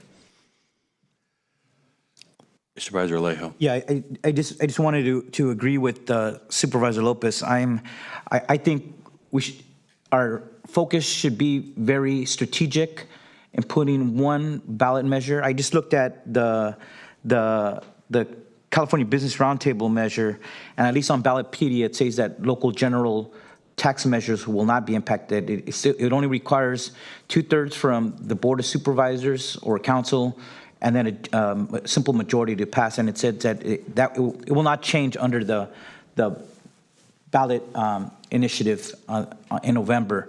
But I'll wait for our county council to verify that next week. But so I think we shouldn't just rush. And if we have a ballot measure that we could get all our stakeholders behind, including our friends in hospitality, why not focus our mission in getting that ballot measure approved? And it also leaves a future TOT tax measure open for discussion for another day, but not now, not when the industry hasn't fully recovered. So that's what I want to. I'd want us to be focused, get one ballot measure, do it right, and be successful in generating those $29 million per year. That's where I'm at. And I just wanted to say I'm kind of feeling the same way as Supervisor Lopez. Thank you. Well, I'm just unpersuaded that a 0.5% TOT tax is going to put a big burden upon the hospitality industry. If anything, coupling it with a 5% on the short-term rentals might, if anything, drive people back to the more traditional accommodations and hotels into there. But we can put this to a vote. I just don't, it doesn't sound like we have 4 votes to give a whole lot of direction on here. But I think, I think we got to put both these on the ballot and let people decide, frankly. I think that's where the direction we got to go. So anyway, do we bring this up to a vote here? We had a substitute? Yes. So we do have a substitute motion pending, and I'll ask Supervisor Church to repeat it again, just so everybody has it in the forefront of their mind. Sure.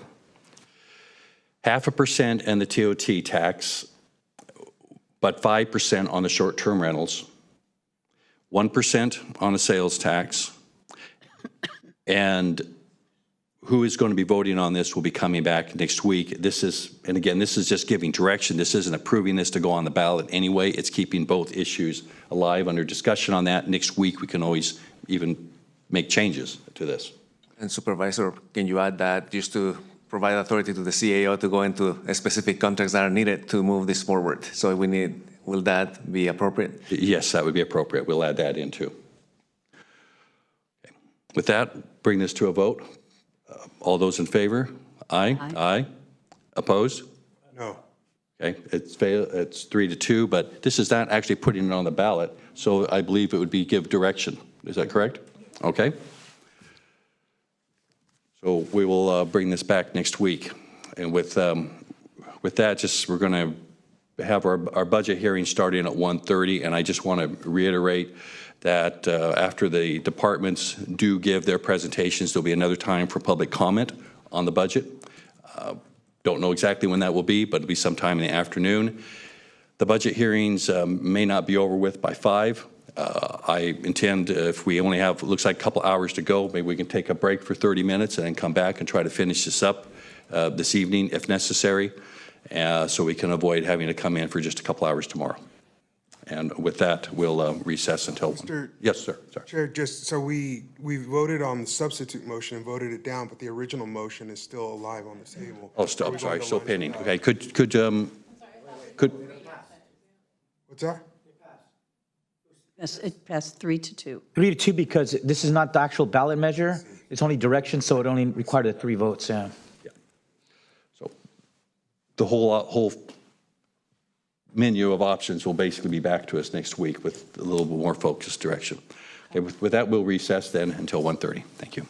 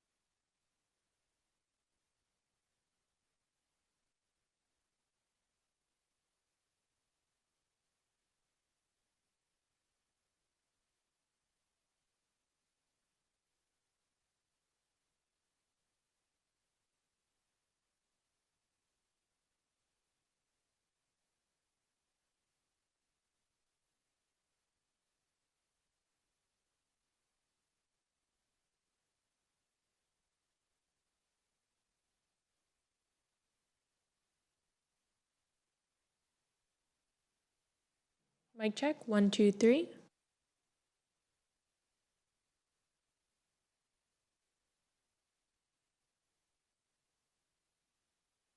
Mic check, 1, 2, 3.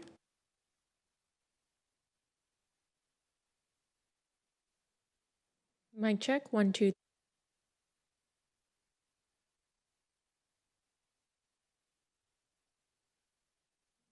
Mic check, 1, 2, 3.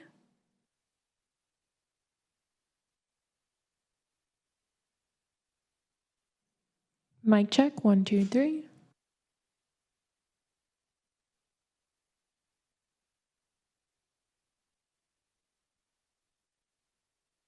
Mic check, 1, 2, 3.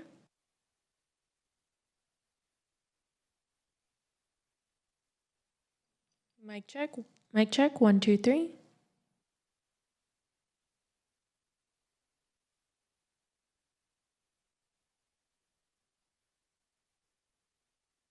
Mic check, 1, 2, 3.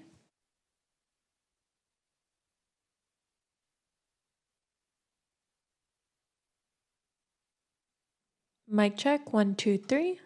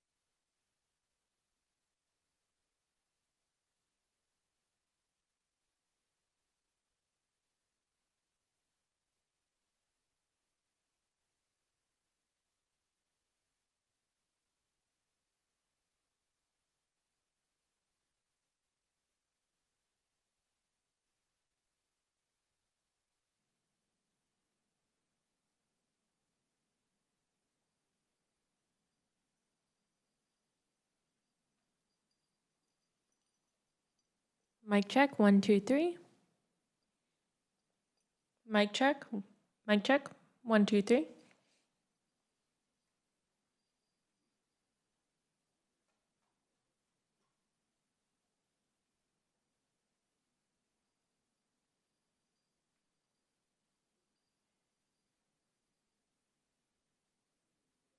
Mic check, 1, 2, 3.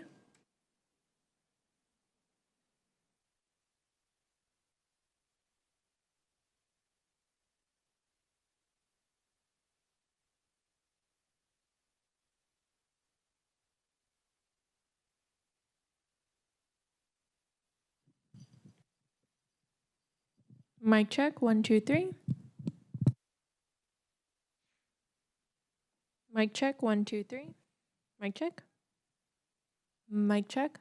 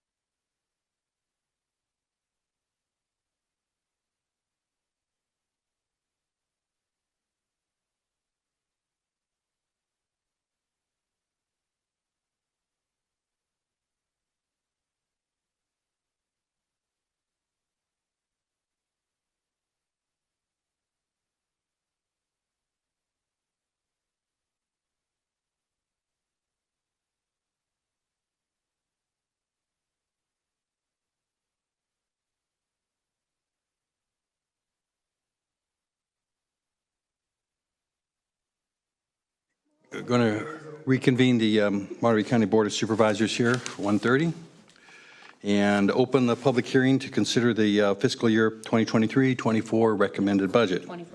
I'm sorry.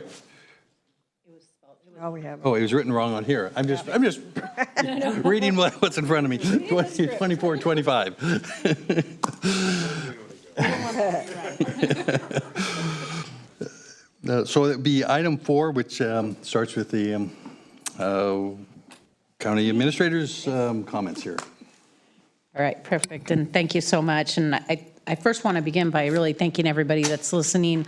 I know we have a lot of folks online. We have people in the chambers as well, but all those folks that showed up this morning and those that have stuck with us since we started, really intently listening to the discussion, and then of course providing both their investment and feedback to the way we serve our employees, our families, communities, and visitors.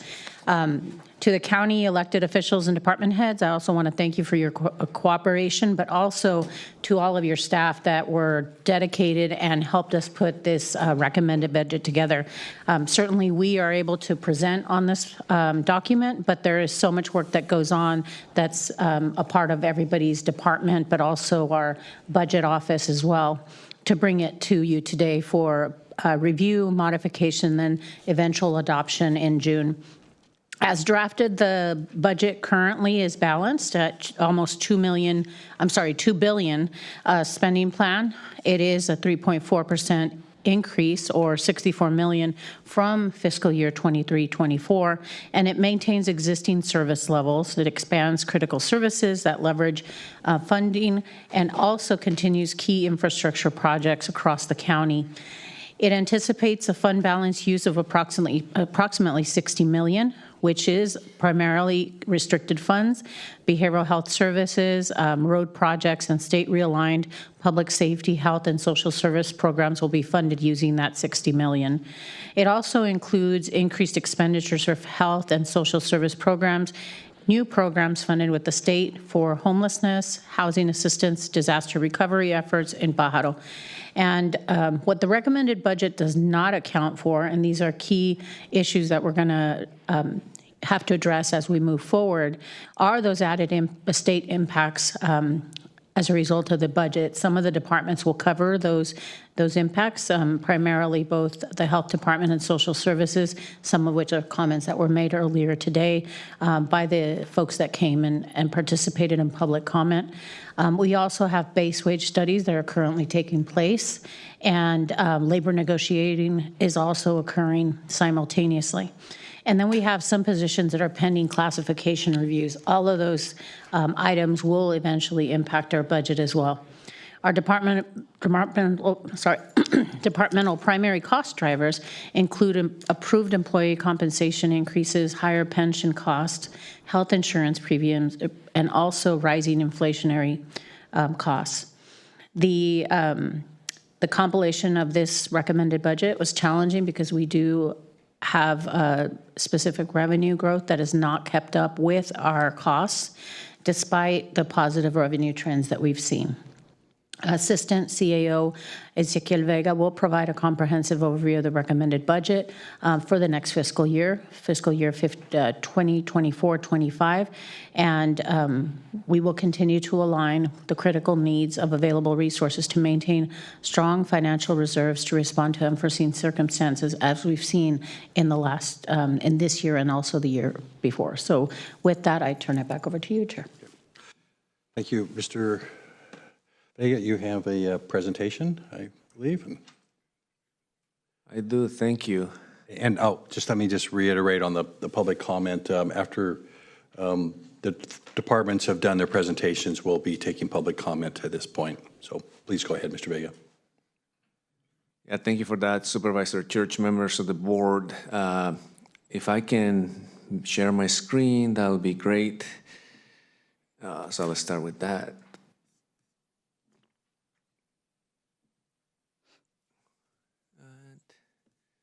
It looks like it's being shared, and now it's being projected, so thank you for that. So I will not go into a lot of the details that Sonia already mentioned during her introductory remarks. So I just wanted to, in addition to what she said, also thank all the finance managers at the different departments for all the hard work that they have put forward to get this to this point where you get to see the recommended budget for next fiscal year.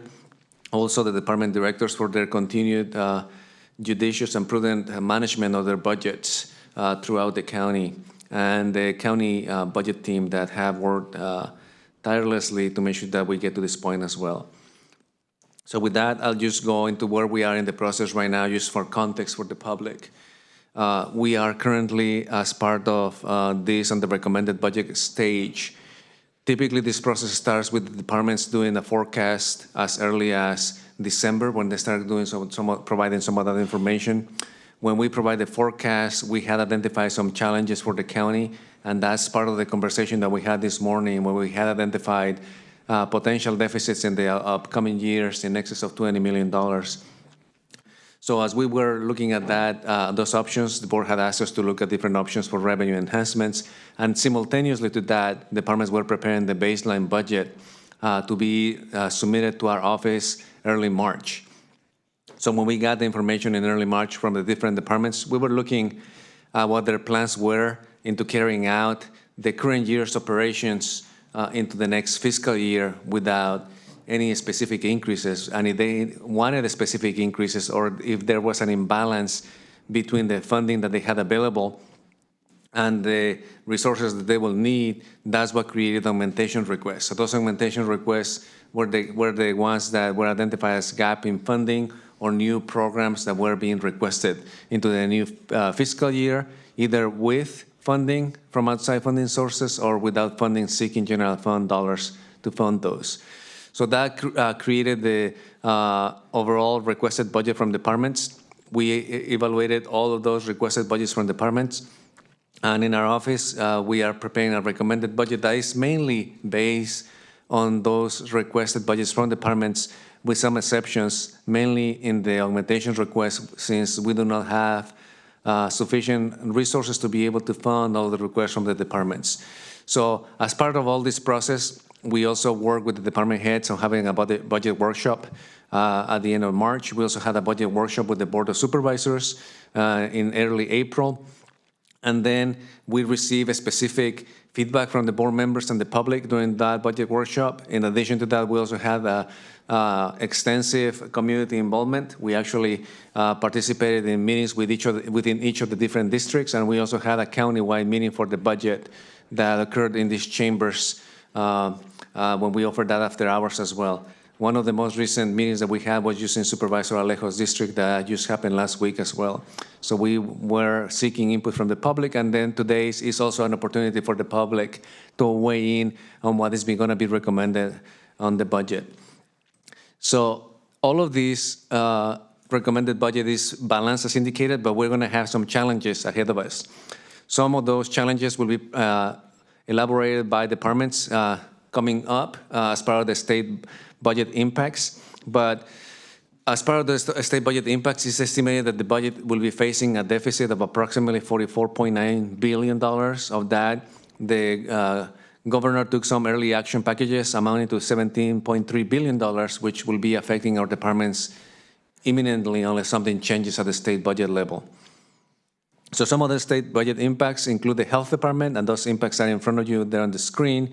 But I think that the department, based on the conversation that we had with them, they have been able to manage the immediate impacts, and they'll be able to address those within the department constraints and the existing recommended budget. So as far as I understand, they're not seeking for additional funding because of these impacts, but they will be making a presentation for some remaining augmentations. And Director Jimenez could correct me when it's part of her presentation if I'm misstating something. I'm sure that she will if I'm misstating something. So thank you for that. The same applies for the Department of Social Services, where they identify some specific programs that will be potentially impacted into next fiscal year, and they'll have a specific impacts to the department when do the presentation as well. This is just a general list of some of those potential impacts, but you will hear from them directly, so I will not elaborate some more on that. In addition to that, we still have also some of the local risk. As you know, we have faced significant challenges in terms of emergencies over the last few years, and our strategic reserve was at the high point at about $79 million in fiscal year 22-23, when we had to tap into those resources significantly, reducing those dollars to about $52.6 million. As of last week, when I last looked, we were at $52.6 million. That represents approximately 62% of the original target that we had of $79 million for the strategic reserve. But this number is projected to actually be lower because there will be a request coming up from Public Works Facilities and Parks where they will be requesting approximately $14 million more to be used in order to respond to the most recent emergencies that the county had to face. So potentially we could be at about $38 million or so in the strategic reserve levels. And then just as a reminder, the target balance for that for the current year is 83.7, and that will grow to 87.4 in the next fiscal year. That is because the policy sets the strategic reserve balance as 10% of the overall general fund amount. So since the general fund revenues are increasing to approximately $874 million, that's why the 10%, $87.4 million for fiscal year 24-25, that will be the new target.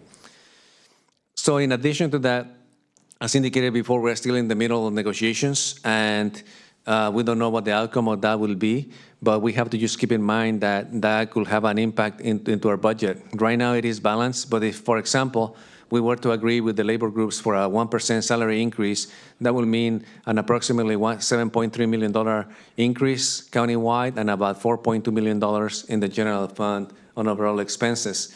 So that will mean that we will have to rebalance the budget by making specific changes to be able to address these cost increases, because right now all the discretionary revenue that we have available has been allocated. In addition to that, I think it's also important to note that the ARPA dollars that we have received are going to come to an end. They are anticipated that by the end of this December 2024, we should have used all the $84 million that were allocated by the federal government to the county. We have a reconciliation as of the fiscal year 22-23, and any unused dollars that we have from that fiscal year are recommended to be used as part of this recommended budget. So as of today, we have no unspent or unallocated dollars going into fiscal year 24-25. That could change as we move forward. And that is important because one of the recommendations that I will have as part of this recommended budget will be that you give flexibility to the CAO to be able to, if once we identify those funds that weren't spent, to quickly reallocate those to specific programs that are in need, so that we have so that we spend those dollars within the time frame that is coming up. In essence, we have to spend them by December of 2024. So we'll have a very short period of time, and we'll have to adjust for that. So that will be one of the recommendations that will be coming up. So the overall budget, as indicated before, is about $2 billion with approximately the same number of in revenues. And you could see some of the most significant changes here on the screen in front of you. I'm not going to read all of that, but I'll just know that we do have a significant increase in expenses, about $64 million, with an approximate equal number of increases on revenues. And overall, when you look at where the services are going for the overall county budget, you'll see that the majority of those services are being provided in the general fund, with Natividad Medical Center budget also coming at about $426 million, behavioral health almost $173 million, and then some other smaller areas of also other funds within the county. So jumping directly into the general fund, you see that the overall appropriations are increasing to $886 million, where revenues are increasing to $873 million. What is important to note in the general fund also is that we are using approximately $13 million in fund balance. Some of the major users of fund balance are delineated for you in the screens. The majority of that has to do with restricted funds in the social services and health department areas, where they are using that for a specific purpose that was specifically approved for those funds. And when you look at the breakdown of the general fund, You see the major service areas where the county provides services to the community. One of that large areas where we provide important services to the community is social services, also in the Sheriff's Department and the Health Department, and probation. So those are the four major areas of expenditures within the general fund. Overall, what is driving all these cost increases is because our overall salaries and benefit cost structure continues to grow because of some of the factors that Sonia mentioned earlier in her remarks. And also another important cost factor that is contributing to the growth of expenditures in the general fund is related to the ongoing growth of pension cost for the county as it is also for many other governments. So as a part of this overall pension cost, you could see that the unfunded accrued liability for pensions is a volatile and high number of liability that the county has to account for on a year-to-year basis. As you can see, last time that we presented this to you, we had the unfunded accrued liability at about $568 million. After all the changes on the actuarial reports that we received from CalPERS and the market, then all of that unfunded accrued liability is estimated to grow from $568 million to $947 million in the latest report that we received.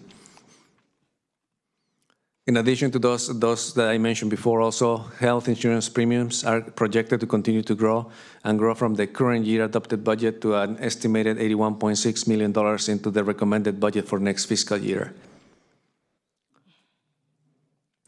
And the good news, even though we have seen those expenses growing, is that we also have seen the revenue grow for the county. But we have, I think, been one of the anomalies and among many of the other jurisdictions around the area where we actually have seen reductions in services and staffing in some of the other jurisdictions over 2 or 3 years ago when the pandemic was occurring. This county, because it has some solid financial policies for management, I think that we didn't see such reductions that other jurisdictions had to face. The unfortunate part of this is that even though revenues are growing, they're not growing at the same pace that expenditures are. So that's why we're projecting that deficit into next fiscal year and into the following 2 fiscal years. So this table here actually shows you the growth in specific areas of revenues for the county. That area that is called discretionary revenue, this area is not focusing on program revenue. That is the one that is typically mostly affected by the earlier conversation that we had about the state budget impacts. If you recall, we had the health department and social services being impacted along with other departments. But this area here is just focusing on discretionary revenue, which in essence is the revenue that the Board of Supervisors has more flexibility as to how these funds are used and how they're deployed into the provision of services in the community.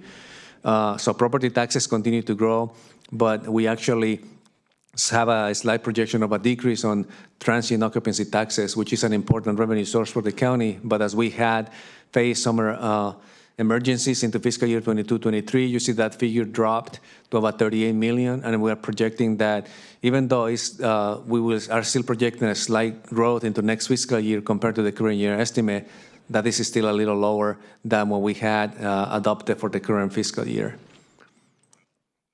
So this chart here is just to illustrate that concept that we have described before, where expenditures continue to grow. And as a proportion of that, salaries and benefits is a large portion of it, and then discretionary revenue is only a small portion of that, about between 25 and 30% from department to department, that we have discretion over those type of revenues as an organization. The rest of it is funded by program revenue. So that's the framework that we came into as we were preparing the recommended budget, and also in looking at the requested augmentations where departments had looked at their overall funding that they had available, all the obligations that they'll have to incur to be able to deliver important services into next fiscal year. So that created a gap of approximately $31.4 million on requested expenditures that came in with about $8 million in revenue for a net request of $23 million. Of that request on $23 million, these were further broken down into these different categories, where the majority of those requests was made in the general fund for approximately $22.7 million net. This is further breakdown of the same request that we have received from departments. So initially you had seen this into different categories, then by fund. Now you're seeing this breakdown by departments. So you could see the departments that have the most significant requests because they had a gap of funding or they had new revenues that they were requesting for new programs or positions. Of those requests that we received from the different departments, we are recommending as part of this budget $15.8 million in total be funded, of which $7.4 million is funded by revenues that were identified by departments, so for a total of $23 million altogether. And you could see on the screen the major areas where this funding is being recommended at for the different departments. So also this slide shows you that the request from the different departments for positions was made in many different areas, some of them with new positions, some of them to keep positions that we had existing. And the good news is that all the positions that were existing on the status quo, either vacant or filled, are being recommended for funding. Some of the positions that are not being recommended for funding are those that were new in nature and that we didn't have revenue to be able to fund them. So overall, what this means in total for the positions from fiscal year 23-24 to fiscal year 24-25 is that positions are growing by 47.3 altogether, with the majority of that growth occurring at the Natividad Medical Center. Then these also the recommendations of all those augmentations that are being included as part of the recommended budget. This is now broken down by different categories, and this is just to illustrate that the majority of the funding is going to sustaining or maintaining those positions that are in existence currently. Those are called status quo. This next slide shows you the detail of those recommended augmentations. I'm not going to spend a lot of time over that. That was provided as part of the public record in advance of the meeting. I will not spend a lot of time, and you and the public have the time to be able to read that, but it will be a pretty boring session if we actually read every single one of these. I'll put you to sleep in a minute, I think. So this is the next page of that, and then this is the continuation, and so that was the last page of all those details. So how we were able to afford all these different augmentations. So one of the things that was actually brought up early on in the session this morning is that we were able to fund the majority of this because we were able to suspend the supplemental unfunded accrued liability program that the board approved about 3 fiscal years ago, to be able to continue to pay down some of that unfunded accrued liability for pensions. So that is currently suspended, and we redirected those funds to be able to sustain some of the ongoing costs that you had seen on the previous slides. You also see that we are recommending the use of Fund 478 for some projects in public works. We're also recommending the use of some departmental revenue that the departments in essence say we identify this new revenue coming in, and it's not going to cost anything to the general fund. So that's why you see that zero cost in some of those. And in some instances, we're also recommending the use of cannabis assignment. The biggest recommendation for the use of cannabis assignment is for one of the augmentations in the Sheriff's Department, that where they were requesting the Axon cameras, the body cameras, and also the cameras for the vehicles. And then a smaller portion of that is going to some previously approved Board of Supervisors actions. For example, in the Department of Emergency Management, the board had approved the use of cannabis assignment for a position so that they will be able to manage grants or respond to other emergencies as well. So that's where the biggest categories of fundings that we utilize in order to balance the budget came from. Even with all of that, we were not able to fund all the requested augmentations by department. So this slide here gives you a breakdown by the different departments' requests that are still unfunded. Then this other slide actually gives you a similar listing to those that were funded, but these are unfunded by department. So you'll be able to see these requests were made by departments. These are the specific titles of those requests, but there was no funding for those. And then this is the second page of that. In addition to what we had seen for ongoing operations, we also received requests from the different departments for capital projects. And this capital project slide I took from one of the slides that Public Works will be presenting later on under the agenda for you. But in essence, the point I want to make here is that you will be receiving this request from Public Works. And when you look at this column on this slide that is called unfunded request for fiscal year 24-25, based on the process that they follow of prioritization at the department level, bringing also these projects to the Capital Improvement Committee and to the Budget Committee and then to the board. These are the projects that rose to the top as top recommendations for funding.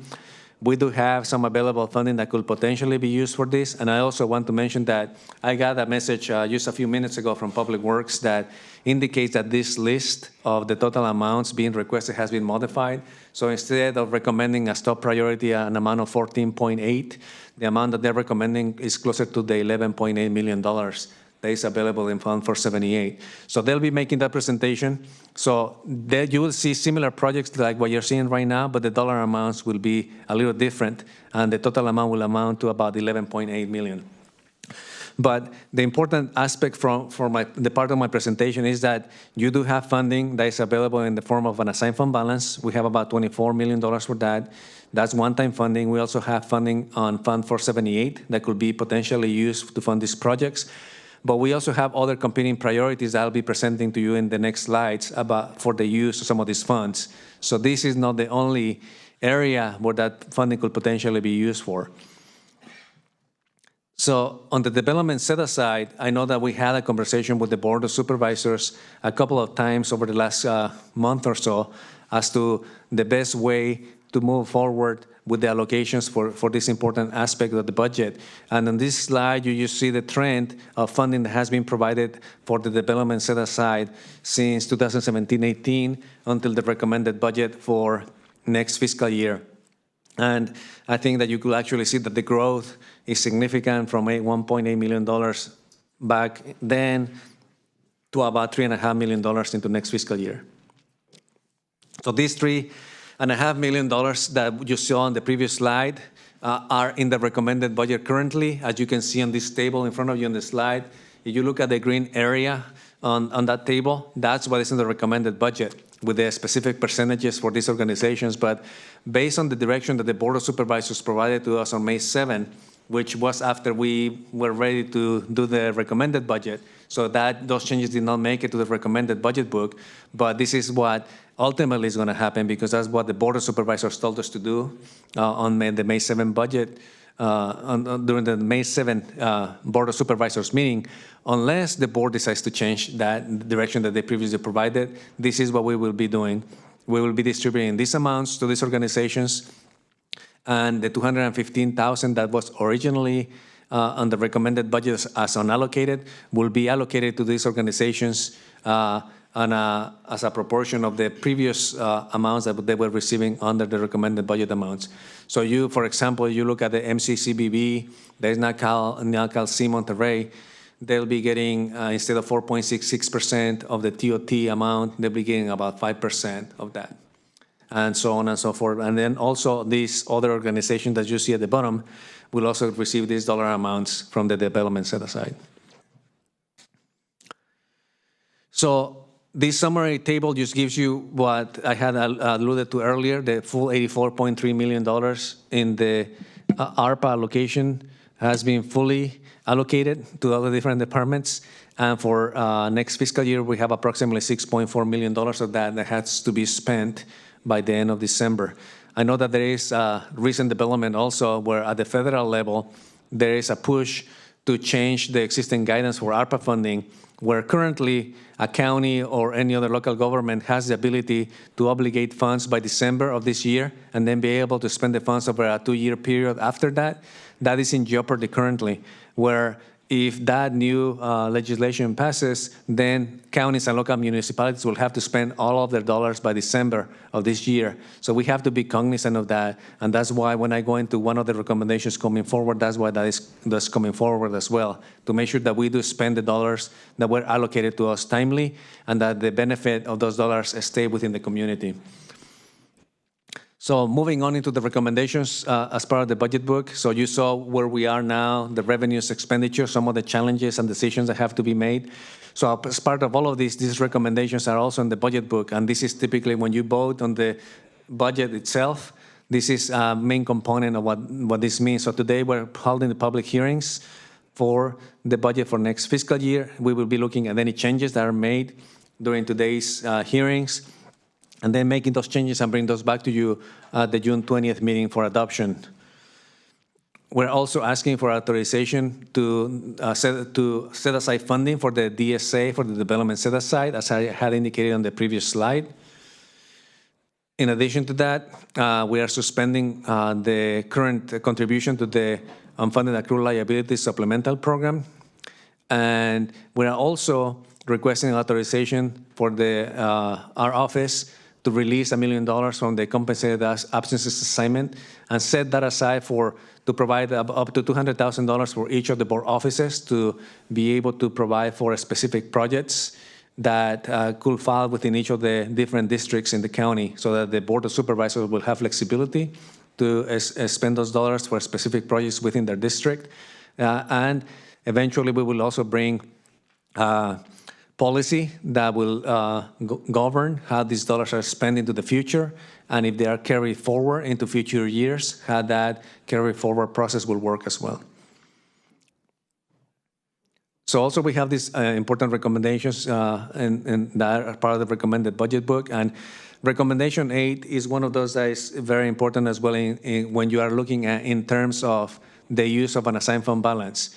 So what we have done every year is that we have a recommendation similar to what you see on the screen here.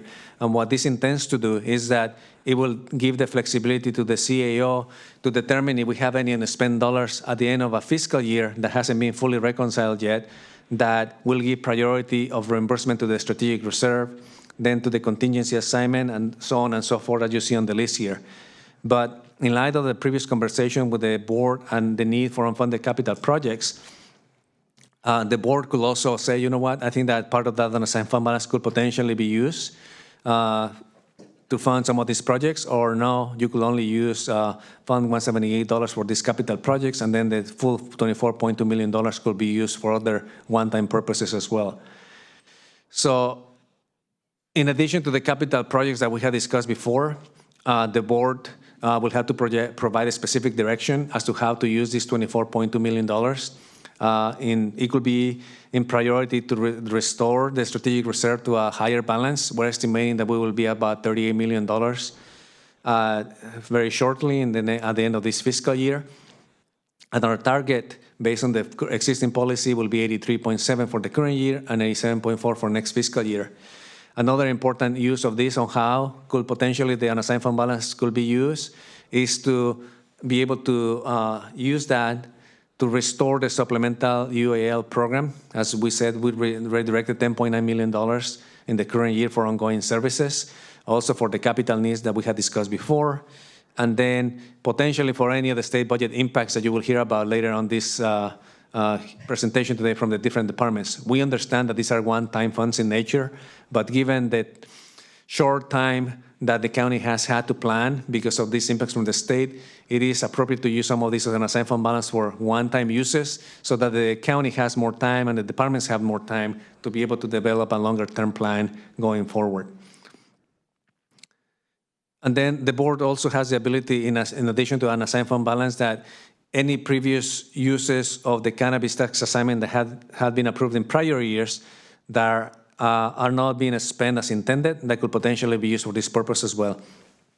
And I estimate that to be at about $1.3 million as of today. These other recommendations also, I'm not going to spend a lot of time on them, but these are standard recommendations that we do have as part of the recommended budget, and they are made every year. But recommendation number 11 is the one I alluded to you earlier, asking for authorization for the CAO to have that flexibility that if anything happens with unspent fund dollars for fiscal year 23-24, and we find those are available and then they need to be spent, we need to have that flexibility within our office to allocate those immediately so that we don't risk losing those dollars and having to revert those to the federal government. So that's why recommendation number 11 is there. And then you have these other recommendations, 12 and 13, also that are standard recommendations that we make every year. Finally, I think it's finally. So we have the Pajaro County Sanitation District. I think that the Board of Supervisors last week, the Pajaro County Sanitation District Board actually made that recommendation to the Board of Supervisors to use $1.4 million of an assigned fund balance to be able to subsidize the rates for the Pajaro County Sanitation District, because otherwise, if these $1.4 million are not provided, the rates that will be charged to that community will be a lot higher than they are currently being proposed. So this will provide a significant relief to that community that really needs it at this time. And then the board will have to provide us a specific direction as part of the adoption of the budget, saying, yes, this is something that we want to move forward with. So the next steps, we will be hearing from you whether or not you have any changes to the recommended budget, any redirection of funding, and also we have the contingencies appropriation that is currently funded at $8.4 million that you could tap into if you needed to use it for some one-time specific needs going for next fiscal year. But given that we have had significant disasters in the last couple of fiscal years and our strategic reserves are lower than they have been, I think it'll be prudent to, if we can, as possible, leave this $8.4 million as an emergency fund going into next fiscal year so that we could respond in a better way to those emergencies that more likely will come. Even though we don't like it, most likely they'll come and we'll have to respond to them. So with that, it is time to go into the departmental presentations. So unless you have any questions.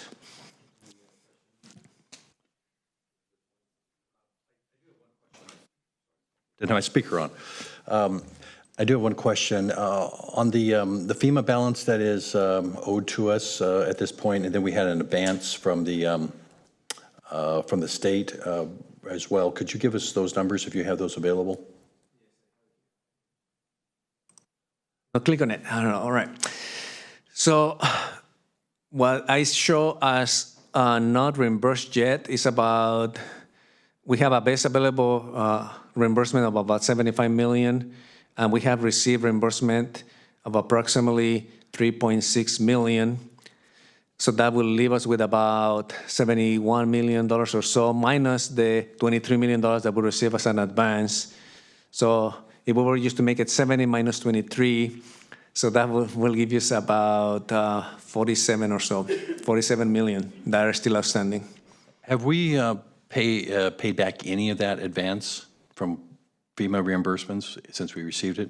You mean payback? So we are not expected to pay this back. So in essence, what this does is that the state gives us this money in advance of the reimbursement that we'll receive from FEMA.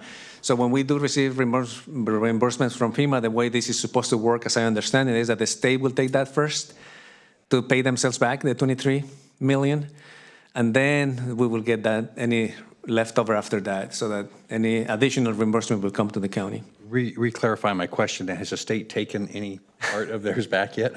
I don't know that they have, and I'll have to double check that, but I'll make a note of that and get back to you. But as I understand it, no. All right, thank you very much. Supervisor Askew and then Alejo. There was public comment earlier today about the Monterey County Green Business Program. Where did that fall? I didn't see that in my yeah, I guess this is just a question. Yeah, There'd been support from two committees. Did it progress to, where is that? Yeah, that never came actually to the full board from the committees. So this person that made the comment this morning had reached out to me, I believe last week, and said, you know, we had received recommendation from the two committees. So what I told her, since it hasn't come to the full board yet, it'll be appropriate for you to present that as public comment so that the board is aware of what the direction was provided by the committees, and then the board could decide whether or not this is an appropriate use of funds and recommend funding for that. They requested, I believe, $20,000 for that project.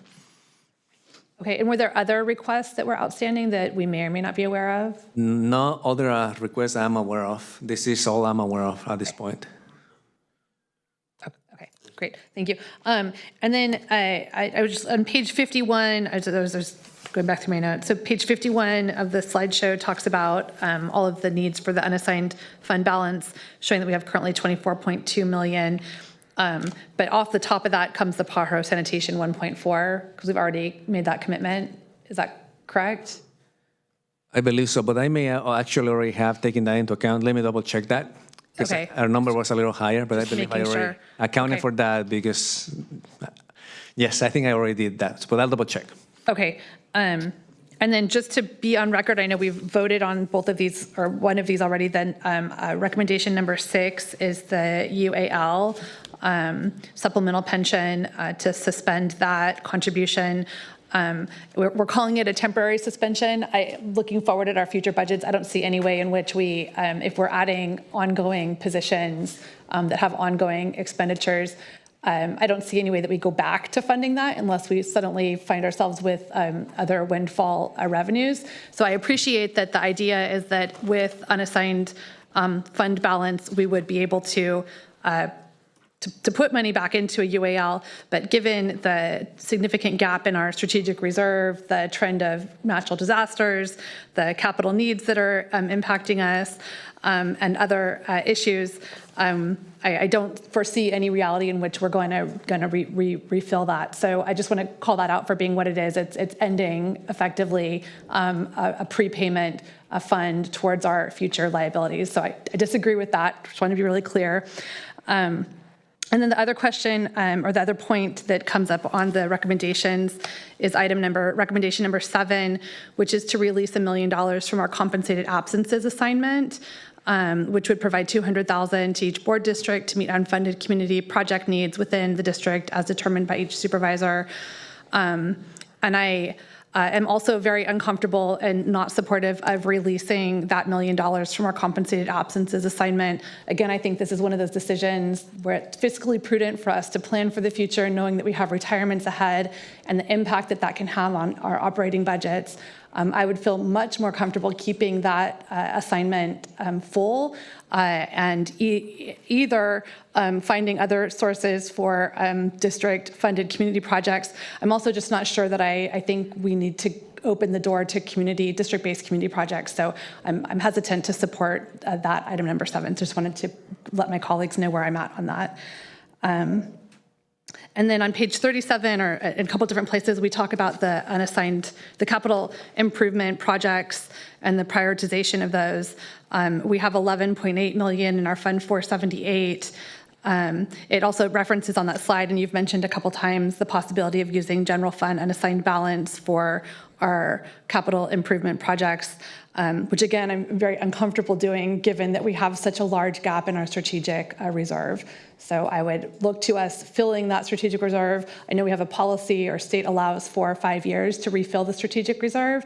If we had waited the 5 years to refill the strategic reserve in the past, during every time we've used it, we would not have had funding to allow us to respond to the most recent storms.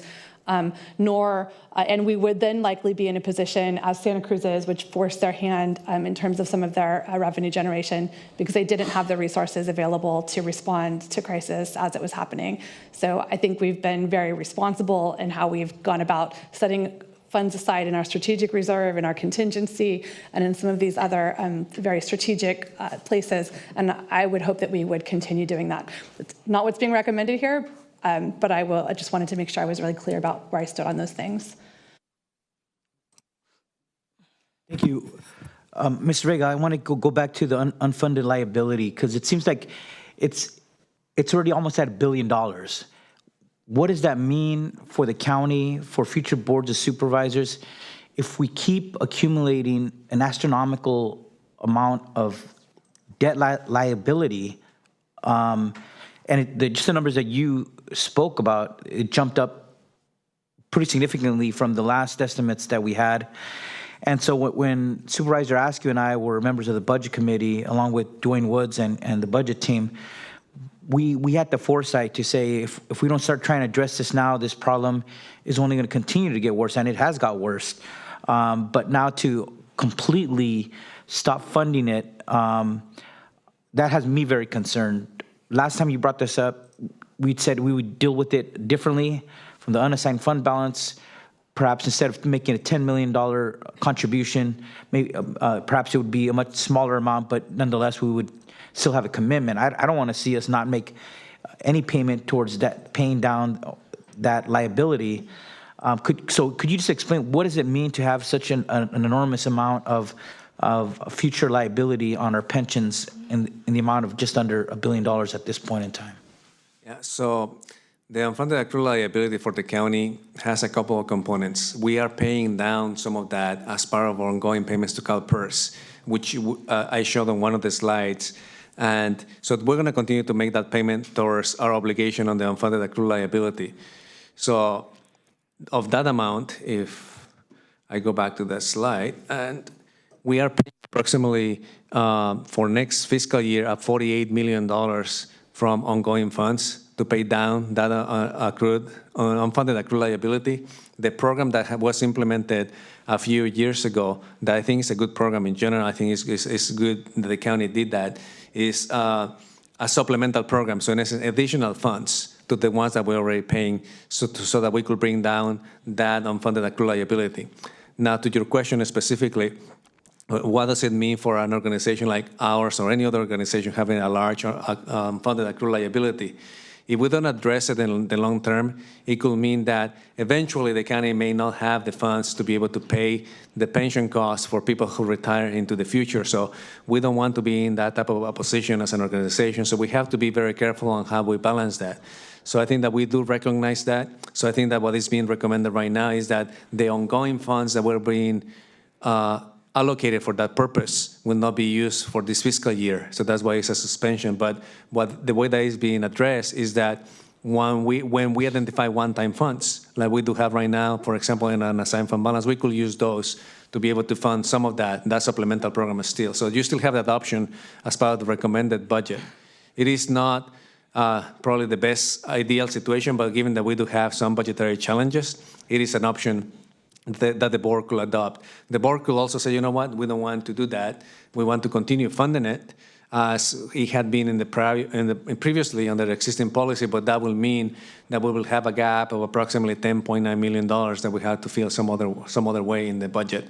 So it is a difficult position that we are in, and I think that that's why we are looking at options going forward, right, in terms of revenue enhancements, so that the county has the ability to sustain those type of obligations, not only the ones that we're facing today, but the ones that we may be facing into the future.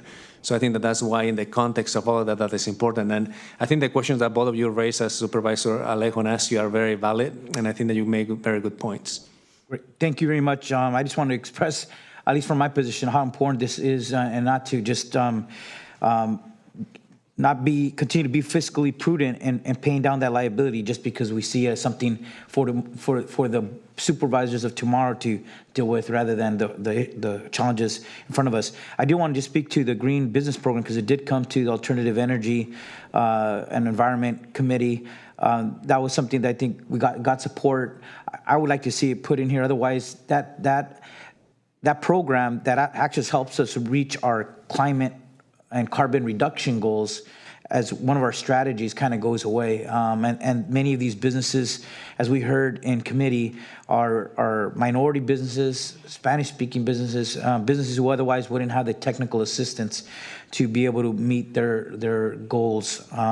So I wanted to speak up for that. The other small request that we did get, and there's a letter dated May 20th, and maybe the Military and Veterans Affairs will speak to this. It's a small amount, but it's in the amount of just under $9,000 for some technology upgrades that are needed at their conference room at the new Military and Veterans Affairs office. And I want to bring that up because previously we were funding for the veteran stand down an amount of $50,000. We had increased it from 25 to 50. Now they're only asking for the 25,000 because they're going to do a stand down at a much smaller scale. So we're the county saving some money there, but we should at least for this one-time improvements because they have a lot of older veterans that are now more dependent on Zoom type technology. That this seems to be a very reasonable one-time request at their new offices there. So I wanted to speak in support of that. The only other things I wanted to quickly mention was just I do have a pending referral just using my office carryover for the COVID memorial that we've been fundraising for. I've been watching my budget very closely to hopefully be able to contribute my carryover or the remaining part of my office budget to support that COVID memorial in honor and memory of over the 900 county residents that have lost their lives to that pandemic. And last but not least, I know these are not related specifically, but I just wanted to mention them. I am concerned with contracts coming up because of our budget situation.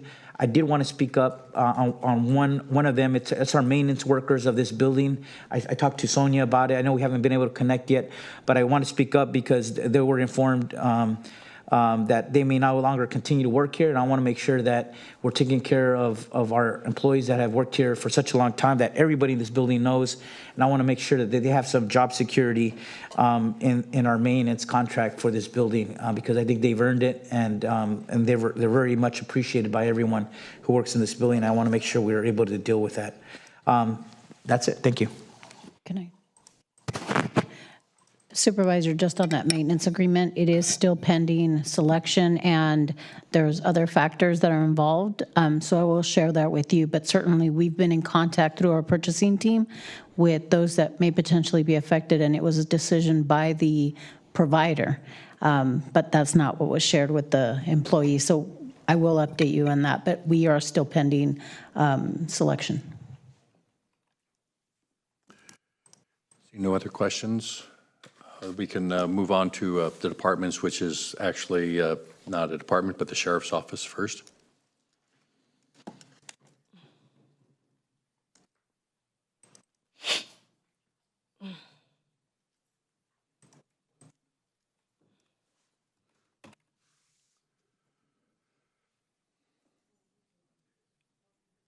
This is item 7, public safety and criminal justice presentation.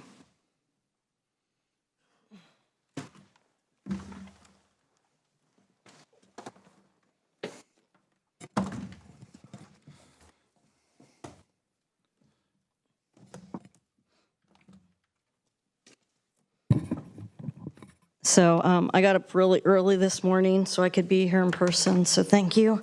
So I was going to start out, and I have some notes. I was going to start out with good morning. I've scratched it off to now good afternoon, and it might be good evening at this point. I'm not sure. So one, I want to thank everybody, the supervisors. I want to thank all the people involved, our fiscal departments. This has been a difficult couple of years. I know I've been the sheriff now for 16 months, and we've gone through our crises and really looking at our number. What I want to share with the public is that this office is dedicated to making sure that we are truly spending our dollars effectively and efficiently in order to provide the best service we can for our communities, and I hope that the Board of Supervisors support our efforts you have in the past. Thank you for what you've done already. Your sheriff's office, your coroner's office is an important component of public safety, of community safety. And it's so important that it's written into the California Constitution as one of the offices that it's a basic service that counties will provide. In addition to that, we are still under the Hernandez settlement. I know that the undersheriff is going to talk more about that. But the prior to this administration coming in and some of the work at the very beginning, we were only 35% in compliance with some of the areas that we had to take a look at, and that's over an 8-year period. And they really went after the low-hanging fruit, to be honest about that 35%. And so this is a challenge that I know that we're all dedicated, this entire county is dedicated to ensuring that we meet the settlement requirements. It's the humane thing to do for our incarcerated population. And it also is a budgetary issue to save us money in the long term if we don't come under compliance. In addition to that, we have to look at the Board of Corrections, and this is Title 15. This is a standard that counties have to maintain. If we don't do that, it can cost us more money in the long run. And a lot of stuff that we're going to talk about in the budget deals with that. Look, to run a sheriff's office, it takes more than good intentions. Good intentions are great, hardworking is great, but it takes action. And the board's part in this action. My people behind me will do the work, and I think they've shown that they will do the work no matter what crisis we're facing. But it takes your part as part of that team to ensure that we get the financial support in order to do the things that we need to do to create the safest communities we can, which now brings businesses to our county and helps bring in more money. So I know that I'm going to look to you to help us provide the financial means, and my commitment to the Board of Supervisors and to the entire county of Monterey as the Monterey County Sheriff's this team, this administrative team, the men and women behind me, we will ensure that every dollar that you give us is used effectively, efficiently to fulfill the expectations of our community. In addition to that, some of the augmentations that we're asking for, and you heard it earlier with SEIU and some of the people that spoke, is that there is a high cost to our humans, the people that we employ here in the county. We're not putting the resource towards that. I know we have to make some tough decisions. You have to make some tough decisions, but it's affecting our employees' health. It's affecting where they can live here. It's affecting everything within the community. I'm not going to beat a dead horse and make glue out of it because I think you're hearing that over and over again, and you'll hear it from the other offices and the other departments. With that, I'm going to turn it over to my right, your left, if you're watching this, is the Undersheriff Keith Boyd. He's going to talk about our specific things. To my left, your right, is Captain Rebecca Smith, who runs the jail actually with Garrett Sanders, who's not available today, in case there's any specific questions about what's going on in our corrections facility. Thank you. Thank you, Sheriff. Thank you, Mr. Chair, members of the board, CEO De La Rosa. Appreciate your time today.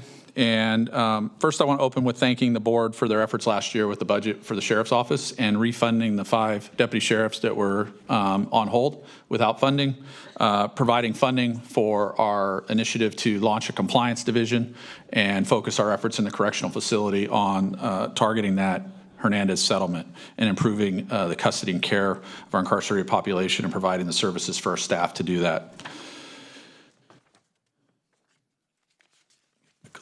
This year, Sheriff's Office baseline budget was roughly $155 million recommended budget baseline for 24-25.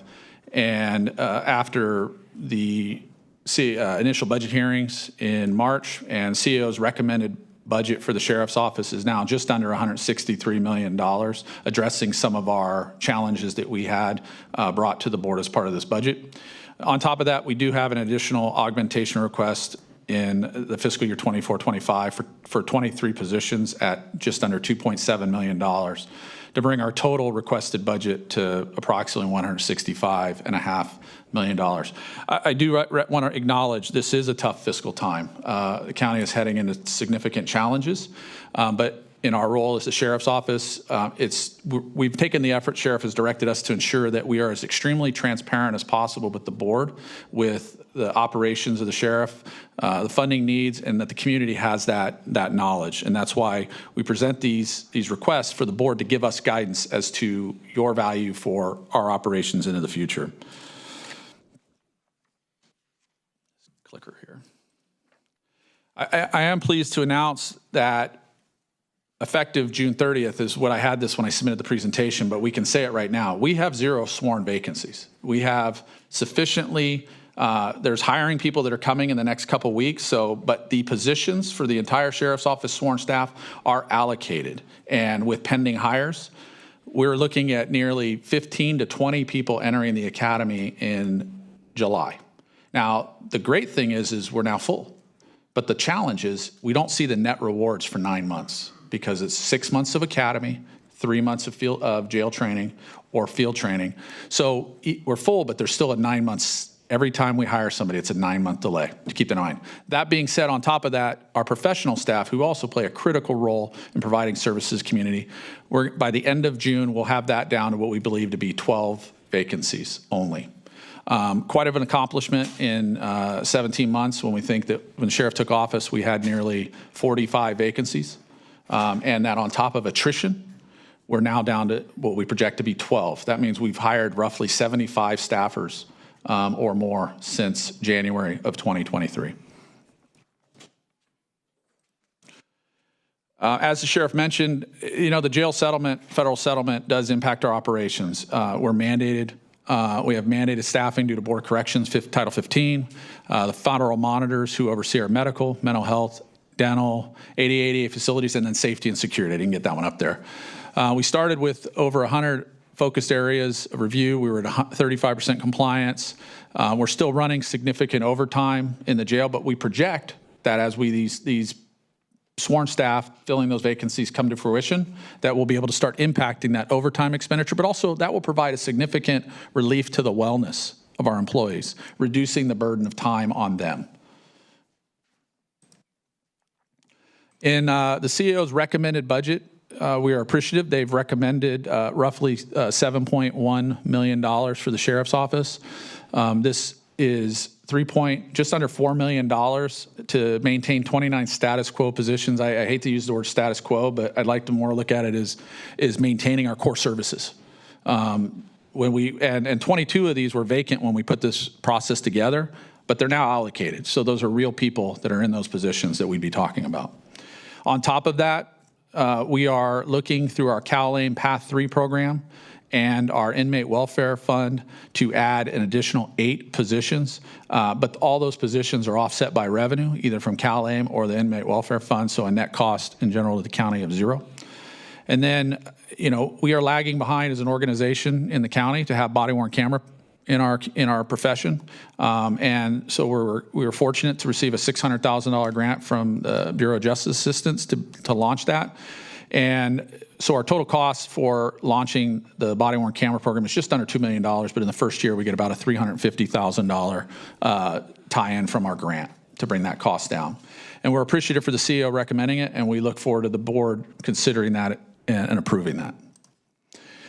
Just as a note for our status quo positions that are being tied in, as you notice, it's spread across professional staff and sworn, but significant is our sworn staff of 17 of those positions. Behind the scenes, we have our professional staff, but a large impact to that would be in our correctional operations and could directly impact the Hernandez settlement and the progress we are currently making. That on top of that, a little more breakdown on our CalAIM recommended augmentations. This is where that is. There's 6 positions for CalAIM. This would CalAIM it's a 3-year limited grant, so we're seeking this will allow us to have the funding for 3 years, 3 fiscal years, and at the end of those 3 years, we'll have to see what the state is with their financial picture, if they're going to be able to support that into the future, or if the county's budget has recovered economically to put us in a position. But that will allow us to create the Sheriff's Office Resource Center and meet the mandates of the CalAIM Path 3 program. On top of that, recognizing the challenges for our correctional facilities for maintenance and vocational programs for our incarcerated population, we're expanding that inmate service specialist by adding the 2 positions funded through the inmate welfare fund. This is a breakdown on the Sheriff's Office resource system where we're looking to use the CalAIM. It's to add a sheriff's sergeant, add 2 deputy sheriff's corrections, and a management analyst, office assistant, and a patient financial services specialist for billing purposes. We're looking at adding a sergeant because these staffers are going to be incorporated into our programs unit. That's growing the size of that, the sphere of control and accountability. As you notice, there's a number of sheriff's management personnel in here. Most of them weren't in their current positions or ranks at the beginning of this fiscal year. And we all understand, I believe, that without manager oversight, without supervisory oversight, we will face challenges and problems can exist. And so adding a sheriff sergeant into that programs unit can increase accountability and make sure that we're doing what is expected of us and managing those dollars that you're giving us. A breakdown on the Axon camera. It is an ongoing program. What we're looking to do is it's a 10-year agreement we're going to be entering into, totaling just under $16 million over the life of the agreement. It does provide cost savings by bundling services over that time. In years 1, we get approximately $350,000 with the grant to offset. Year 2 and 3, we get approximately $125,000. That being said, what is not covered in the CAO's recommended budget is an additional $2.6 million towards additional augmentations, totaling 8 augmentations for 23 positions. 21 of them are tied directly to our corrections directly or indirectly in their function and role. I'm also added a slide about a multi-year plan for consideration. I know that was brought up by the board during the hearings to look at potentially could this be done over multiple years? So options to consider is we're here to present the needs to overcome our Hernandez settlement. This is an ongoing $1 million plus draw on the county for expenditures that could be used for other things in the future to support the budget. Our number one focus is to expand our jail compliance division. All of our monitors have been noting the value of the compliance division. They have noted what we've been able to do with it, the improvement we've made over the past year. They've noted that, and I keep using the word noted because it just stands out in our discussions with them, the improvement over the last 16 months trumps the prior 8 years as a whole. As noted currently we have in that unit a commander that graciously the board approved for our division last year.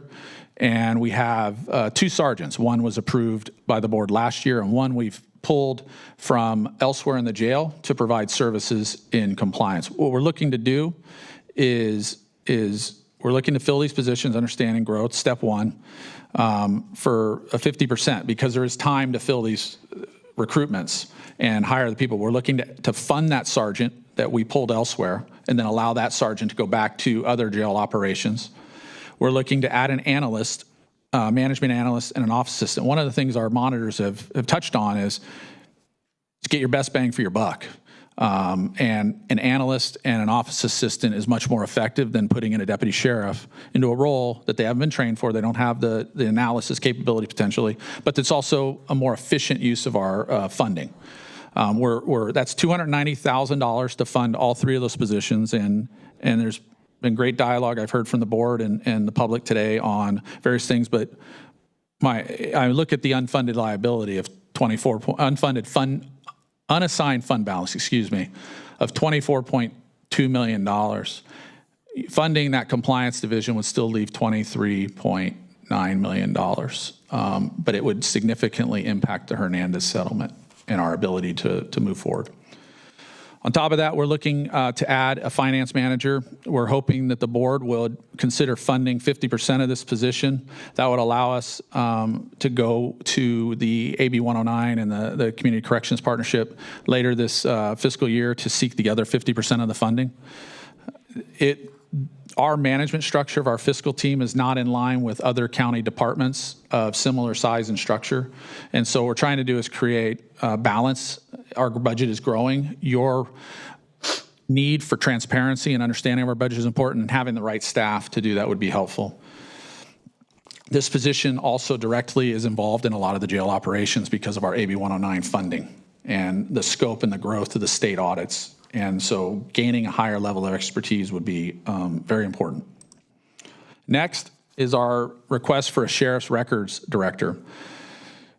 PRA request and civil litigation subpoenas, they're astronomical and they're growing. And with the implementation of a body-worn camera program, we fully expect that to continue to grow. We get a lot of support from county council. We get a lot of support from other, the DA, various other entities in filling certain needs for document requests. But right now, our records and documentary services units are all managed by our IT manager, who technology and the growth of technology for our budget it takes a lot of time. So we're trying to split that and allow our IT manager to focus on the IT issues and bring in a specialist to focus on our records and warrants and document-related issues to ensure we have oversight there, because the community keeps coming, they keep asking, they keep wanting the documents, and we have timelines we have to respond by. That is again, a 50% request at step one. Recognize it's going to take us time to conduct, recruit, and hire that position. And I do understand that in future years, we are going to see a continuing deficit. So funding something now, we're pushing and adding to that unfunded liability. We're adding for others, but it's about where's our core services and how are we going to start impacting the basics for ensuring the public has what it needs in public safety. Administrative operations manager, this is our sheriff's communications manager. Again, this is an individual who we are looking to add to manage our public relations, our community crime prevention, our engagement with the community, working with our public partners, ensuring that we're filling those roles. And we talked about this, and I'm really trying to, I have a timer here going for myself to keep myself on because I know I ran long last in March. So I wanted to respect the board's time. Our next request is for a program manager, a sheriff's maintenance manager. And as an example, we've had discussions. We work well with Public Works and Facilities. We've engaged in more meetings with them to address our concerns, not only in the jail, but in the PSB and other areas. But part of this is develop our maintenance manager to create the maintenance division we would create in the sheriff's office, manage our fleet. One of the challenges we face right now is I have multiple vehicles sitting that need work that have been sitting for weeks. And I have to have staff to stay on top of that and liaison. And creating a manager, they could take that away from a chief deputy managing a maintenance program. So our challenge is having the right staffer to work peer-to-peer with management level officials at facilities, public works, to address our issues. Again, we're looking at a 50% first year step one add. The biggest add in our request is adding an additional 16 deputy sheriffs to our corrections bureau. This would be, it's kind of broken down there as you see on the slide. 4 for the receiving area allows us to split 1 24/7, 7 days a week onto the 4 primary teams in the receiving area. Receiving is one of our highest liability areas in the jail, is one of our highest confrontation areas in the jail, and staff during an intake must stand by while an intake is being done, and it prevents them from monitoring other areas in receiving. This would allow staff to have support and focus on being able to do multiple things at once with a little more peace of mind and responsibility for those we're in care of. Additional 4 for our housing block, similar concept, 1 per team. Additional 4 for our classification. Hernandez, the classification impacts for Hernandez addressing mental health, gang, medical, various things, general special needs. It's time, and we don't run that 24/7. We don't run that per se 7 days a week because people take time off. This will allow us to expand 7 days a week, make sure we have dedicated people per team. It will allow us to also add a fentanyl certified dog by making one of those individuals a handler for that program because it ties to that. Additional expansion of our program we were looking for, and additional expansion of deputies for our jail medical unit to provide focused deputies for that. Now, big ask. We understand it when you look at the upcoming deficits. So what we've thrown out here is an option. You know, there's multiple options for year one. Do nothing, add nothing, expand nothing. We understand that. Now, looking at what we've targeted here is in year one, we're requesting it's about $1.4 million, fund our full compliance division, fund our finance manager, and fund 8 deputy sheriff's positions.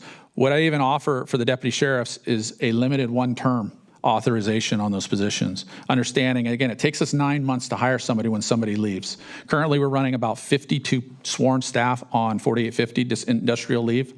And our data is showing that we're trying to track data by how long somebody's out, probability to return. And many of those people are paid through the insurance company at a certain point. But our data is showing that when somebody gets out 12 months, it's less than 20% are going to ever return, depending on the situation. And so what we're looking to do is take 8 positions against those people who are out on a 1-year limited term, and then when somebody separates for whether it be retirement or they go somewhere else, we can slide somebody out of that limited term into a permanent position, and then the idea being we come back to the board next year to seek reauthorization to continue that program, looking at our deficit, looking at long-term obligations. But it allows us to take where we're at with 0 vacancies now, increase staffing in the sheriff's office against our work comp base, and then bring those people over in a faster mechanism because we could get them into the academy, we could be prepared. Now, and it reduces our potential of committing to that funding. Now, we would tell the individual that they're in that limited term position, their agreement would show that, so they know that we've got to get them through. But it's just for considerations. We're willing to work with the board to try to increase the services. These 8 deputy sheriffs in corrections, what do? They allow us to fill half of those 16 we asked for originally, to spread them through the facility, to increase services to our population, reduce overtime, reduce the wear and tear, increase wellness for our staff. And that's ultimately the end of the presentation for today, and I open it for questions for the members of the board. Thank you, Undersheriff. Glad to hear that vacancies have been filled. I don't know when was the last time the Sheriff's Department actually filled all these vacancies out there, but I guess it's been a little while. And on terms of the compliance with Hernandez, I know you made a lot of steps in the last year into there. Where's your perspective now on how long you think before we have a realistic chance of getting out of here, of that? And I know that's a little bit of grabbing a number out of the air, but just trying to see what your best estimate might be where we're at. Supervisor, you know, with the Hernandez settlement, we have to meet substantial compliance. Once we meet substantial compliance, then we have to maintain that for a year. So it's getting us to substantial compliance. We're waiting for the new reports to come out to see where we stand with it. I'm hoping by the end of this term that we are very close, so we're done. I wanted to do it the first year, as everybody knows, but that was impossible. And so I'm more realistic now, and I think we're making great strides. It's one of our number one commitments. You ask anybody and say, what's the sheriff's number one thing? And it's really meeting the mandates of this Hernandez settlement so the sheriff's department can move forward. Thank you on that. I know it'll save tremendous amounts of money just in overtime at the sheriff's department, at the jail. Supervisor Lopez. Yeah, can I get a little clarity on the budget ask? You put in 8 positions this year, but you talked about potentially using future vacancies created through the leave process, with only 20% historically returning, yet the budget ask is still $900,000. So can you clarify how much money you would need? Is it positions or money or both in that scenario? So the honest answer is it's a very vague area when we have the conversation with risk management as to where the money goes when these individuals are on the 4850 for the long-term care through the insurance. What I can tell you is by filling our vacancies, our salary savings that almost every department and office in the county uses to balance their internal budgets dissipates significantly.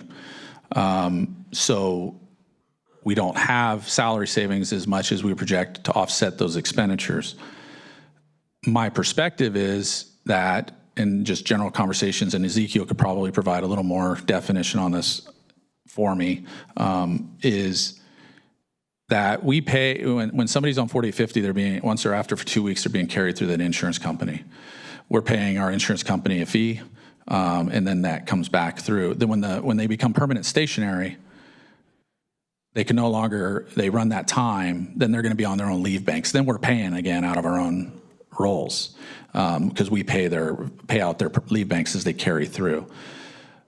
That's why I'm putting it out as 8 positions. It's about $1 million that we'd be asking for a one-time fund in a limited term to allow us to see how that impacts A, the Hernandez settlement, B, as retention by reducing wellness, wear and tear on our staff, the gaps. I don't have a great answer. We're trying to come up with a creative way to impact Hernandez, provide opportunity for our staff to see wear and tear reduce on them, and to continually evaluate the work comp system. We are doing a study internally, and we could come back to the board later this fall to do a more detailed analysis of our sheriff's office related study on that aspect and provide more detail on where the money's going. But that's the best answer I can give you today. That's helpful. Thank you. Just one question on some of these expanded staffing augmentation requests. It seems like they seem to be a low number. Are those salaries only, or are those salaries and benefits? And it does say it's requested for 50% at step 1. So this is only half of those positions? Great question, Supervisor Alejo. What we did is we looked at a new hire who we're hiring as a deputy sheriff. They come in at first as a deputy sheriff recruit, which is paid below the deputy sheriff 1 step, and then they graduate the academy and they're bumped into deputy sheriff corrections at step 1, and they're in that step for that first year. And so when we're looking at these ads, we're looking at people who would be coming into the industry brand new, never with experience. They're going to be a step 1 employee. And what we're looking at is that projection dollar amount is salary and benefits. Our finance team put that together, but that's where the 50% is. We're looking to fund 50%, meaning it's going to take us time to hire and get somebody completed and then get them on the books, realizing when we built this, we weren't full. Today we're full. So the idea being is we wouldn't be bringing these people on until later in the fiscal year, and we would use that 50% to cover the back half. Got it. So, but then the following year, to keep them employed, you'd have to fully fund, which would be double That's correct, Supervisor. It would be fully funded. It would be funding them for the first or the second 6 months. Thank you for that clarification. Or, and just add that, that's that limited term where we use it to be able to bring them into a permanent position, and then we come back to the board next year to request continued expenditure on those positions. Any other questions? Yes. Yeah, congratulations on all the new hires, and to new hires that are watching, congratulations and welcome to the county. I also am really pleased that the Sheriff's Department is leaning into the CalAIM implementation and figuring out how that's going to work, and working with social services, and we're building out something brand new here, and so I think that's really exciting and offers some opportunity to improve on the health and welfare of everyone who steps foot through our facility. The questions I had were similar to my colleagues in terms of the ongoing funding cost of these additional positions. And I think I've always been really clear. I'm acutely aware of sort of the increased cost of doing business, and we see it throughout the county. And the cost to deliver services is oftentimes greater than the increased revenue that we're receiving. We had a long conversation earlier about revenue. The budget as it's proposed uses the suspended UAL to fund some of the positions that you're requesting here. And so as I commented earlier, if we're using the UAL funds to fund positions, I hear the discussion of them being maybe one time, but maybe ongoing, and the ongoing cost is going to be significantly greater. So I guess the concern that I have about what's being asked for and presented in this request from the Sheriff's Office is really the ongoing increase. We're already increasing just at a status quo if we kept everyone who exactly was.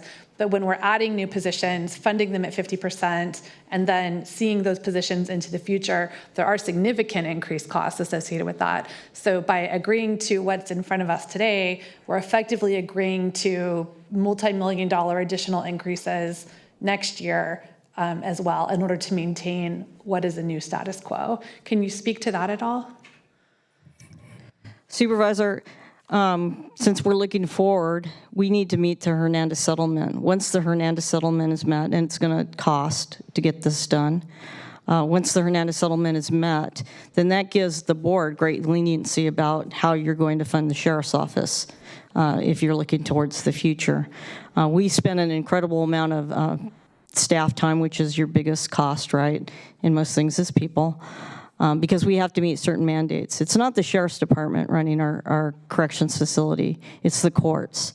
And so it would be really great if me as a sheriff could make some decisions and the board could make some decisions outside of the court mandating what we're gonna do. And so these are all measures so we can get to the end of this Hernandez and meet the things that the court's saying we need to do.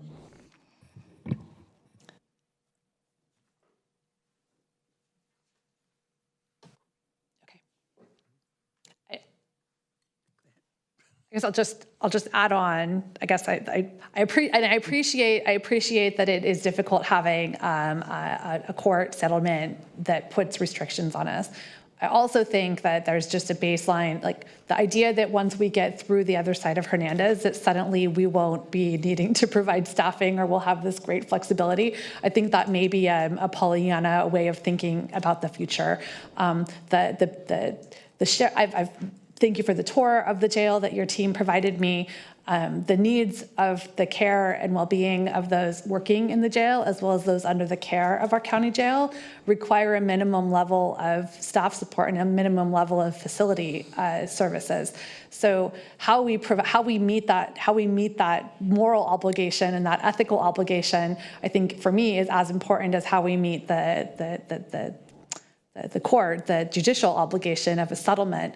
And so I hear the hope that we get through it. I of course want to see us on the other side of Hernandez as well, but I don't, I guess, foresee that it suddenly solves all of our problems. And so what I'm asking is, how do we as a county manage a department that has this ever ballooning budget in order to meet those needs? Where's the arms around that say this is what the needs are and how we're going to manage that? Because our revenues are not increasing at the same rate that the sheriff's office needs are increasing. I agree with you, Supervisor, it's not. But the thing is that we do need to meet the Hernandez settlement, because what we were doing in the past wasn't working. And I think that the 8 years prior being under the settlement, where we were at 35% compliance. And we maintained that for a while because I think it was the low-hanging fruit on the settlement agreement, is that this is just going to be a continued burden if we don't start trying different ways to do this. Now, I've been through a consent decree. I was an auditor at my alma mater under the consent decree. And once we got our arms around it as a very large department, then yes, once we met the settlement, we were able to get rid of units that took care of the settlement. So I think, one, you guys control the monies, and we do this every year, is the accountability piece of it. Yeah, go ahead. And we do agree. That's the unique part of this process. We respect your role in making the determination on the funding to allocate for not only our organization, but all organizations in the county government system. But we look at it, our position is to present to you our vision for how we're going to address the issues. And we respect the decisions you make, and we live with them. And then we become responsible within what the board as a whole makes the decision to provide us. But we felt it wouldn't be prudent for us to not come in here and express what we believe we need organizationally to fix the problem. But we're well aware we will work with what you provide us and be a good partner. Okay, thank you.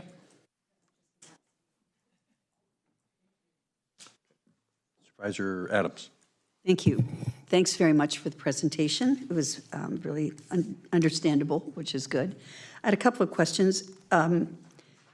So some of the augmentations have already been funded, and then we're just looking at the 8 additional requests. Can you just tell me what the total amount is for those new augmentations that are being requested?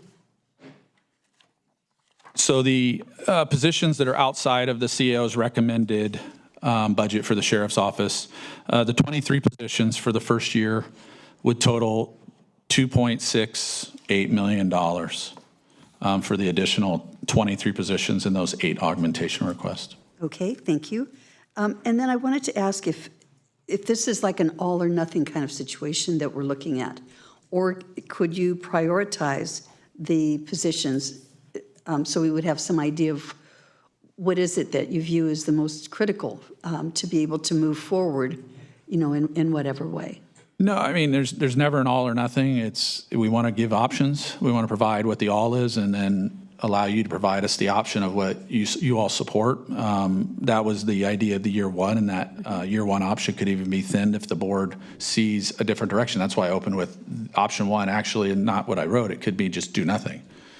We understand that. So it could be a piece of what we wrote. Our highest priority in this process, number one, would be the additional 3 positions for the compliance division. We've seen significant positive improvement with launching that unit, and we feel that we can double those efforts by adding 3 to 3 that are already there. We can grow even faster and make more progress in a more timely manner. That's the sergeant, the management analyst, and the office assistant. Correct. Okay. And then my final question is, are any of these positions, or do you already have someone on staff that does grant research and grant writing for you, or do you have funding to have a contractor that can do that for you, to find other pockets where you're able to supplement the budget through grants? This is our grant writing team. They all get tasked out with, we create projects, and we get through Cal Sheriffs, through Bureau of Justice Assistance, we become aware of various grants around the country, and working with the appropriate bureau that the grant might work with, the chiefs are assigned a project to work with their staff to develop and build a grant, we reach out to our peers throughout state sheriffs because everybody's approaching these things in a similar manner to see who's has other angles. But we haven't allocated funding to a specific grant writer. It's a challenge of, do you put money into somebody with what's the net reward? We've applied for a number of grants and we've been unsuccessful. But we've also received some grants. So, but this is the team. Commander Davis and Commander Rodriguez were a big getting our $600,000 for the body-worn camera grant from the feds. Mr. De Silva, who's our program manager, and Captain Smith, the $5 million grant for Cal-AIM. So they wrote those grants. So the team does a great job, but no money direct for a grant writer. Thank you. It sounds like they're doing a great job. Thank you. How much is Hernandez costing a year in overtime, and what are the costs? I know I'm giving you questions you really can't answer here.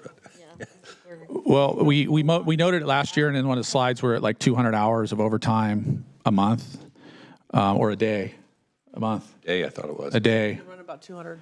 And that's to meet minimum staffing requirements that are put on us by Title 15 and the Hernandez settlement. So 200, that's our hope is long-term as staff come back from work comp, but also potentially adding 8 short-term temporary positions on a 1-year term, we can cut into that overtime, reduce that cost. So we can provide further detail later this year if you'd like. Millions is what it sounds like anyway. $5 to $7 million easy. Thank you. Yes, Supervisor Askew. Yeah, just one more comment request. As we, I guess I think that the CAO was very generous in what was proposed to be included in the budget, and it sounds like there's some very valuable additional requests that are being made. However, given the significant increase that's already been put out on the table, I'm comfortable supporting the CAO's recommendation and hopeful that you guys can, within that, figure out how to prioritize some of the other ed requests that you put forward. So I'll make that statement. I also think it would be valuable, we spoke about, I think Under Sheriff mentioned, this is where we get to hold the sheriff office accountable. I would argue with that a little bit, and that we do have a basic responsibility to provide for the public safety of our county. I think it would be helpful for us and for the public. Right now, we're talking about a handful of positions and a couple $1 million of a $50 million budget. I think it would be helpful to have a study workshop at some point in the future where this board has an opportunity to take a look at the full sheriff's budget with some presentations from the different bureaus and divisions that you have, so that we and the public can see the broader vision and understand more what the full picture is that's happening. We oftentimes sit at the budget hearings and we're talking about one specific request, but really it's the sheriff who gets to make the decision within that $50 million budget, $57 million budget, how to prioritize those specific funds. So I just want to acknowledge that and say right back at y'all, and look forward to having the opportunity to go into more detail in the future.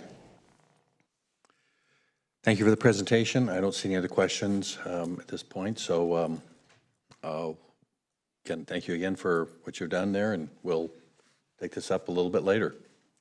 Thank you, Chair, and thank you, Supervisors. The next, have a good day. Yep, thank you. Next item up is land use and environment. We have Mr. Ishii and Ms. Laravel.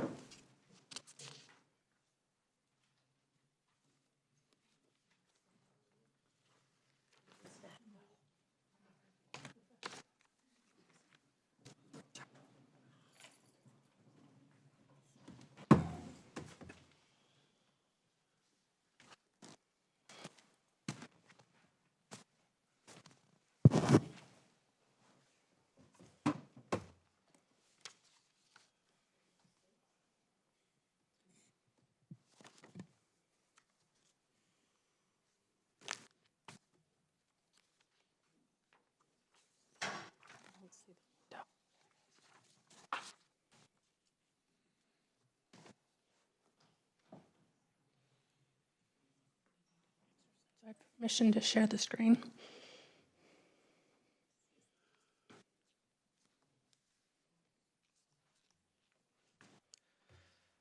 Okay, great. Thank you.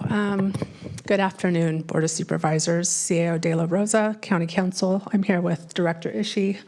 If I didn't say it already, I'm Lindsay Larable. I'm the Assistant Director for Public Works Facilities and Parks. And I'm going to be presenting our department's budget request for fiscal year 25. Our core functions are to provide customer service, operate and maintain county roads and bridges, facilities and grounds, which are some general services that include fleet, mail courier, records retention, real property for the county. We have our county parks, including the former Fort Ord properties, Laguna Seca, and not stated on there is also our lakes.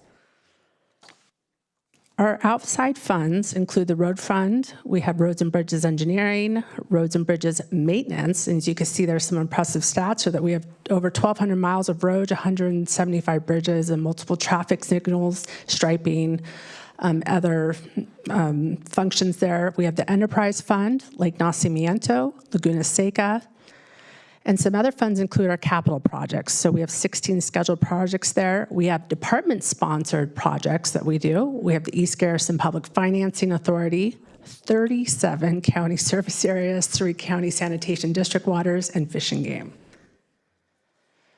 So for our general fund core functions, we have facilities maintenance. That includes grounds as well. We have 2.7 million square feet of county-owned facilities. We have over 400,000 of leased building space. We do vertical construction, do capital projects, and project management. We manage the 5-year capital improvement program for the entire county. That it does exclude Natividad and ITD. We have property management. We pay the utilities for our multi-use facilities, parks, and the sheriff, the jail. County parks, that's 30,000 acres, and put that into context, that's 2 times the size of Manhattan Island. Fort Ord, 3,000 acres there. We do litter control, rifle range, county disposal sites. We manage stormwater floodplain management and our essential services that we stated earlier, which is fleet, mail courier, and records retention. So how do we balance our budget here? We have 148 full-time employees under that are generally funded. We have a revenue of $3.5 million. We have expenditures of $16.5 million, and we get a general fund contribution of $13 million. So in order to balance our budget, we had to cut $1.2 million of baseline services. So we have a few augmentation requests. A few of them include restoring that baseline budget, those baseline budget requests, and we have a couple additional ones here. We have 13 unfunded, but I'm going to actually take one off the table today. That's the Pajaro CSD. So you're seeing a total of $2.7 million, and that actually brings us down to $2.1 million. And for the board's, just to help for the board's understanding of our priorities, we've ranked them from most critical and descending from there, in descending order.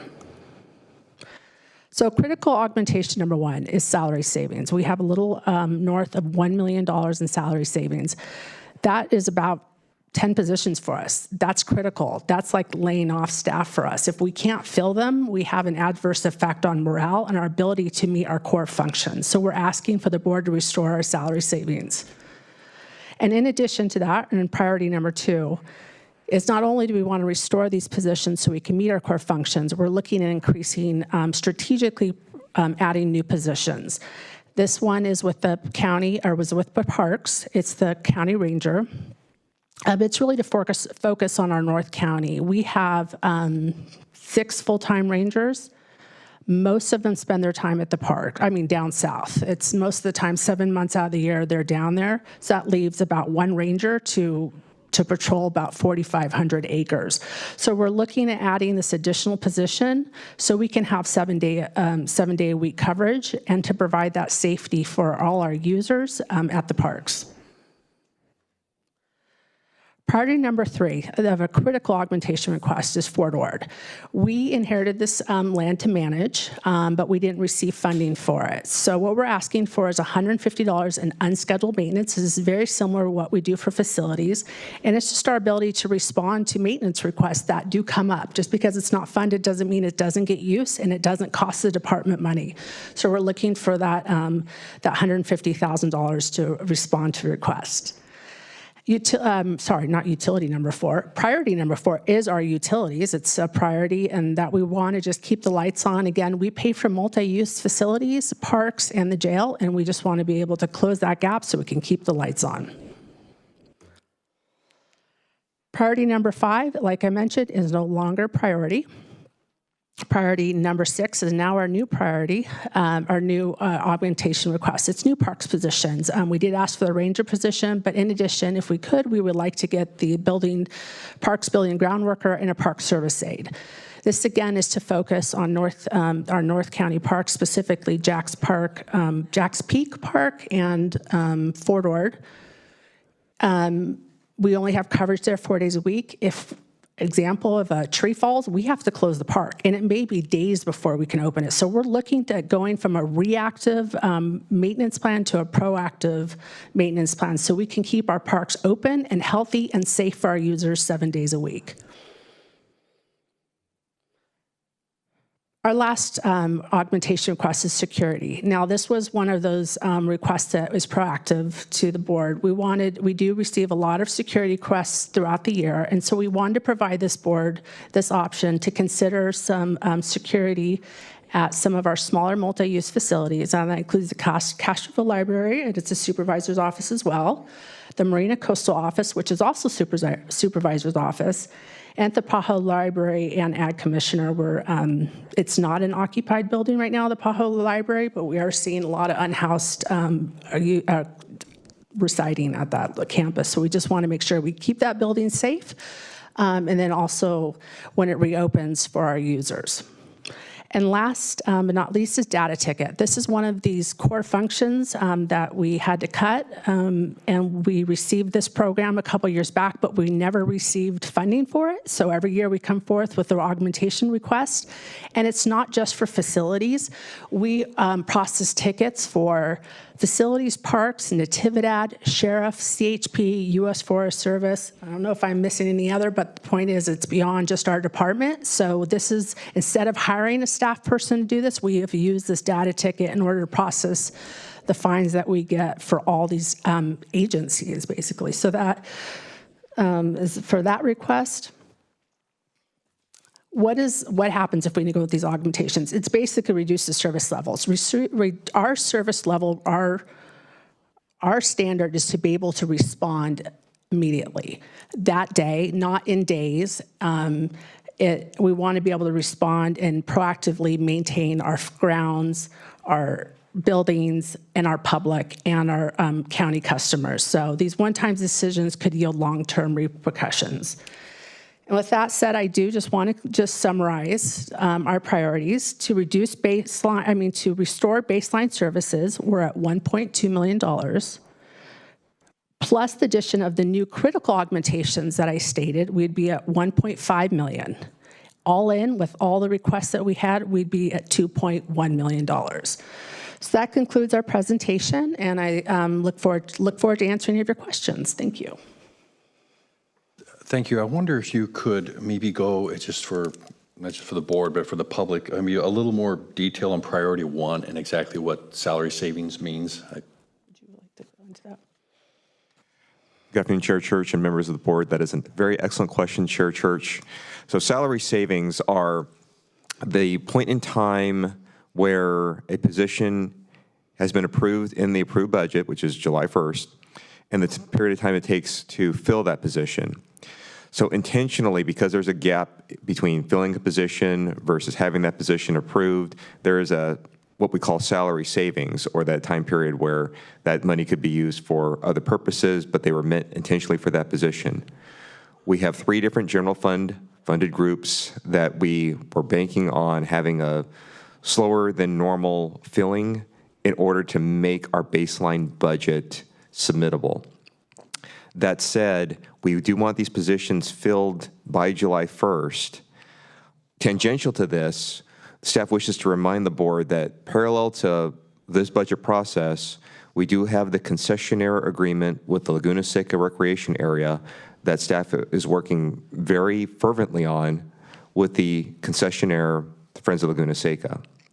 When that does enter into a concession agreement, the 7 Laguna Seca funded positions that work at Laguna Seca that are county staff need to be reapportioned elsewhere. And so their duties are currently being reevaluated and looked at where we could apply those positions without having to come back and ask for more funding from the board. But here again, when that does enter into a concession agreement, those positions that are meant for Laguna Seca need to find positions elsewhere within our department. So we're trying very hard to find a spot for them. We've identified some spots currently.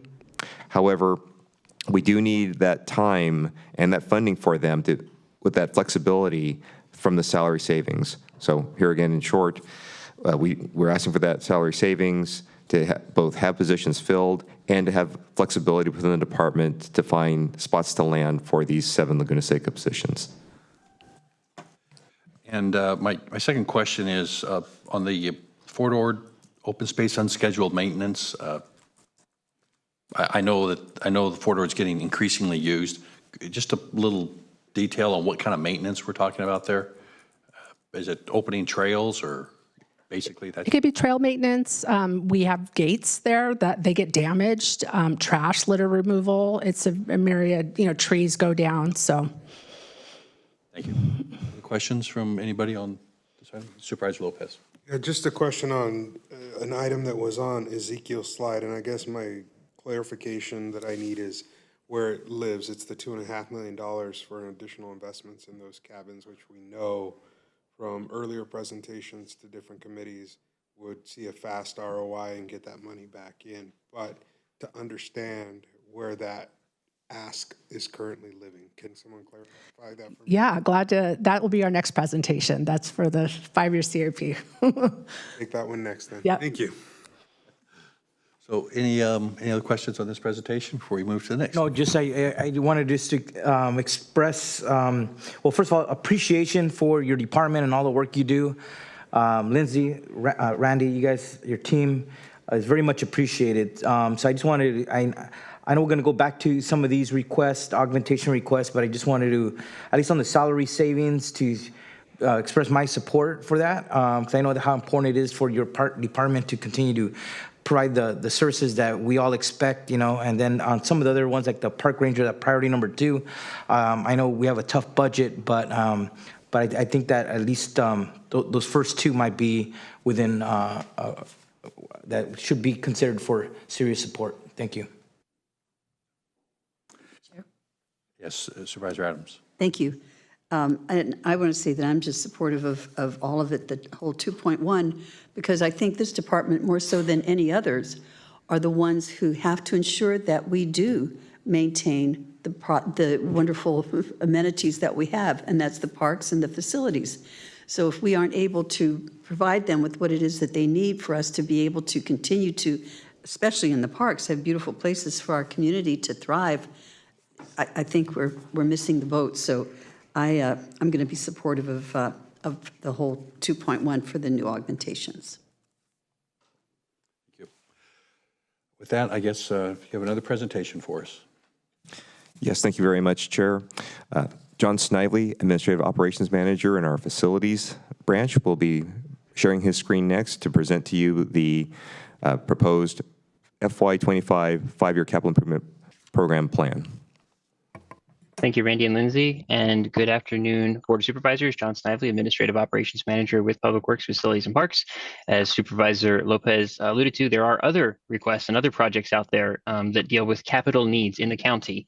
And one of our responsibilities at PWFP is to compile the list of capital project needs and the capital project plan across the county for all departments, and present that to the Board of Supervisors for consideration. So I have a few slides that will summarize the CIP process and what entails the CIP, and also some of the additional project funding requests that either PWFP or other departments have submitted.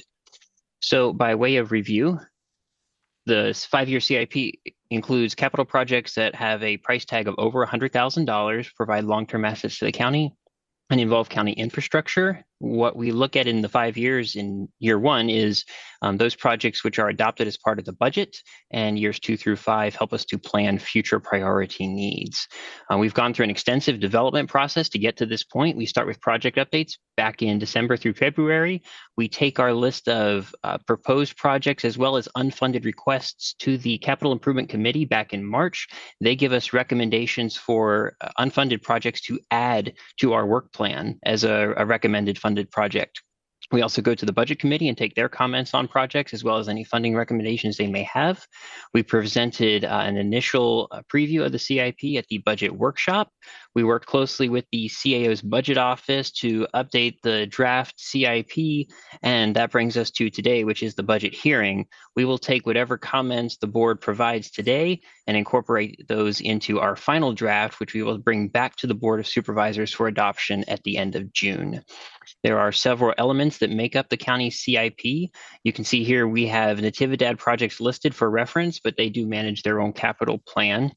We also have the PWFP Road and Bridges Road Fund Work Plan, which we saw reference to earlier in Ezekiel's presentation.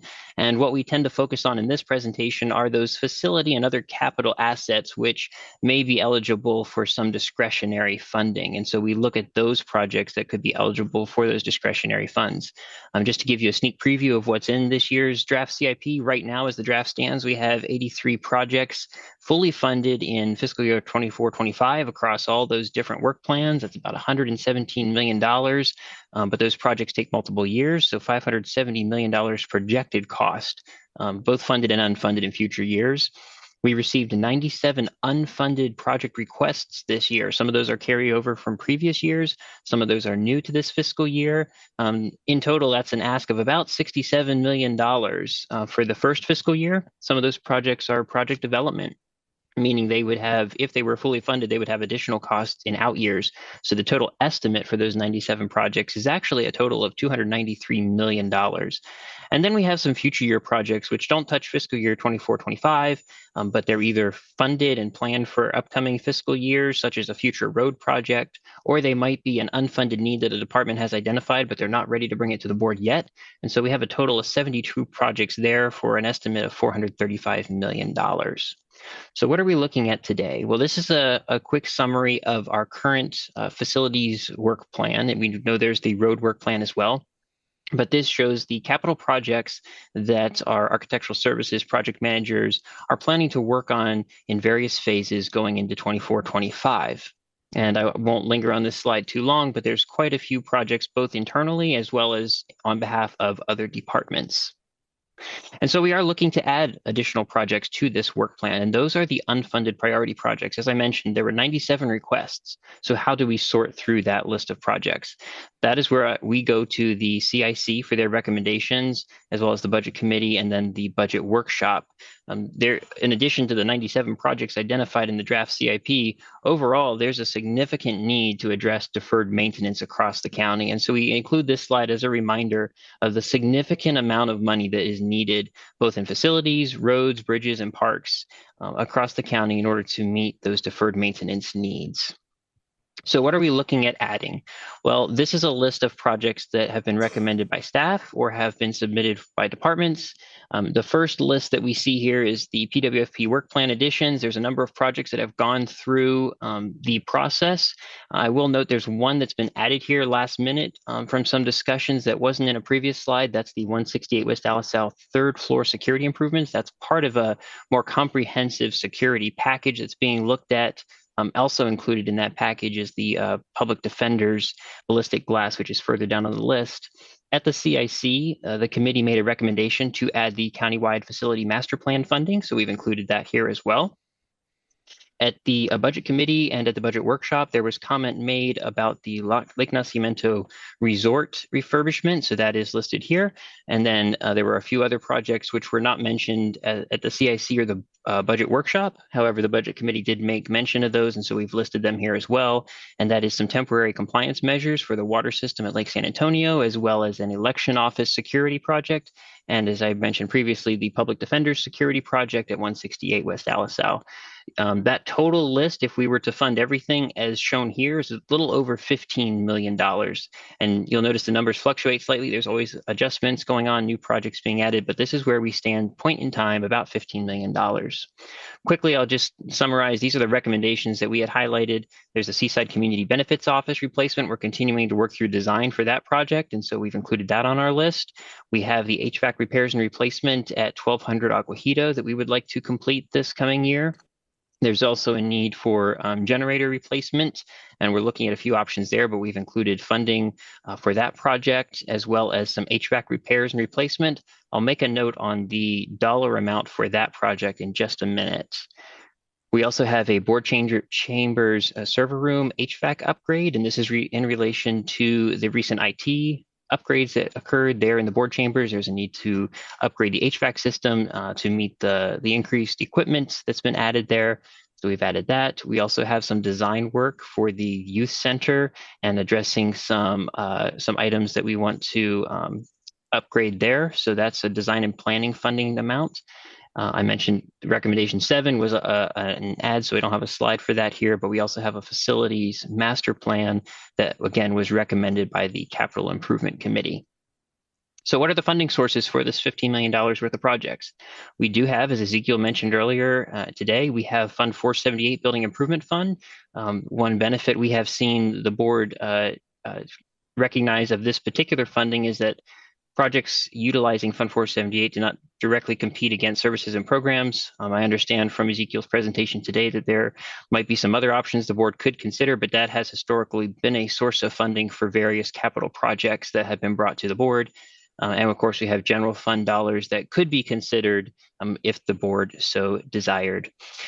So what we are recommending that the board do today is take a look at these projects and provide direction on any unfunded capital projects to add to the work plan, and then provide direction on funding sources. I would like to share one more slide, and that is this table here. As I mentioned, the total ask is about $15 million. However, Ezekiel mentioned earlier in his presentation that Fund 478 is projected to have an available funding balance of about $11.8 million. And so today staff went back to some of the project managers and reassessed some of the numbers. And here you can see the original request in this column, unfunded request. However, 2 of the projects, the HVAC repairs at Schilling Campus, as well as the Lake Nacimiento Resort, could still address the critical repair and replacement needs this fiscal year while reducing the dollar amounts. The biggest difference there being the HVAC repairs and replacement.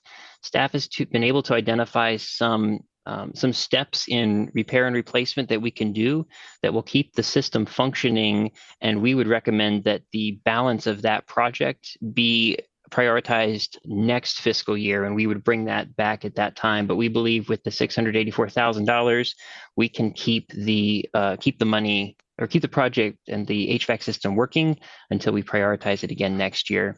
So I'll stop sharing at that point. I have this and the other slides available to bring up if needed, and that concludes my presentation, and thank you very much.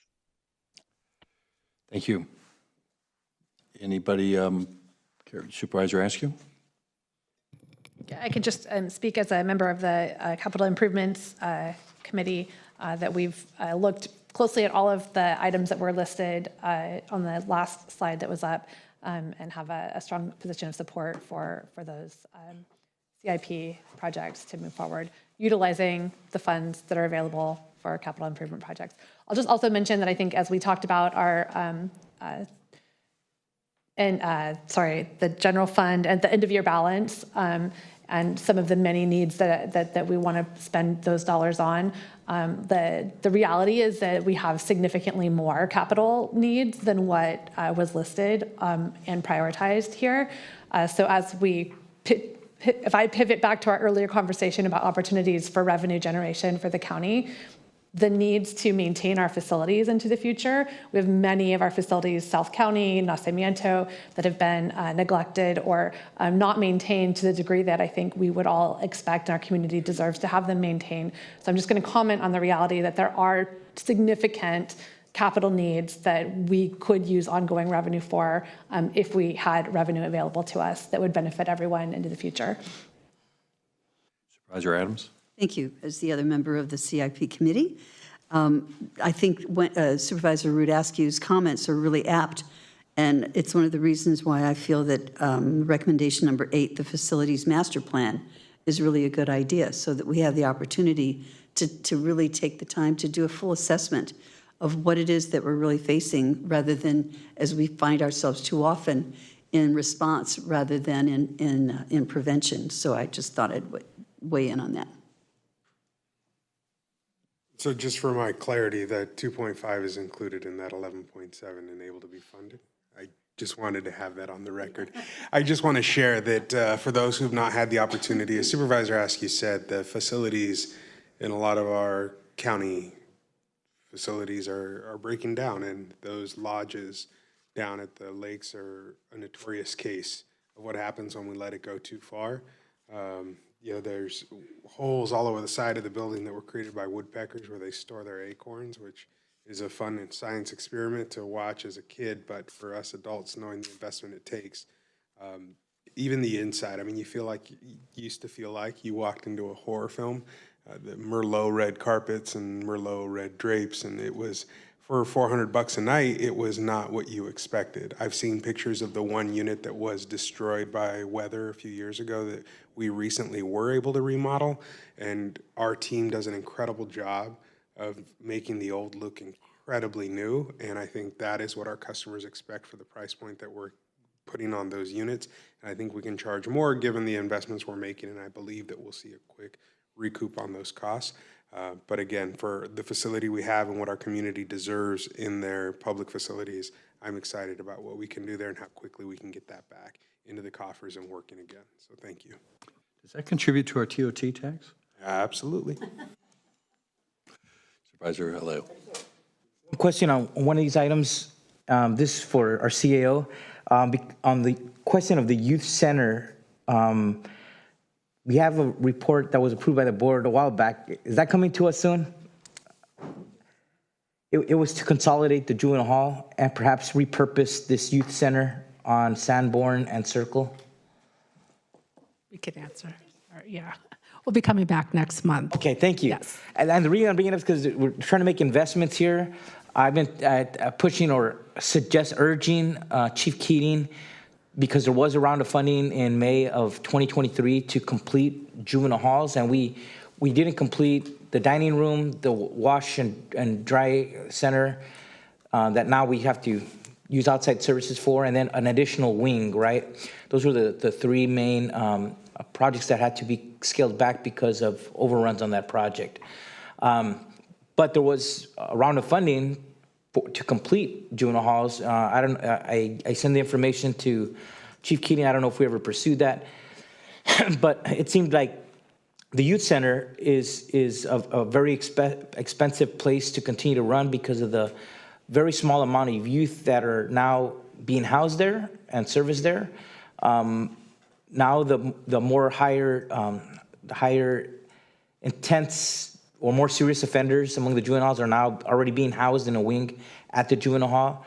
And I have this referral pending, but it's never come back to us. And then the last time we took this up, I think it was probably 2 years ago, when Charles was just starting to do this study under the CAO's office to look at whether there could be some kind of consolidation or efficiencies under the new juvenile hall facility. But it is coming back next month, so I just wanted to raise it here because we've been talking about it, but I'm glad it is coming back finally next month for discussion. That is correct, yes. Thank you. And thank you for the extra pencil sharpening on the CIP projects. I mean, that's $3 million that we don't have to look around for and try to find ways to fund in this tight budget. Thank you for the presentation. And next presentation up is for Health and Human Services. Elsa Jimenez.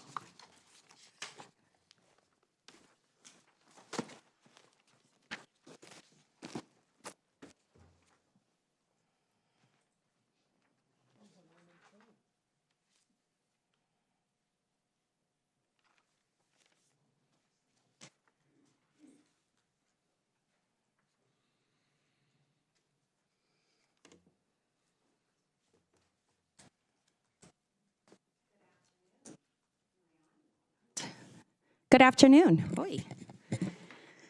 Elsa Jimenez with the Health Department. Thank you for having us present our recommended budget. Here today, sorry, I got a little lost there. This is my first time using my own device to be able to present, so bear with me. So thank you again for having us here today. I just want to remind us what your health department does. These are our 4 overarching goals that really drive funding we pursue, the services we deliver, again, with the ultimate goal of making sure that every resident in Monterey County has access to public health services. I'm very pleased to let you know that we keep growing as an organization, albeit this last year we only grew by 3%, but when you have a recommended budget of $383 million approximately, that is a significant number. And I'm very pleased to say that that growth is really attributed to the tremendous efforts of our team in serving our residents and delivering high quality services to them. And we continue to rely very minimally on the general fund. Less than about 3% of our operating budget relies on the GFC. As was alluded to earlier by our Assistant CAO Budget Director, Vega, the California governors may revise, unfortunately, did not include the future of public health. You may recall that pre-COVID, there had been years, decades of disinvestment in local and state public health departments. And after a lot of support behind the California Can't Wait campaign over a couple of years, 2 years ago, the legislature approved $300 million for investing at the local and state public health departments, $200 million of that going to local health departments, and our share of that is about $2.6 million. As required, we have budgeted 70% of the dollars for staff. The whole goal is to add FTEs to build your human resources infrastructure to be able to be better prepared and respond to any type of public health emergency. We've used these funds to fund 13 positions that are spread across public health, our health administration, and environmental health. If this funding is not reinstated, fortunately, the health department does have a contingency plan that will assure all 13 positions will find a home using existing departmental revenues. So there will be no impact on the county general fund if future of public health is not reinstated. But I'm going to remain optimistic that it will get reinstated by our legislature. So really my only pending augmentation here before you today is an augmentation utilizing dual settlement funds. On May 7th, Health Department staff presented to your board a preliminary proposal for utilization of these funds, and your board directed us to come back with an update on our tobacco retailer licensing program, as well as a revised proposal.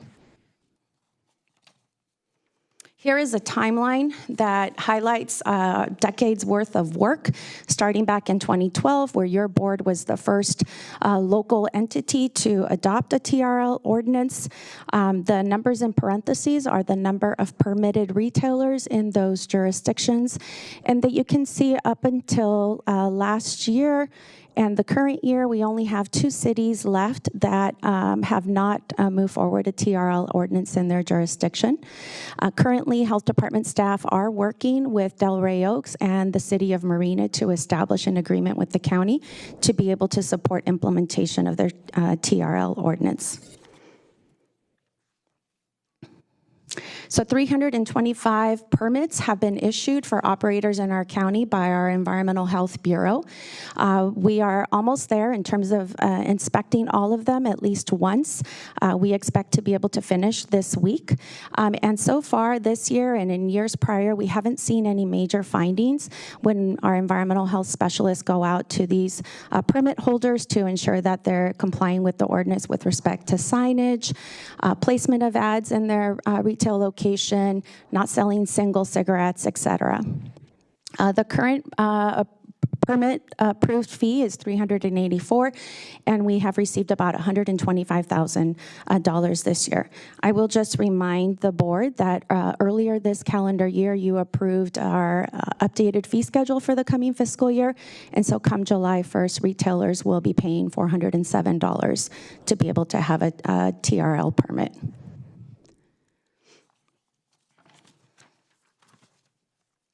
So on May 7th, staff presented a 3-year plan with the request for about $496 for the upcoming fiscal year. Subsequent to the meeting, we learned that the county has actually received $973,000, and therefore we updated our request for the coming fiscal year for your consideration. This proposal before you today hopefully reflects the priorities we heard from you on May 7th. The first one that I want to highlight is TRL licensing efforts. This amount includes funding to be able to restart our youth decoy operations and review and adjust the TRL fee to ensure that the fee is sufficient to cover the cost of compliance checks in the coming fiscal years.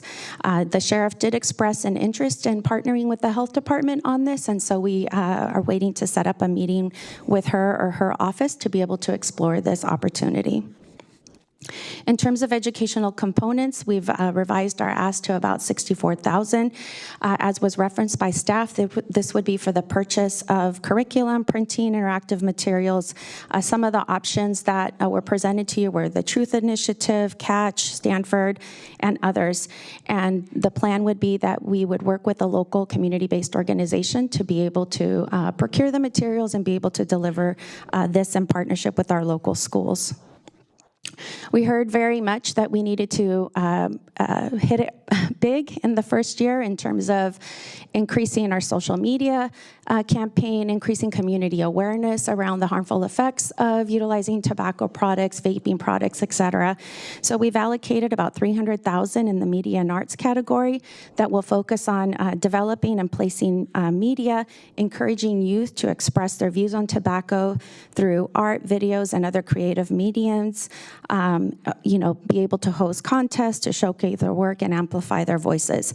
All of this will be developed with the youth and the schools in terms of driving what this should look like.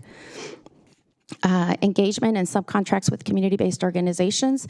We know that in our county, like others, we have a lot of community-based organizations that are deeply connected with our residents, with our youth, and so our plan would be to engage with those community-based organizations who will work directly with students and an existing youth coalition, involve them in making sure that they're available at community events and forums, really educating their peers and others about the harmful effects of use of tobacco. And this will really give the youth an opportunity to develop skills in the areas of leadership, public speaking, research, and project management. We know that are skills that are much needed for them to be successful during their schooling and as well as adults and they enter the professional world. This really will empower the youth, again, a youth-driven initiative to really advance public health efforts in this area. In terms of cessation, the idea would be to provide free cessation and access to local cessation data through the youth initiative. And then lastly, about $200,000. What was really evident is that there isn't a lot of data that is collected from youth in Monterey County in terms of their utilization of tobacco products, vaping products, other harmful products. So we hope to be able to work with our Monterey County Office of Education and the school districts to be able to add additional questions on the annual California Healthy Kids Survey that the school districts implement at certain grade levels so that we can actually capture what our youth are doing here locally and be able to use that to drive where we should invest more heavily in our community. So again, a revised total request of $973,000 approximately, which reflects the amount of money that the county has received to date. And then lastly, because not once or twice do we want you to see our new LaSalle Integrated Health Center, so thanks to our partners at Public Works for highlighting our new LaSalle Integrated Health Center. but I just wanted to share this picture of our grand opening celebration that we had just a few weeks ago, which was well attended and is now delivering services to our youth, children, and families in the Alisal community. Thank you. Thank you for the presentation. Do you have some questions? There were some unfunded augmentations at requests, I think mainly from Hitchcock Road Animal Services onto there. I wonder if there's anything you could speak on that. Yes, so the reason that those were removed is we were able to find departmental revenues to be able to cover the county share. And so this, the city will pay for their proportional share, but we were able to find money within our existing recommended budget to be able to cover those. It was the camera system, the security card system, et cetera.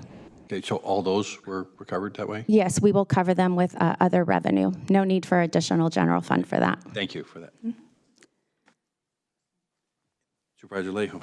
Yeah, I just wanted to be clear. Also, out of the Jewel settlement funds, the 100,000 is for then that enforcement mechanism that we talked about. Correct. And you think that that is sufficient?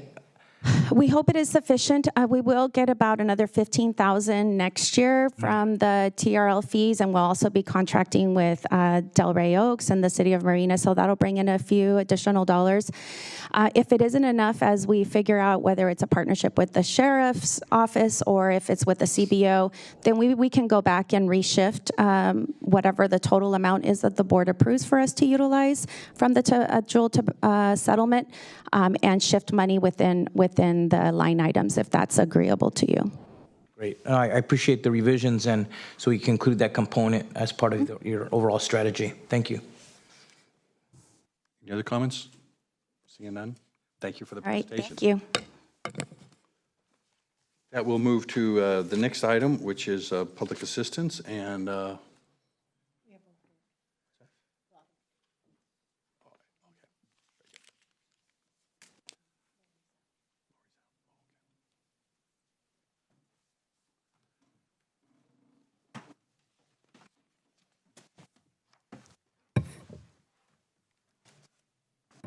As we get settled here and get the presentation pulled up, I also, like the sheriff, had to scratch off good morning. But I'd like to thank you all and all of the previous presenters for not allowing me to scratch off good afternoon. So good afternoon, Chair Church, Supervisors, Administrator De La Rosa, and members of the public. I'm Roderick Franks, Assistant Director of Social Services. With me today is Becky Cromer, our Department of Social Services Finance Manager, as well as Jack Murphy, our Military and Veterans Affairs Officer. We have the pleasure of presenting our overview of the Department of Social Services recommended budget. There we go. Here are the main points that we want to cover today in our overview, and we'd like to be giving some special attention to the current budget impacts we're experiencing and the corresponding augmentation requests. Social Services is a large department. We have about 929 positions and a proposed budget of roughly $350 million, broken down into the three major areas indicated on this slide. Over 90% of the department's funding comes from federal and state sources, with about 6% or around $22 million of our funding coming from county dollars.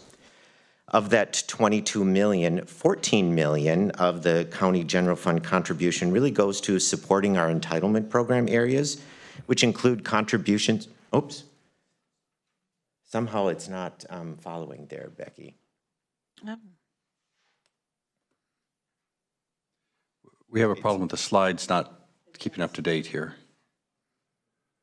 It was showing on my monitor, which is interesting. I noticed it on the clerk of the board's monitor, but not anywhere else, too.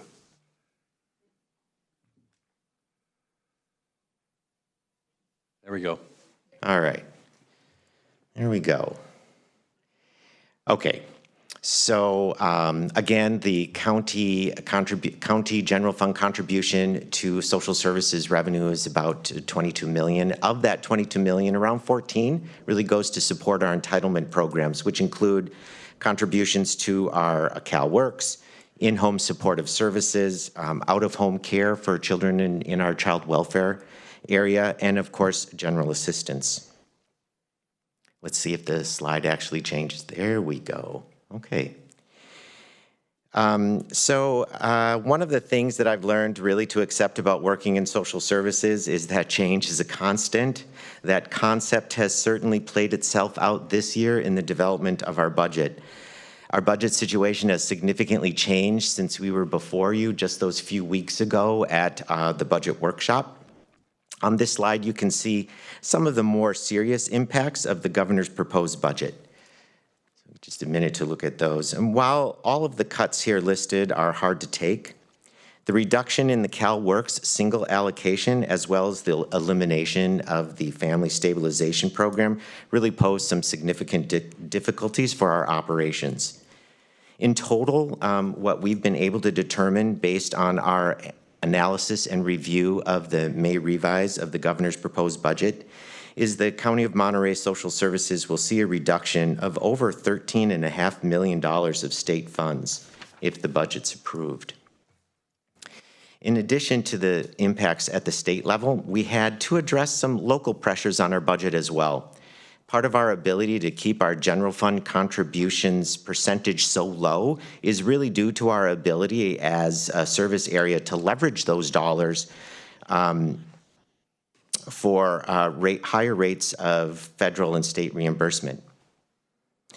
So you can see on this slide that we actually had to, deal with about a $3.3 million reduction in our total county general fund contribution. That translates actually into a loss of our ability to secure around $12 million in leveraged funds. Okay.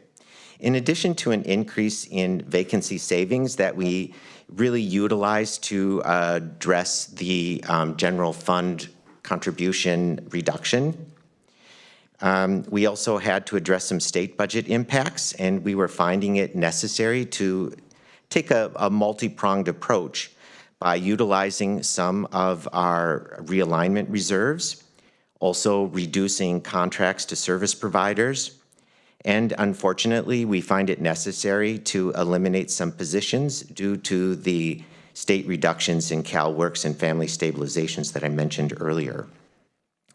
The necessity to reduce position really comes with pain, not only for the individuals and the programs associated with those positions, but also these reductions impact our ability to provide those important services to those in our community in need.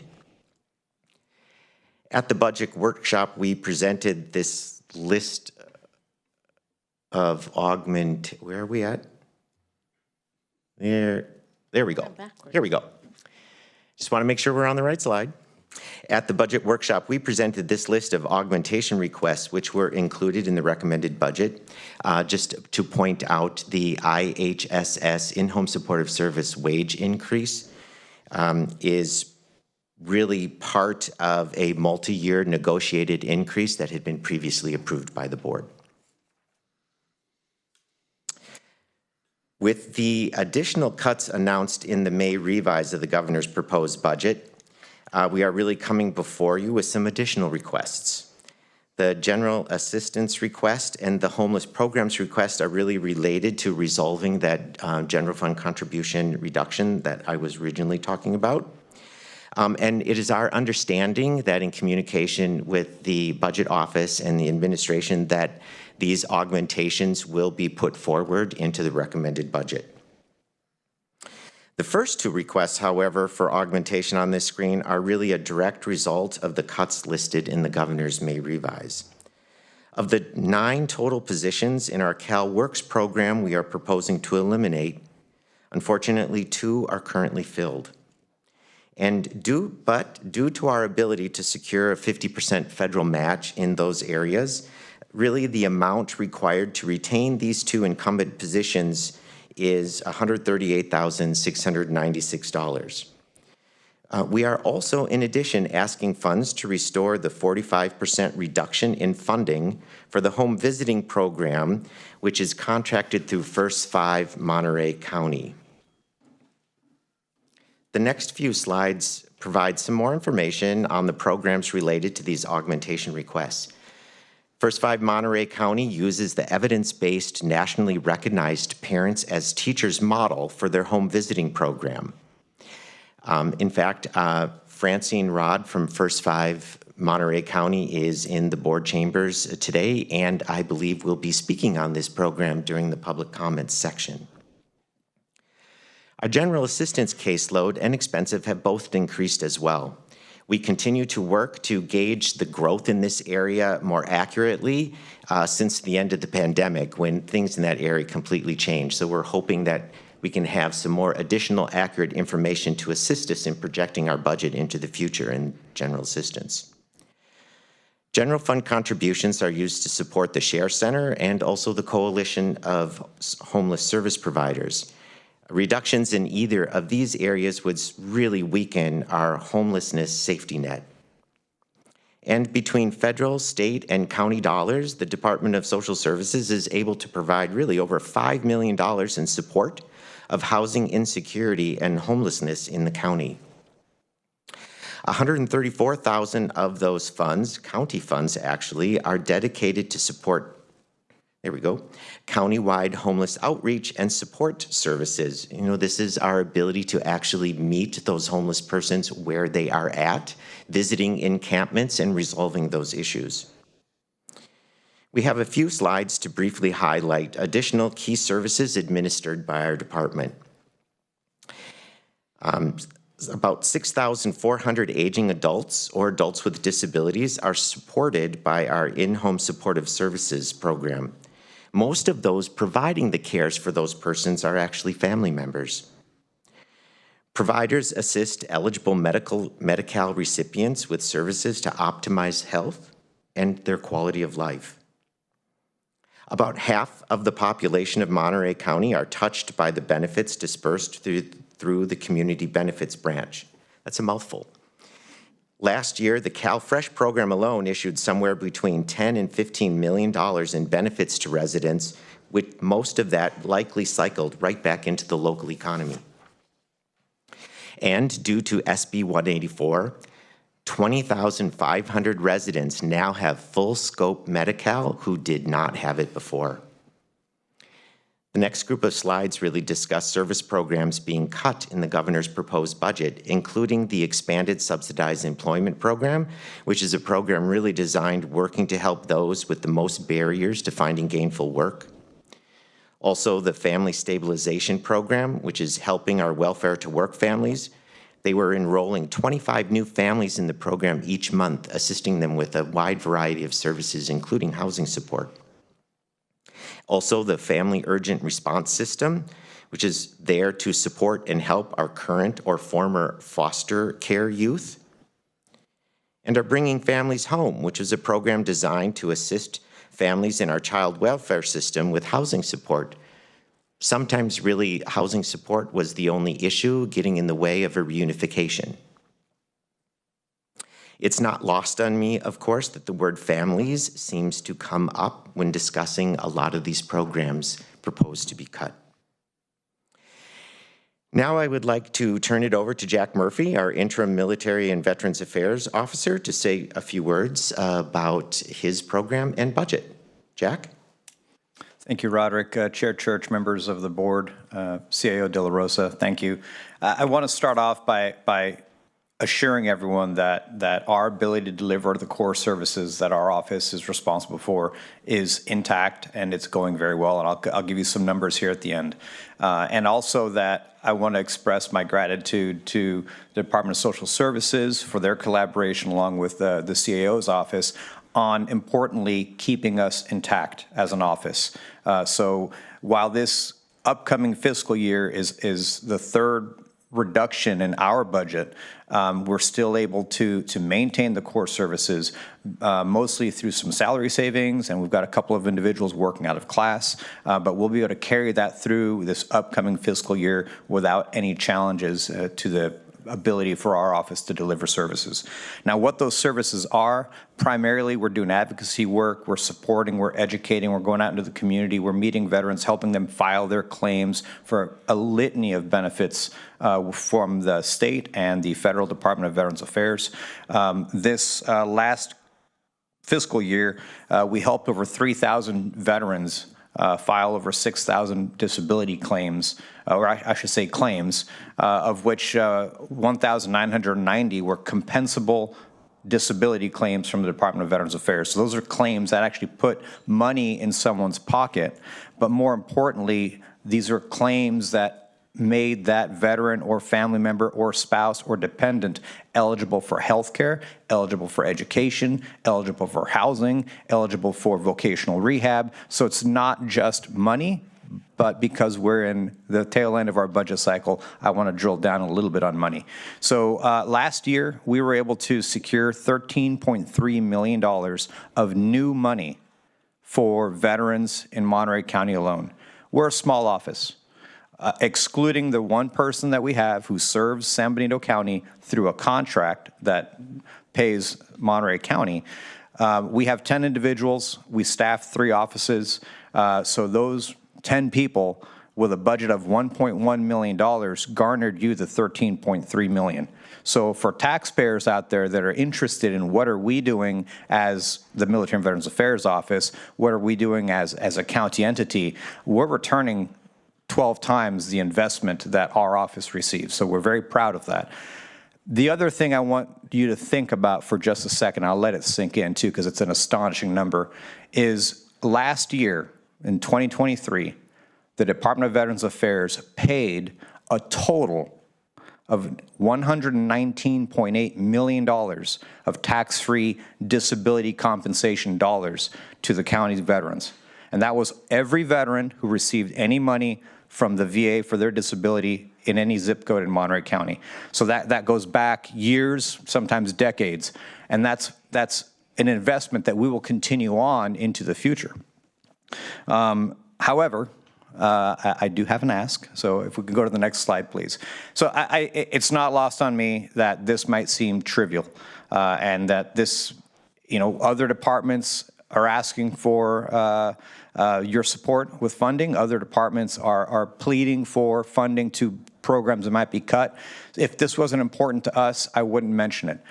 We're looking for $9,000 to augment a conference room that you so generously funded for an improvement of our building. So now we've got a large building. The dream of having a veteran one-stop is really, really close. We've got a gorgeous conference room. We actually have a number of community-based organizations in our building. They're holding meetings to support veterans and their families. We have county commissions. We have county committees that meet in our building. They have Brown Act requirements. I do not have a dedicated Zoom platform for that conference room. I have a Franken Zoom, but by me committing it to that, I have to set up a separate speaker system, a separate microphone system, a separate camera, and provide a county laptop and a county employee who works in our office to babysit that critter.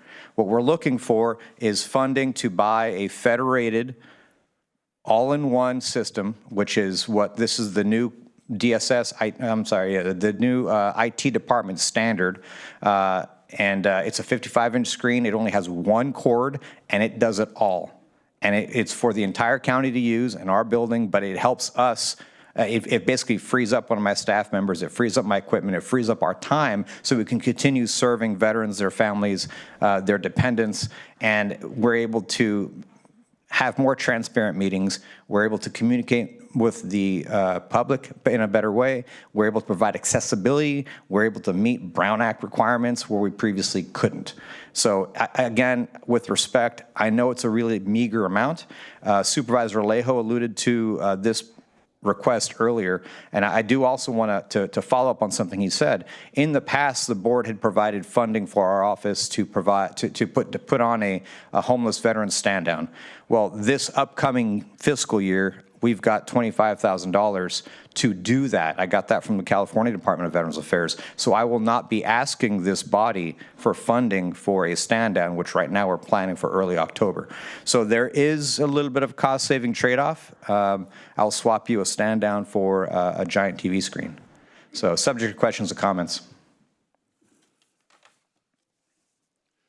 Thank you so much. And Becky, and while we stand for questions, could you move to the augmentation slide, please?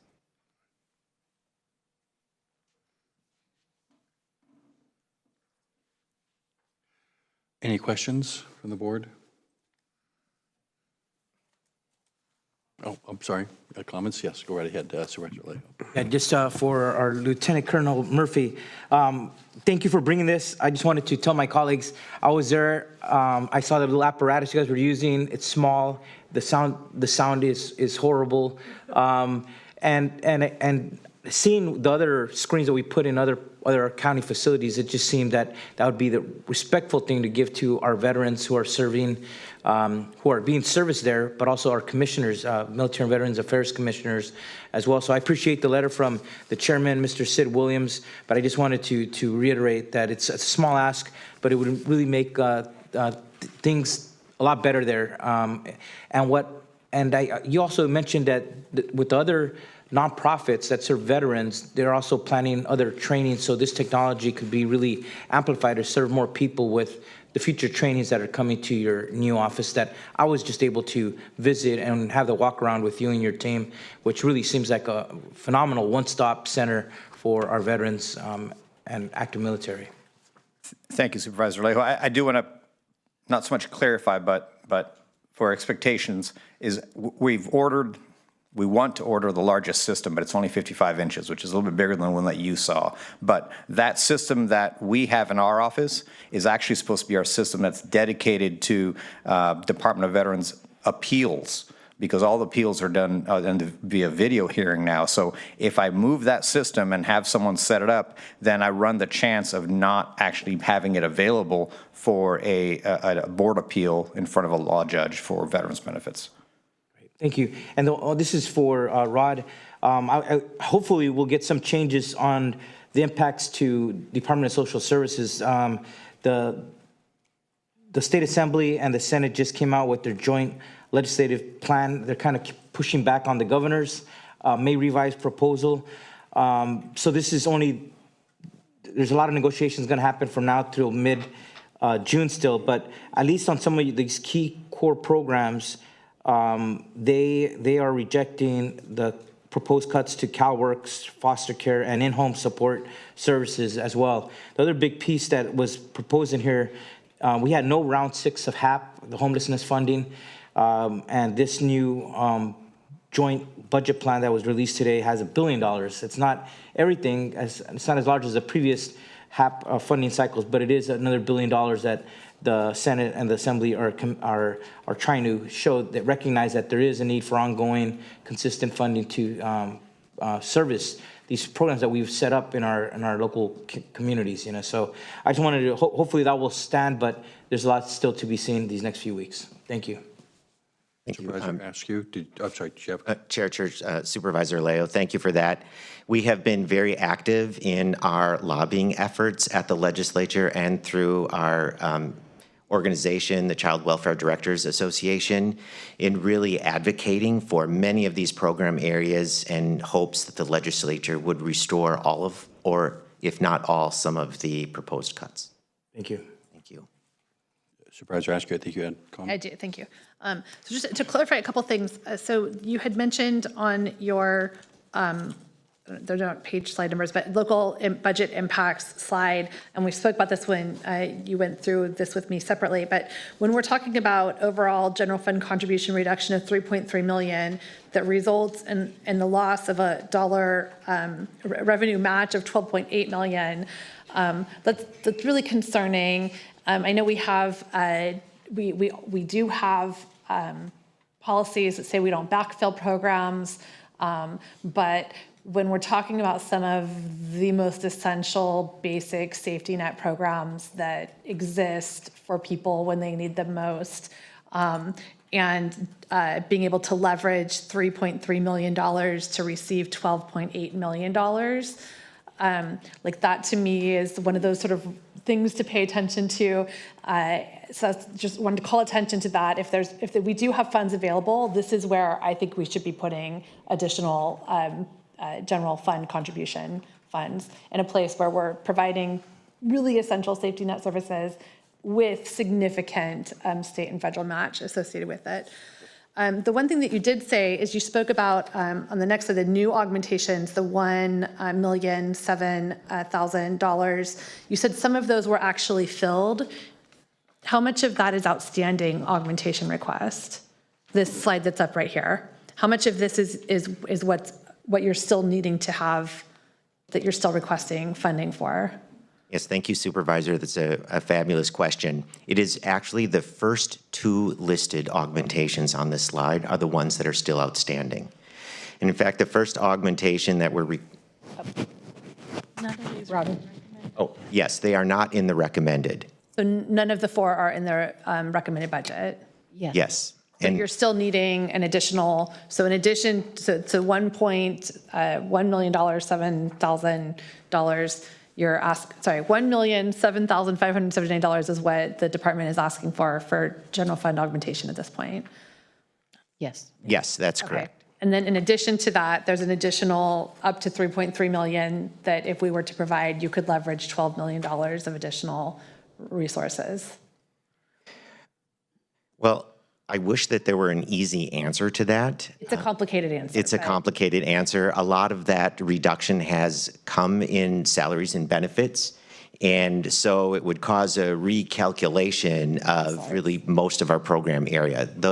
That 3.3 million comes across all of our budget units, and it would be difficult to kind of sort that all out if it were all replaced. Okay, but with the idea that some portion of that does have revenue match associated with it. Certainly. Yeah, okay. And a great example of that is the first augmentation on the slide here, which is we're able to leverage a 50% federal match for these positions. So to have a full cost position for about half of what it would actually cost. Great example, thank you. Okay, so I guess I would like to see us figure out how within a balanced budget that doesn't dip into our contingencies, I would love to see us figure out where and how we may fill some of these requests from social services. We're going to experience a lot of other cuts in social services. This is the least we can do to maintain the most basic of services. For Veteran Services, it is a beautiful conference room, I will say. And I think, for $9,000, that seems like a gimme, but I think IT has offered in other circumstances where we've had that kind of request. So I would say let's check with IT. They may be able to take care of that already. So it sounds like something Already in the works. been taken care of. Thank you, Supervisor. Thank you, CEO. Right, great. And in the meantime, while you wait to get that up and running, Jack and team, our office is next door, and we have also a beautiful conference room that's fully Zoom ready. We use it often, so we need to coordinate schedules, but thank you. Thank you. So I need a little clarification, because I'm not seeing this in the unfunded augmentations from the slide earlier today. This is the piece that Assistant CAO was referring to when we actually had some discussions about there were two separate pieces that were not included as part of the recommended budget. The first are the two lower items. We mentioned the $500,000 that we'd have to come back with what was going on with the state, the reduction that's at the state level. Another $500,000 was identified, and that's the reason why you don't see it on your augmentation list. Is we found out about it afterwards. So there is about the million and change is what social services needs as a result of both the augmentation that resulted from information that was not received earlier, and then the second one is related to the state budget. And what is that amount again, just so I... It's $1,007,579. Is this number right? It is. Okay, I just want to make sure we're on it. I thought I heard 1.7 a minute ago, but... no, I may just have heard it wrong. Yeah, it's And I understand, Alyssa, so everything's changing onto this, but there's been a couple of other items like on the Hitchcock Road Animal Services, and it would be really great if maybe before we have these budget discussions, we get a real up-to-date right on that day, so at least the board understands it, because it's a lot to read through and a lot to grasp and understand as things are shifting. Mr. Vega is smiling and nodding. I know Supervisor Adams, you had a comment too. Yeah, I do. I really want to support the top two particularly. I think that looking at being able to have the two positions that are already filled continue, I think is really important, especially since they have the other half of the money. And then the CalWorks Home Visiting Program coordinated through First Five, from what I've read and what I've seen and the work that I used to do, I know it's just so effective, and it's so much more important. I think it's extremely important for us to invest at the front end of a child's life than to have them go on the wrong track. So I'm very supportive of the funding for the 368,883 as well. Anybody else have a comment? A question on those positions. I'd been following in my requests with staff a process for allocating employees for South County. Are they not on this list in terms of the employment training workers for CET? Well, we happen to have the Adults and Aging, I think, Deputy Director in the audience today. Diana, do you have a comment on the assignment of staff?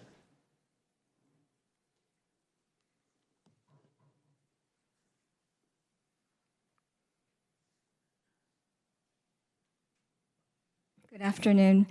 Yes, those two positions are currently filled, and they are assigned to Salinas. However, if we have to cut those positions, it will impact all our operations, and we would have to look at reducing staffing in King City. And we have some vacancies there currently that we can't fill. So this is just to try to preserve the two that are already filled, because we already have an additional 7 cuts that have been identified here to help balance the budget. Weren't we recruiting, though, for 2 positions to address the South County gap? And so we're saying We cannot fill them. we cannot. We have 9 cuts. We're just asking for these 2 not to be cut because they're filled. Okay. Thank you. Further questions or comments? No, I would tell Jack just to look at the Monterey Bay room. There's other technology and screens that are much bigger than your 55-inch for your conference room. So take a look at those. Thank you. Jack, nobody ever said, I wish I'd bought a smaller screen. My wife tells me that. Okay, mine too. All right. With that, thank you for the presentation. And at this point, I can go back to public comment, I think. And a long-awaited, promised when we were still saying good morning in earlier hours ago. Francine, thank you for your patience. Thank you. And good afternoon, Supervisors. My name is Francine Rod, and I am the Director for First Five Monterey County. And as you heard in the presentation just now, we are extremely concerned about the Governor Newsom's May revised budget and the proposed cuts there, specifically the cuts to CalWorks and the cuts to the CalWorks Home Visiting Program. It's a significant threat to the health of and development and stability of our most vulnerable families and children. The state budget proposal would be a 45% reduction in funding, and that would mean about $369,000 in Monterey County. If realized, that would be the reduction of current staff. So that's staff, again, that is hired. And we heard today about the importance of maintaining a workforce, especially one that is well-trained, and the infrastructure around it. So we are looking to, you guys have heard me for years talk about the importance of brain development and how it's the first 3 years, first 5 years of life that we need to be paying the most attention, and that historic and persistent trauma lasts for generations. Well, through these programs that we've initiated with CalWorks, with funded partners, Door to Hope, Go Kids, and North Monterey County Unified School District, we've been able to right some of the wrongs that our systems have imposed upon our children and families, and to support them to thrive. Since fiscal year 1920, the program has grown by more than 60%, and it's now serving more than 110 families annually. We sent to you all an update on what the outcomes are, and they are very impressive in terms of how many screenings have been able to be held, how many appointments are impacted, and how the families are able to meet their requirements within CalWORKs. This is a one-time request because we are working on setting up the home visiting funding under Medi-Cal. And but this cut this year right now is pulling the rug out from under us before we have those systems in place. So we really thank you for your consideration. Thank you. Is there anybody else in the chambers that would like to comment? Do we have anybody online? Yes, 501 DSS Advanced ACE. Yes, you have 2 minutes.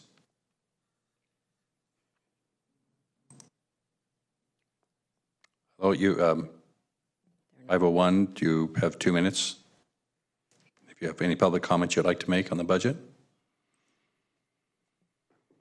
Do we have anybody else? Kathy Rivera. Yes, Kathy Rivera, you have 2 minutes. Thank you, Chair Church and County Supervisors. My name is Kathy Rivera, resident of Seaside. I am also the board chair and president of Communities for Sustainable Monterey County, and wish to advocate for 2 budget items that we believe effectively address the ongoing climate crisis. First, as we have in the past, we strongly urge you to fully fund a sustainability manager position, continue to, and provide the budget allocation needed to make the work of that person effective. While this position and department is not widely public-facing, the work on and implementation of the County Climate Action and Adaptation Plan will surely serve to safeguard the health, safety, housing, and employment of all county residents. As we all have seen and experienced, the threats to life and livelihood by climate change are not in the future, but are here now. Please make CAP and a manager to direct it a priority. Second, you have received a request, a modest request, for funding for the California Green Business Network. This organization works at the ground level to educate and implement climate action policies like the CAP with our county businesses. I have seen firsthand in Seaside how the network can serve a jurisdiction without staff resources to work at this level when they assisted with the rollout and implementation of the Seaside Single-Use Plastic Ordinance. Please grant this modest funding request so they can continue the network to help the businesses, owners, and policymakers of our county to navigate the current and future challenges presented by climate change. I thank you for your time and consideration. Thank you. 501 looks like they're unmuted now. Yes, 501, you have 2 minutes for some comments if you'd like. Yes, hello, good afternoon, Board of Supervisors. My name is Ruben Bravo, and I was a former CalWORKs recipient. So while growing up, I didn't have the perfect family. As a young father, as a teenage father, I was introduced to the CalWORKs program, in which I felt they became my family. Growing up, I did not have any type of social support, any type of employment skills, not parenting skills. I was pretty brand new. So I felt like I was alone, lost. But there was one employment training worker that I could specifically remember, recognize from the bottom of my heart. They kind of helped me through the process regarding my mental health. They referred me to agencies to help me regarding my parenting skills on how to raise my child. They actually pursued me to get employment and go to school and pursue my education, in which I'm grateful, in which I received my bachelor's degree through the county and the CalWORKs program. So I'm very grateful.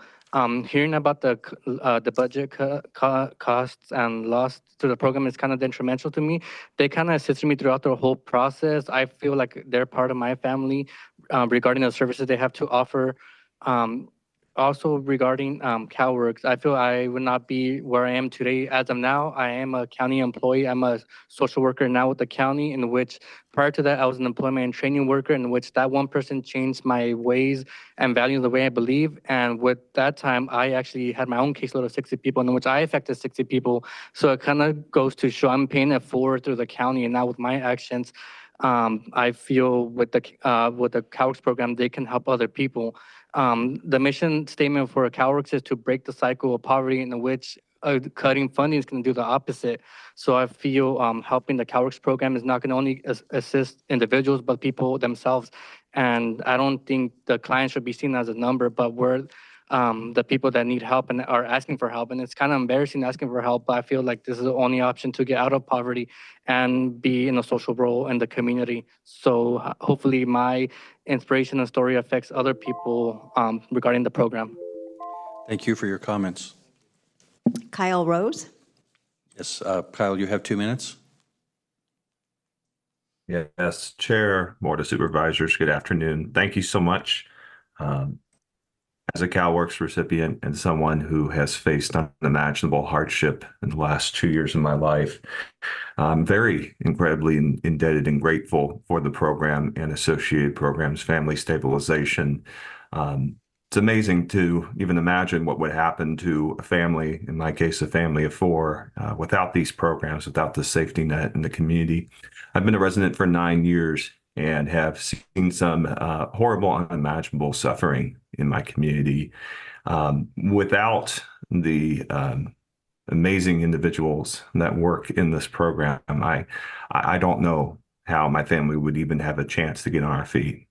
And hearing the testimonies and stories of my fellow people in the program that have gone through this program with me, coming from a privileged background, you don't see a lot of suffering. But when you do, you can't turn a blind eye to it.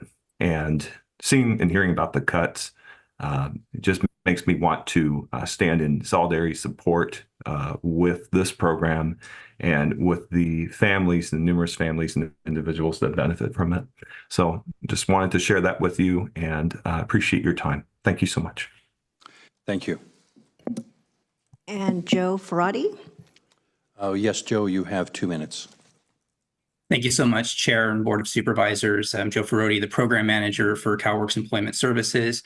I want to first acknowledge the courage of Ruben and Kyle to come forward and share their stories with us this afternoon. I myself am a child of the CalWorks program and wouldn't be in the position that I'm in today without some incredible case management services that were provided. I wanted to answer Supervisor Lopez's question a little bit more fully about the staffing in South County. We were just about to hire 2 new employment and training workers to provide those services. And obviously, we're not able to fill those positions.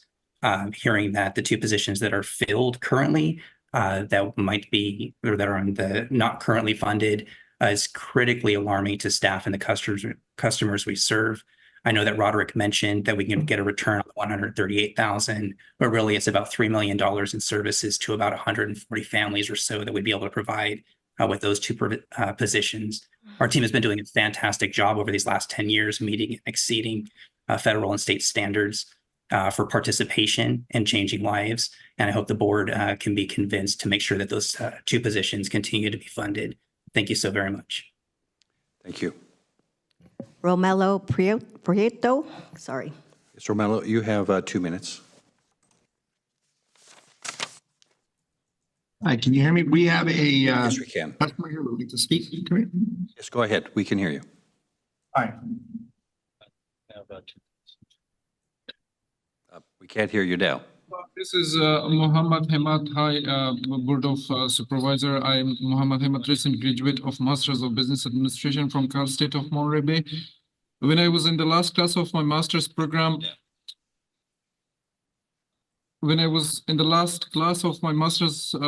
I joined Monterey County Social Service. I came to the County Social Service Office through one of the very significant training and empowering program, which is called GSW Job Search Program, which the county offers to those in need. I really appreciate the support of the county throughout the whole education journey of my MBA program with CalWorks and CalFresh. It was a huge support, but still at the end, I was confused about the transformation process from school to job, as well as with the housing, which is still a concern for me. But for many students who have kids and dependents, this job is like kind of big concern. So I really appreciate the GSW program, which prepares students with proper interview skills. I know like so many of like classmates or colleagues they get successful with the help of this program, which they were concerned about their after their graduation, what to do. They've been hired in different industries with also in Monterey County, I think, including all other programs. This is one of the critical programs that highly impact positively recent graduates as well those who lost their jobs in pandemics and they're like in the recovery process. This program helps also homeless people. I saw like they return to their normal life and they get a job. So GSW is like the one of the training program which is directly impacting like people's lives. This program helps trainees to be prepared for interviews, how to take advantage of times properly and effectively, the routine of positive activities, how to brainstorm like positive ideas and take actions on it toward personal and professional goals. Thank you for your comments. That's it. Right. There's nobody else on there? Okay, with that, we'll close public comment. And we have several items and things to do. We have the Water Resources Agency, some districts to go over. We have the departments that haven't been presented at this point, and then we have to make a decision on how we're going to allocate the rest of the money. So I'm hoping we're going to be able to get all this done here tonight, but I would like to take a break at 5 o'clock. I'm wondering at this point if it might be better to go to Water Resources. I know they have several items on the agenda, and take them up next at this point, because I know we have 2 people in the room for that. And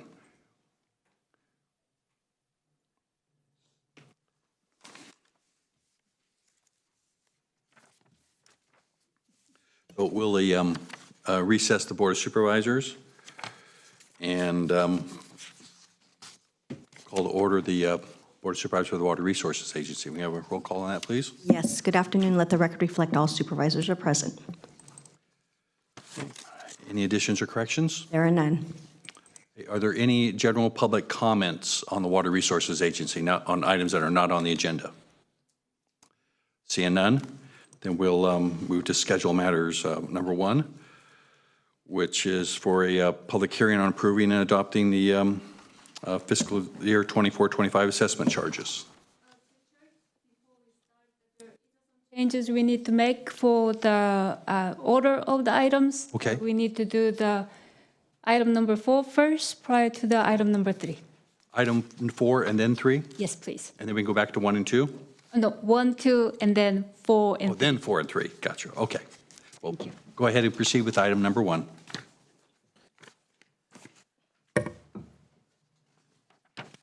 Will I get my presentation? Is it on the? It should be set up already for you guys.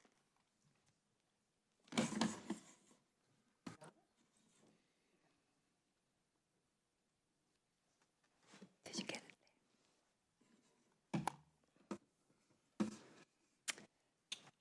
Good afternoon, Chair Church, member of the board. I'm Nan Kim, Finance Manager of Water Resource Agencies. Today's action first item is have a public hearing to consider approving and adopting fiscal year 25 assessment charges with the COLA increase of 2.4% for flood zone 1, 1A, 8, 9, 12, and 17.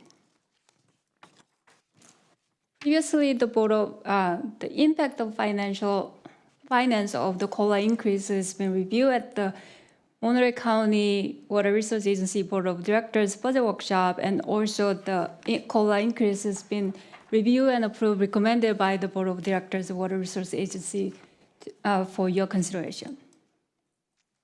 The Water Resource Agency has several ordinances that establish the flood control benefit zones, which is for Zone 1, 1A, 8, 9, 12, and 17 to maintain the flood protection system.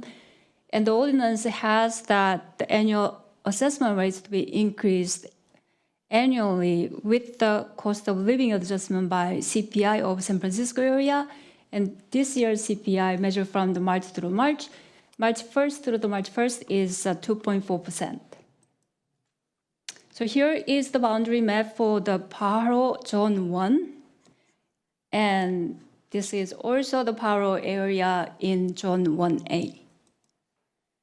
The Water Resource Agency's assessment zone is depending on the property, and each property type is identified as a factor. So the Zone 1A, the factor A is commercial or industrial.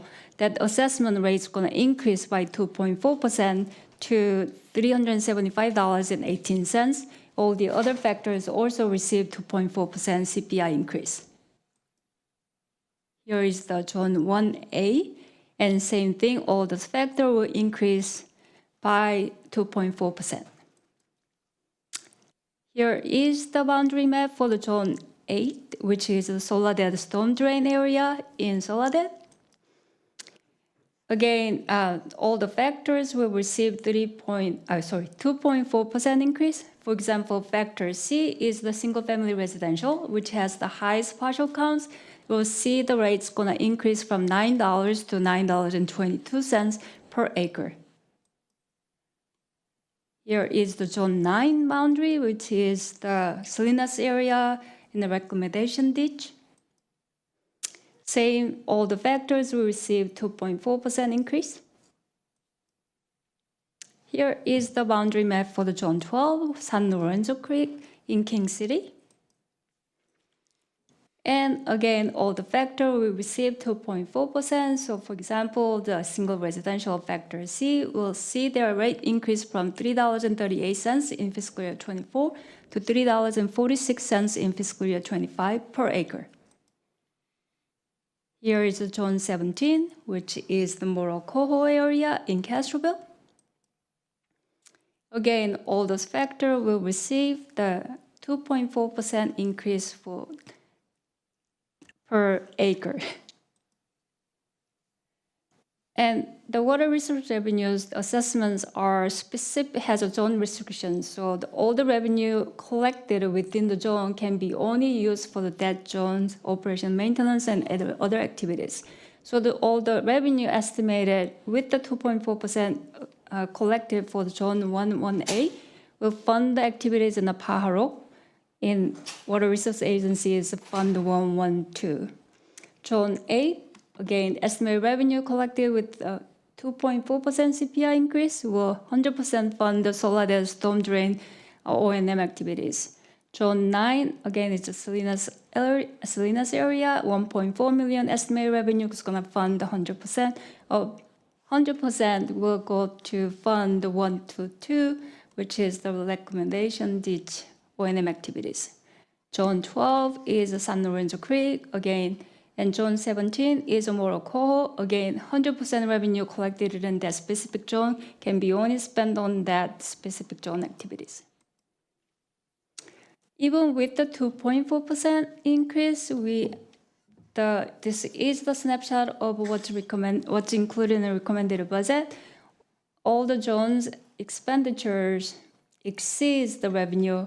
The only one has a positive is the Fund 122, which is only $71,000 increase. Higher, the revenue estimate is higher than expenditures. So it is critical to have a 2.4% CPI approved for us to minimize the impact on the fund balances. Again, today's action is to have a public hearing for the 2.4% COLA increase to all the flood zones. And this is the end of my presentation. I'm available if you have any questions. Thank you. First, let me just see if there's any public comment in the chambers or online. There is none. Back to the board. Approval. Moved by Supervisor Alejo.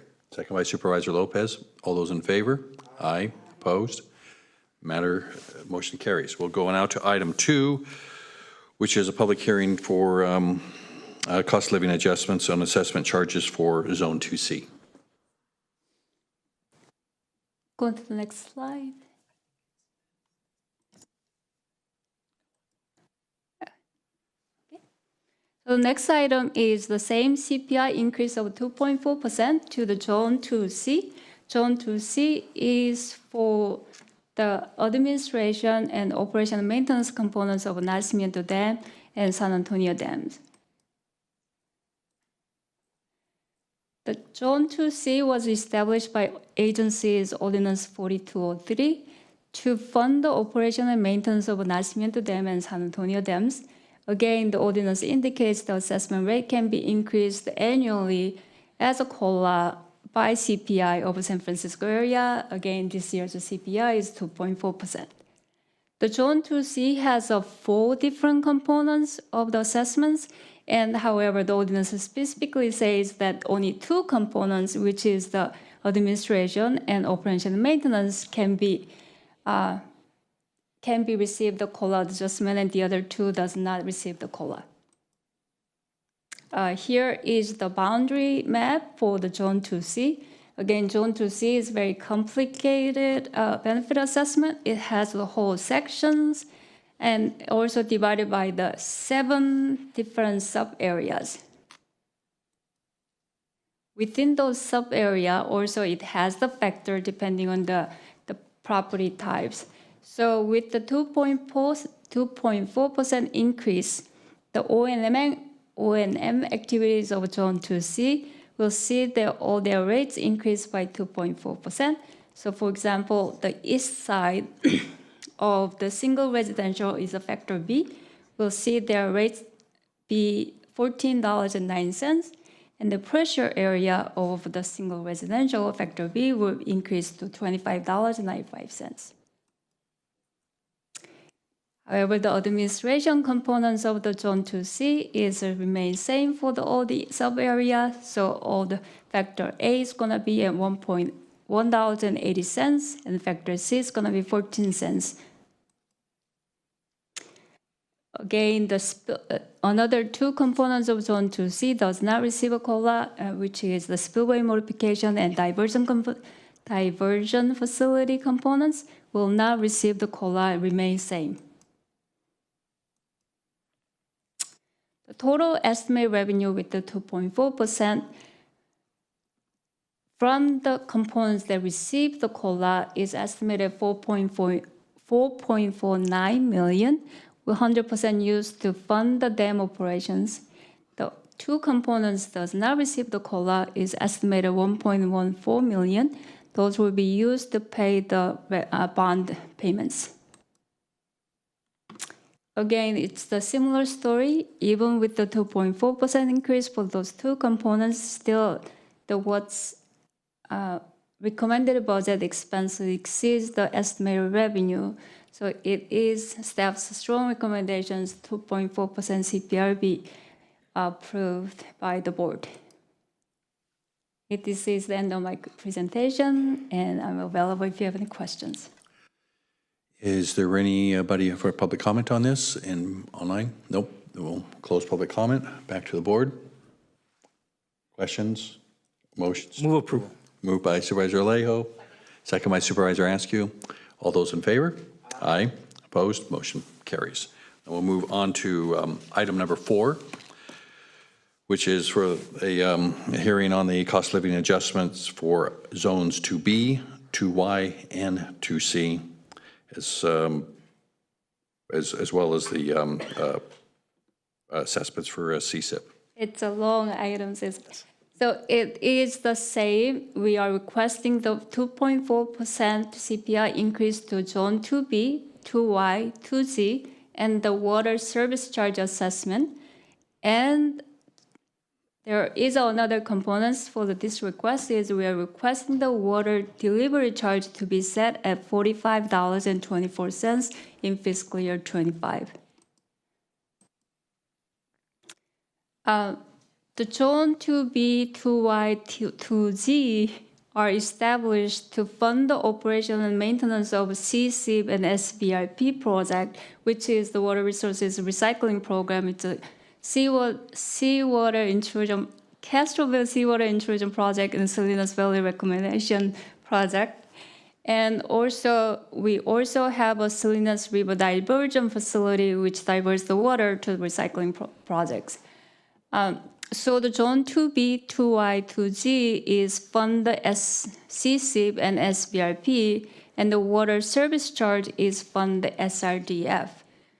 And of course, there's ordinance says that those rates can be adjusted annually by using the CPI of San Francisco area, which is 2.4% this year. Here is the Zone 2Z and Zone 2Y's boundaries, it's similar to the Zone 2C we previously seen before, except that it's not including those dam areas. And again, 2.4% CPI increase, we'll see that again, factor A, residential or the North Valley agricultural, will see their rates increase from $4 and $4 in fiscal year 24 to $4.09 in fiscal year 25. Zone 2Z, again, all the factors will receive the 2.4% CPI increase. Here is the Zone 2B, which is the Castroville area. This is the main area that we have CC growers receiving the CC water. And it has 195 partials, and all are agricultural, and see their rate increase from $347.11 to $355.44, which is 2.4% increase in fiscal year 25. In the CC area, we also have two additional charges, which is the water delivery fee and the water service fee. The water service fee is to support the SRDF, and the ordinance states that we can only increase the rate by CPI annually. So therefore, its rate's gonna increase from $84.22 to $86.24. However, the water delivery charge is the only rate the Water Resource Agency has that can be adjusted based on the operation needs. We did the research, and also we do have a growers workshop, Water Resource Agency's budget workshops, and have multiple options to see what's the best available. And we also have a public hearing by the Board of Directors as well to set what's the recommended rate for the water delivery charges. So the Board of Directors recommends that $45.24 to be set for water delivery charge in fiscal year 25. Again, the Zone 2B, Zone 2Y, Zone 2C funds the CCIP and SVRP, and the water service charges funds the SRDF. And this is the very first year we are actually using the water delivery fee to fund the SVRP as well as a CCIP. However, the story is the same with the Water Resource Agency. Even with the increases, CPI, our expense exceeds our revenue. Therefore, we strongly recommend all those rates recommended by staff be considered and approved. This is the end of my presentation, and I'm available if you have any questions. Thank you. Any comments from the public? Move approval. Move. Second by Supervisor Askew. All those in favor? Aye. Opposed? Good. We'll move to item number 3 then, which is to approve the Monterey County Water Resources Agency budget for fiscal year 24-25.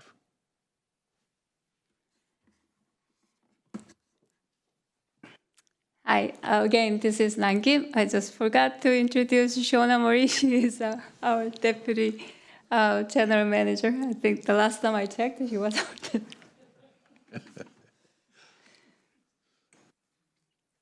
So this item is hold a public hearing for the agency's fiscal year 25 recommended budget.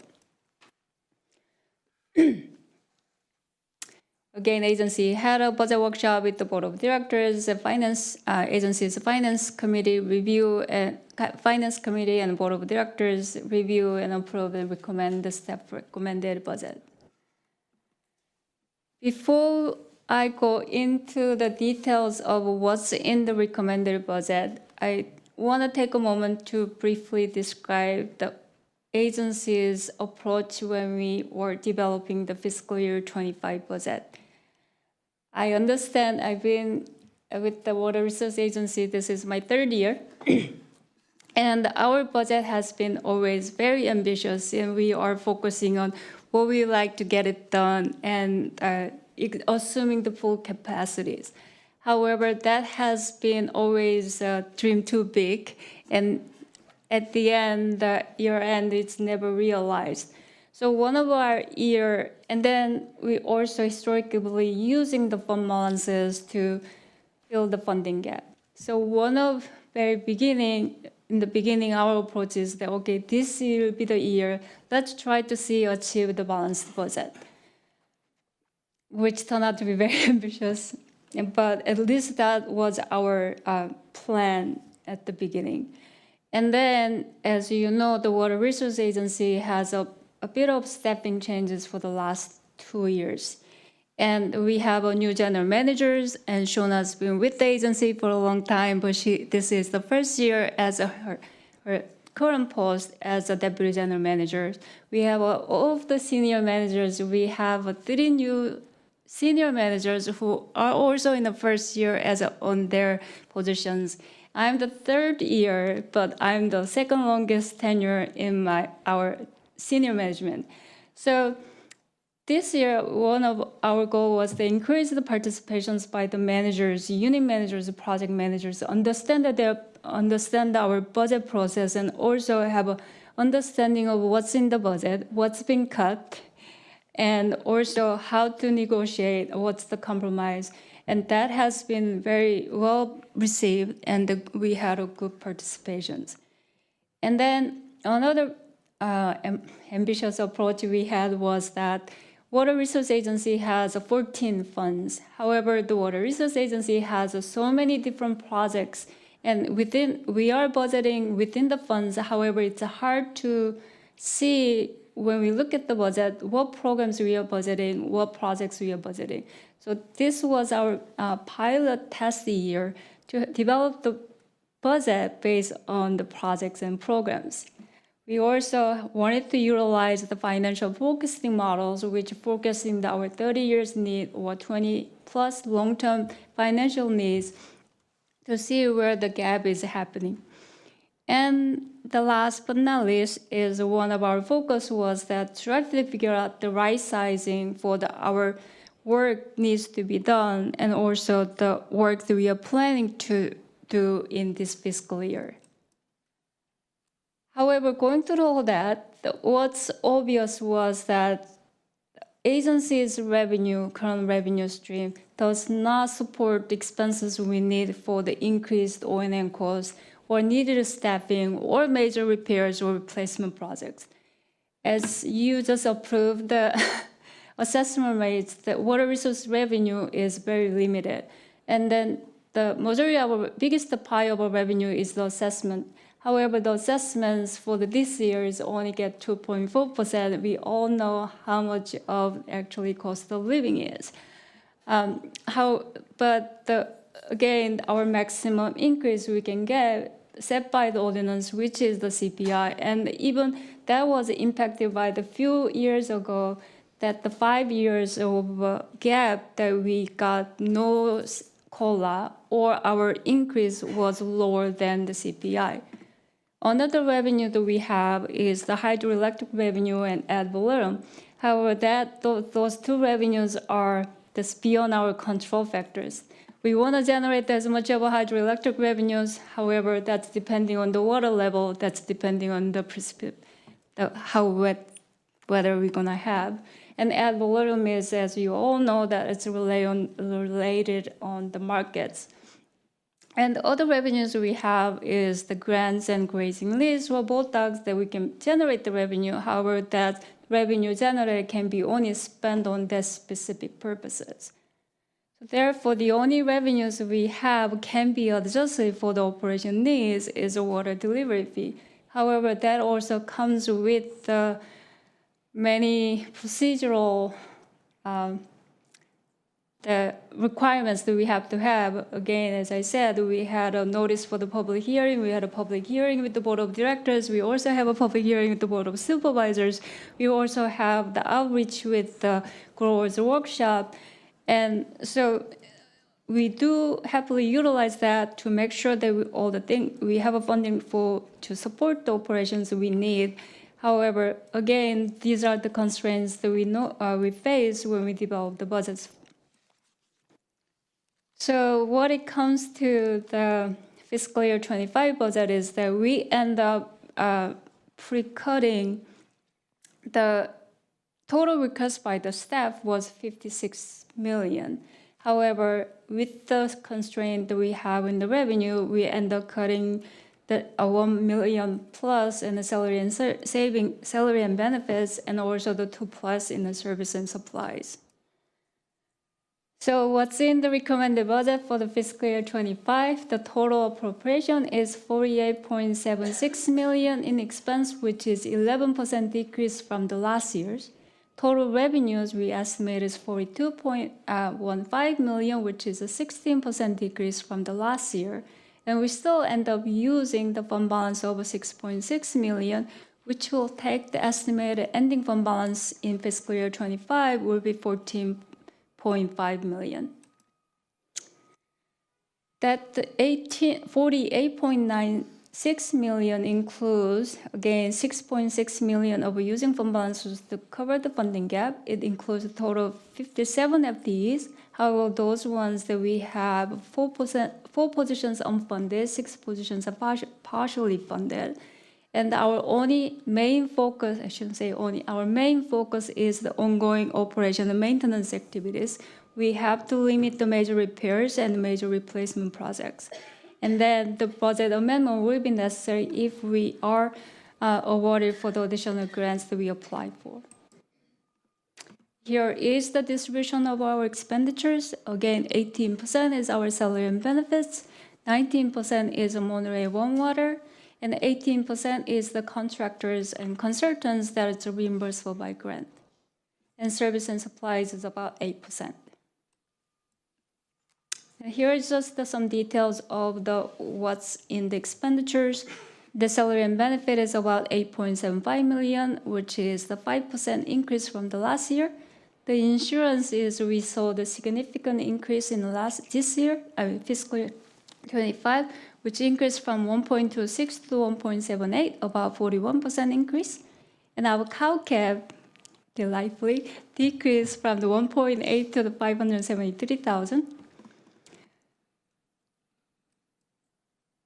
And service and supplies, again, that's the one area that we made a cut, and 5.9 million to 30.6 is 38%.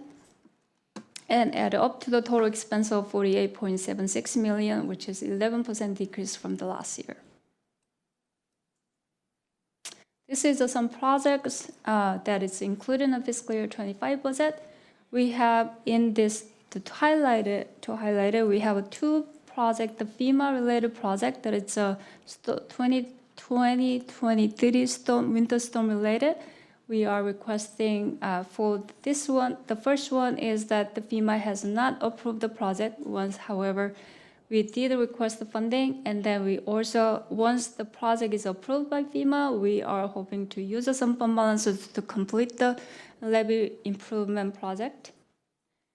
We also have the couple of rate studies, make sure that we have a comprehensive idea about what's our full CIP plan is for the next year. We also have a 200,000 low effect HCP and stream maintenance program for the next year.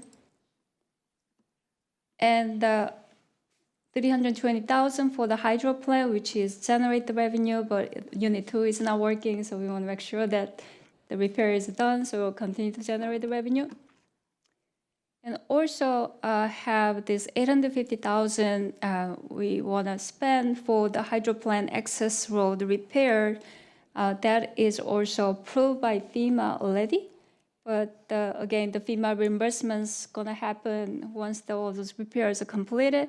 So actually the supervisors approved the 850,000 cash aid in March 26 to the water resource to support this project. On the revenue side, the total revenue in the recommended budget is 42.15 million revenue, which is again 16% decrease from the last year.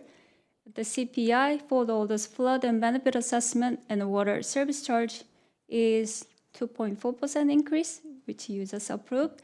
And the water delivery charge will be $45.24. the significant decrease that happened this year is that for the grant revenue, we are seeing the significant decrease, not because we didn't have additional grant, but I think it's more of how we budgeted for the last year. 16% decrease is a decrease from what's budgeted for the last year.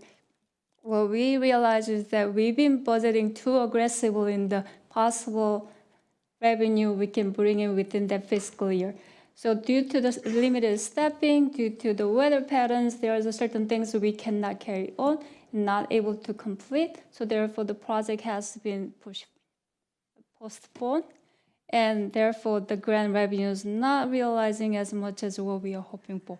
So this year's the budget is more realistic of how much we can carry and what we can complete and able to in compliance with the grants and the grant schedules. Here is the distributions. Again, our assessment is the biggest revenue source at the 42%, and the grant revenue is 23%, and the ad valorem tax is about 8%, and the water delivery and service fee is about 6%. And here is just the revenue details. We have, again, because there is a revenue gap and funding gap, so agency staff has been very working, making the best efforts we can to apply for the grants and securing the grant. And this, as you can see in this one, we have a list of 5 new grants that we have for the next year. However, our total revenues budgeted estimate, it will be 42.15 million, which is a 60% decrease from the 50 million last year.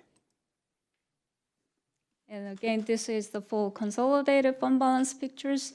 Again, total expenditures for the 14 combined agency fund is 48.76 million.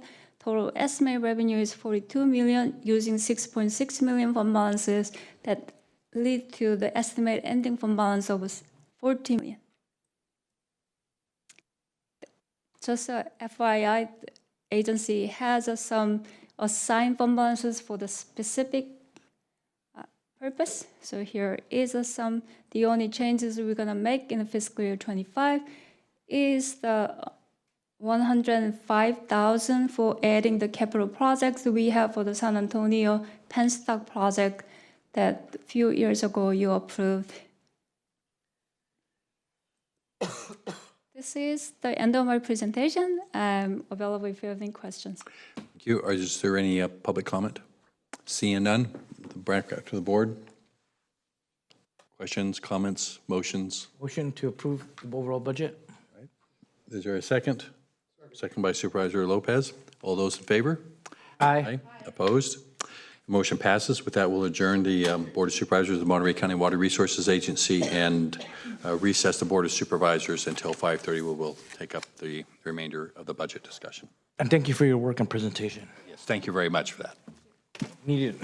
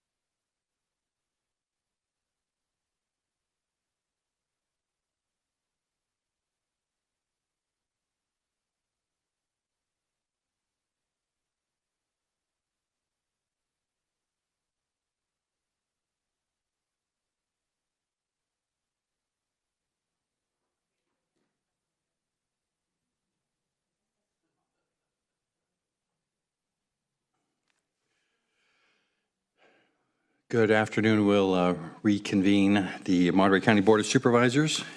Here, may we have a roll call, please? Good afternoon. Let the record reflect all supervisors are present.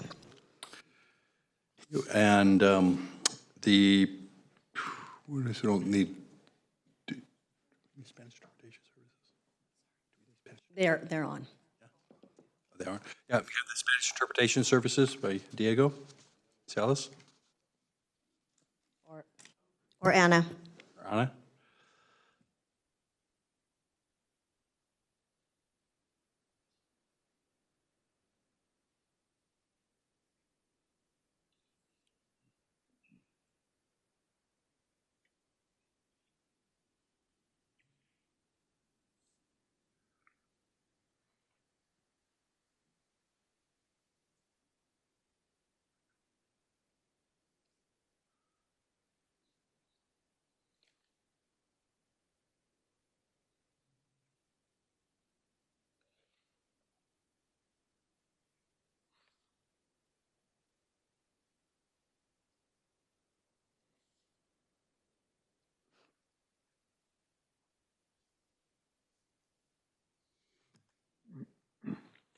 Thank you. Now we'll take a look at the departments not presented. Mr. Vega. Yes, Supervisor, if you are amenable, we could go back to what you just said right now from the departments that were presented, and we could go through the list of recommendations so you could provide us with feedback as to whether or not you believe that you will support this, so that way we could start checking those off, and then we could go through the non-presented departments after that. I think that will make it easier, because in the non-presented departments, in essence, we don't anticipate any changes unless there's something that you have been informed by different departments that we're not aware of, but I haven't heard of any pressing needs on those areas. I will just have one question on one item there, but that can wait. And yes, we can go back here to, as you suggest, to go down the where there may be support. So I'm going to share my screen so you'll be able to see it. I'm not sure how you see it there. So you share a spreadsheet with you that has all the different augmentations that we heard about today, and we could start with the Sheriff's Department. This spreadsheet is one that you received as part of the distribution of the budget, recommended budget book. So it has a listing of all those augmentations that it was a separate document that was distributed as part of the recommended budget book. It's like a big spreadsheet with some that were recommended and some that were not. It is there, but it's in multiple locations, yes. So I provided a separate document via email to supervisors on May 7th about that. Yeah, I think I have one here, but I scribbled on it, and it was the one that was.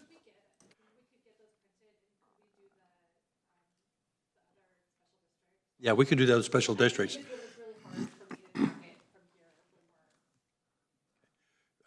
Is there anybody we have right now that could get copies for the members of the board? Can you send it to a printer? Yeah, I can't send it from a printer from. It's big format. Well, this one I had enlarged. There's a smaller one, but it's kind of hard to read, so I had it printed rather large. Yeah, they have. Did they have it? I think it was attached, but I'll double check.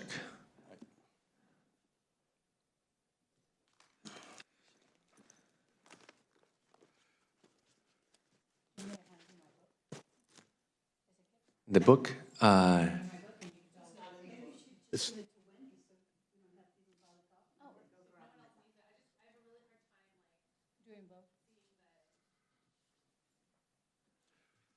I'll send it to Valerie, and then she could print it while we go through the rest. We'll just pause here for a couple minutes, and I think Valerie will get that.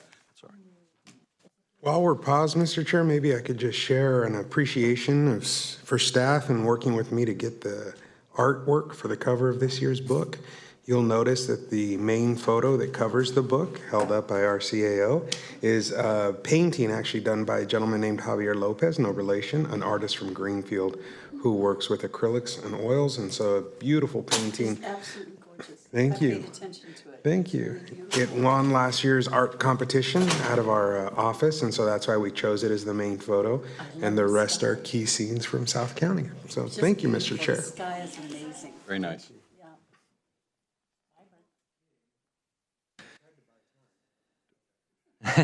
All right, so we could go through the items that were not presented so far. On the agenda, we have gone through item number 10, that includes public assistance, social services department, that began in page 579 of the budget book.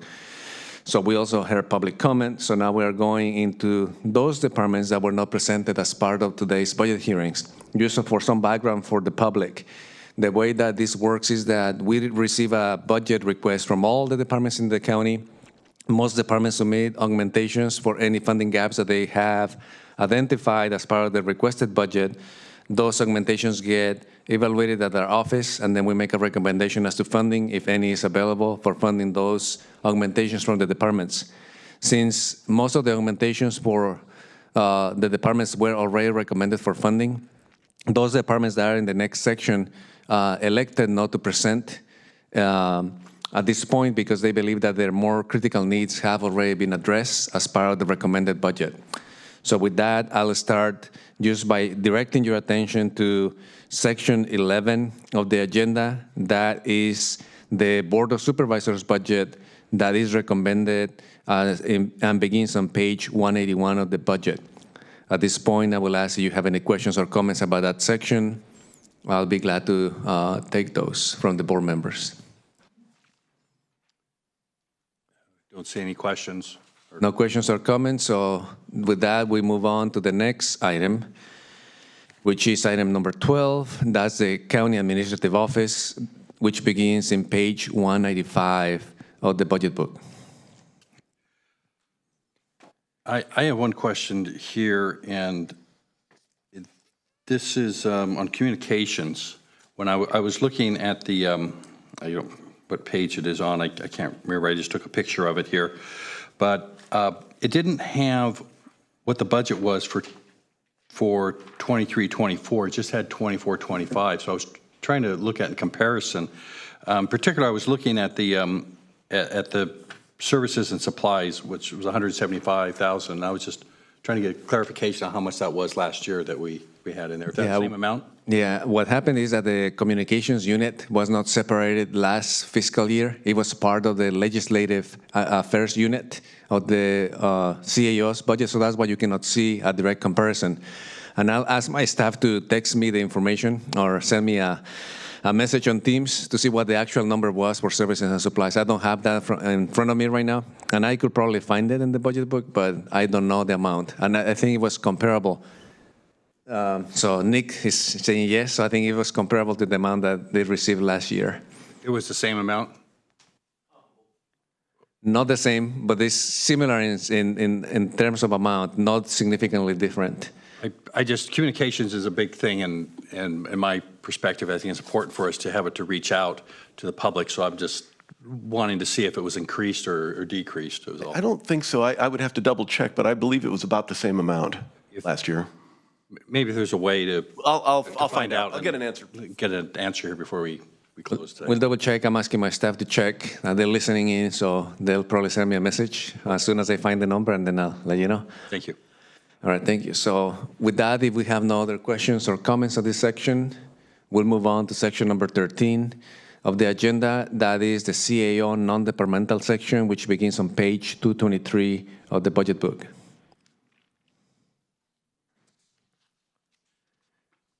I see no comments or questions going forward, so we'll move to section 14 of the agenda, the Human Resources Departmental section, beginning with page 243 of the budget book.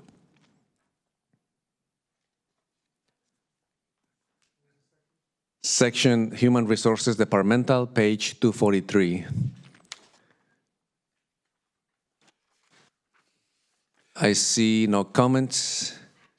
So we'll move on to the next section, which is section 15 of the agenda, page 256. This is for the Human Resources Department, non-departmental section.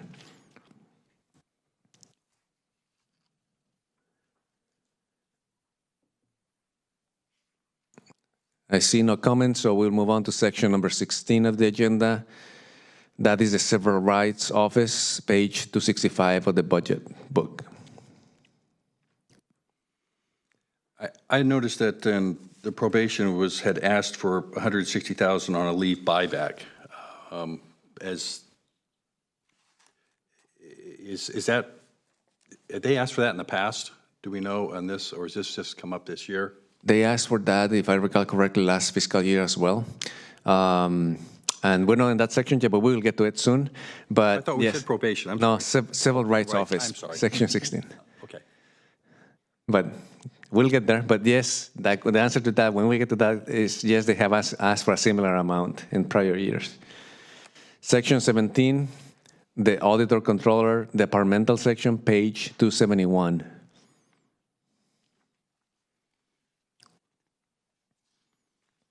I see no comments, so we'll move on to section 18 of the agenda, the Auditor Controller Non-Departmental, page 285 of the budget book.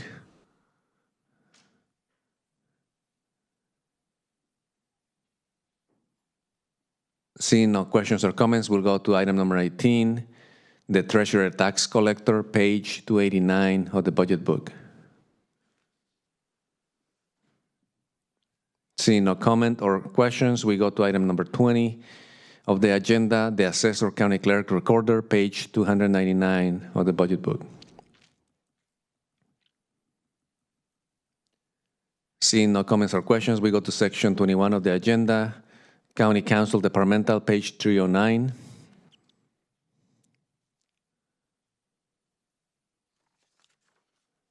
Moving on to section 22 of the agenda, County Council Non-Departmental, page 318.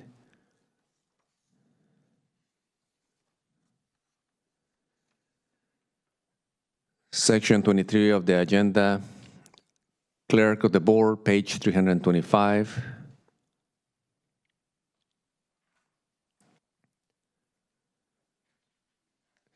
Elections Department, section 24 of the agenda, page 331.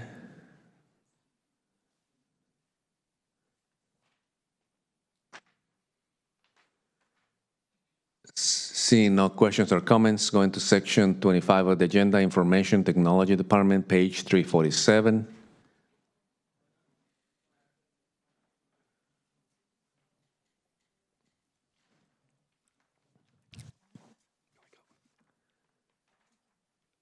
I see no comments on that section 25, so we'll go to section 26.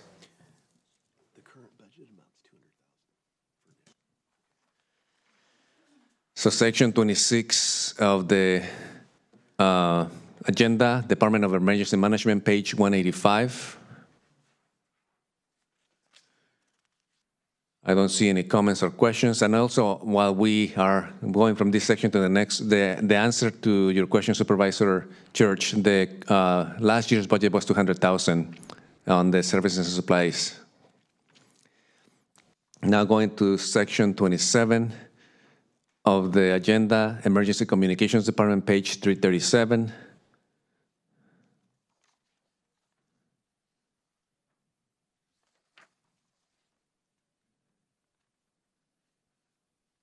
Seeing no questions or comments, going to section 28, District Attorney, page 363.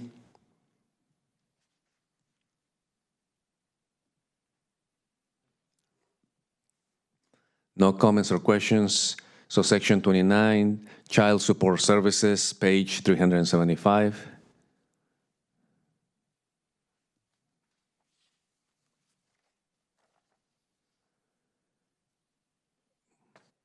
The Public Defender section, page 381, number 30 on the agenda.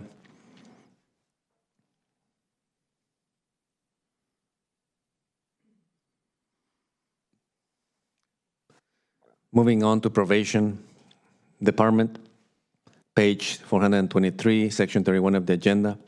So on your question, Supervisor Church, I have the amounts for prior years that were requested for similar type of request. It was for the last 3 fiscal years in order was $126,000, $163,000, and $102,000 that have been requested by the department for that purpose. Why is this department asking for it, but other departments aren't? That's, I guess, was kind of what I'm trying to clarify here. Yeah, it's in terms of priorities. The way that the departments develop the budget is that they look at their overall priorities within the existing funding that they have. So this department has prioritized this as not being as important as the items that are on the baseline budget, even though it is an obligation that they will likely incur. But that is the way it happens. Just like with some other departments, they may say, oh, this is a higher priority for me than others. So that's in essence the general sense of it. And I'm not sure if the chief probation officer is also on the line yet. If he could add the additional details to what I just said. Hi, Ezekiel. Yes, Todd Keating here. Generally, we were asking for this augmentation just because these buybacks that are new, compounded by the negotiated contracts, puts additional pressure on us to meet our budget. So it's just it was an unanticipated cost, and so we put it in as an augmentation request. Thank you. So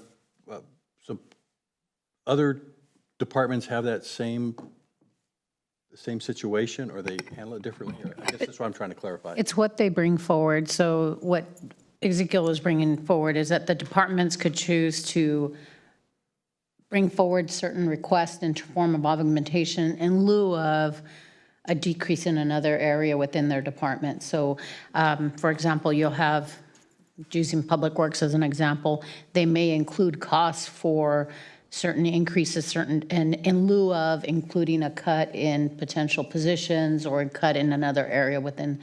It's just based on how they prioritized and would rather request it in form of an augmentation as opposed to having to cut something that they, as a department, determine is a priority for them. Thank you. So thank you for that. So with that, we will move on to the next section of the agenda. So that was probation. Now is section 32 of the agenda, the Agricultural Commissioner Department, page 445.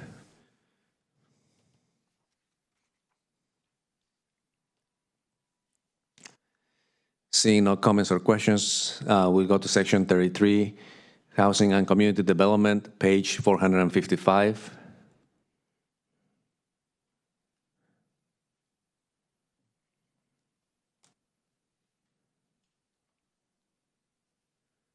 Seeing no questions or comments, moving on to the Recreation and Education Services part of the budget with the library, number 34, page 603 of the budget book.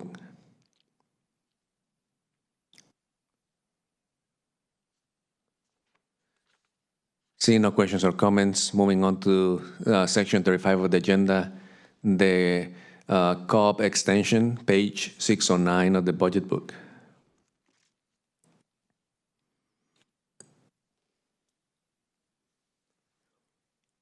No questions or comments, so we move on to section 36 of the agenda, Natividad Medical Center, page 615.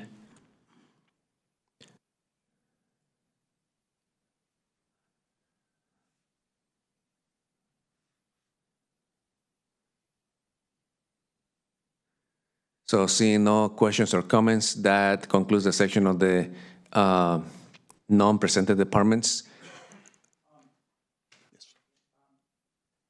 Question on going back to number 11, the district supervisor offices. How can we, the referral that I have pending just for my office carryover from this year to next year for the COVID memorial, could that be included in this section? It could, if we get direction from the board that that's what they want to do. And also we'll have to look at the year end to make sure that we have those savings. Because the way that the referral is written right now, you'll have to generate those savings at the end of the fiscal year. And then that will be allocated for that purpose that yeah. Well, last year I did the same thing. I was watching my budget to contribute to the COVID memorial, but then there was this payback issue that swallowed all that up, and because it had to come out of my budget, so I did not have that opportunity. So I would ask my colleagues if my budget savings from my office this year could be carried over to contribute to the COVID memorial. I would appreciate that. I'm supportive. That would, I don't know how much we're talking about there, but that would come out of this fiscal, because the savings are being transferred over to this next fiscal year. Exactly. Come out of there. Yeah, and I estimated probably between 10 and 15,000. 10 or 15,000? So then it would be part of our end of the year. And so as part of the fund balance that we have at the end, then you could determine. But one of the things that we're changing this year in going into 24-25 is that each of your districts is actually going to have an identified amount going into each of your district budgets, as opposed to what it is right now. It all combines. So what's happened in the past is if one district office is a little different than the other, then basically it goes to the entire amount. For this next year, we're tracking it so that each of you actually have a set amount. And that's one of the reasons why we need to wait until year end, just to see what the balance is going to be at the end. But we are going to watch that carefully. And this would only be whatever is left from my budget. If it's 5,000, that's all it's going to be. It's whatever the remaining balance has been. Yes, so we're watching that closely.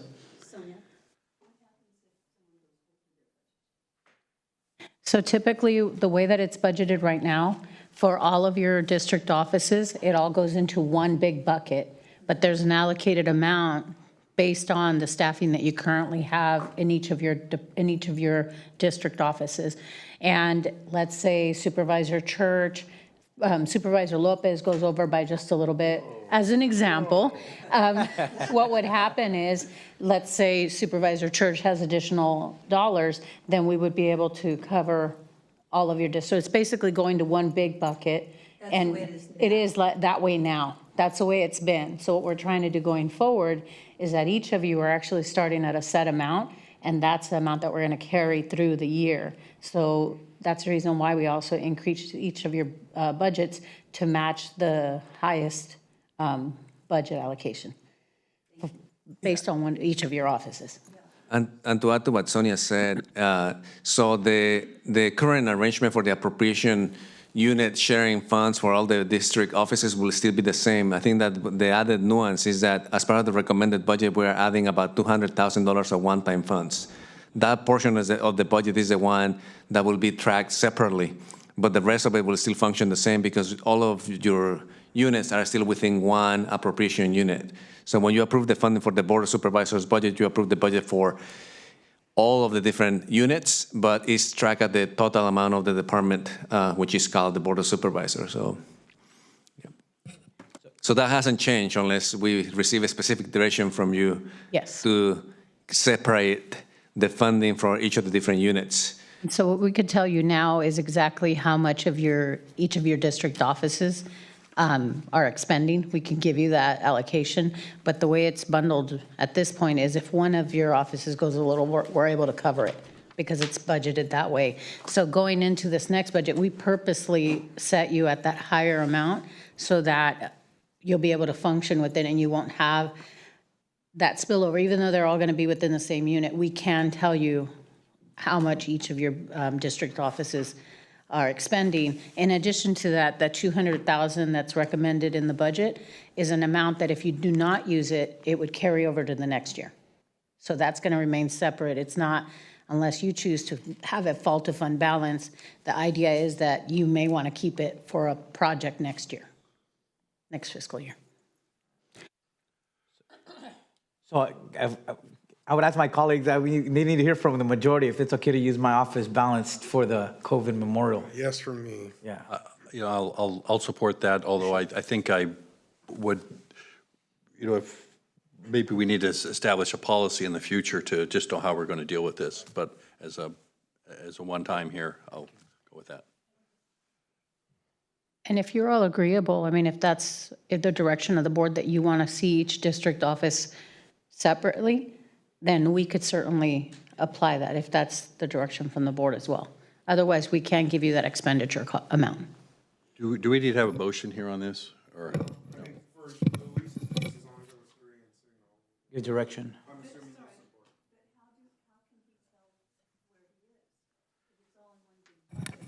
No, because we're all given an amount for our office budget, so we monitor. We have an assigned person in the CAO's office who helps us in our budget.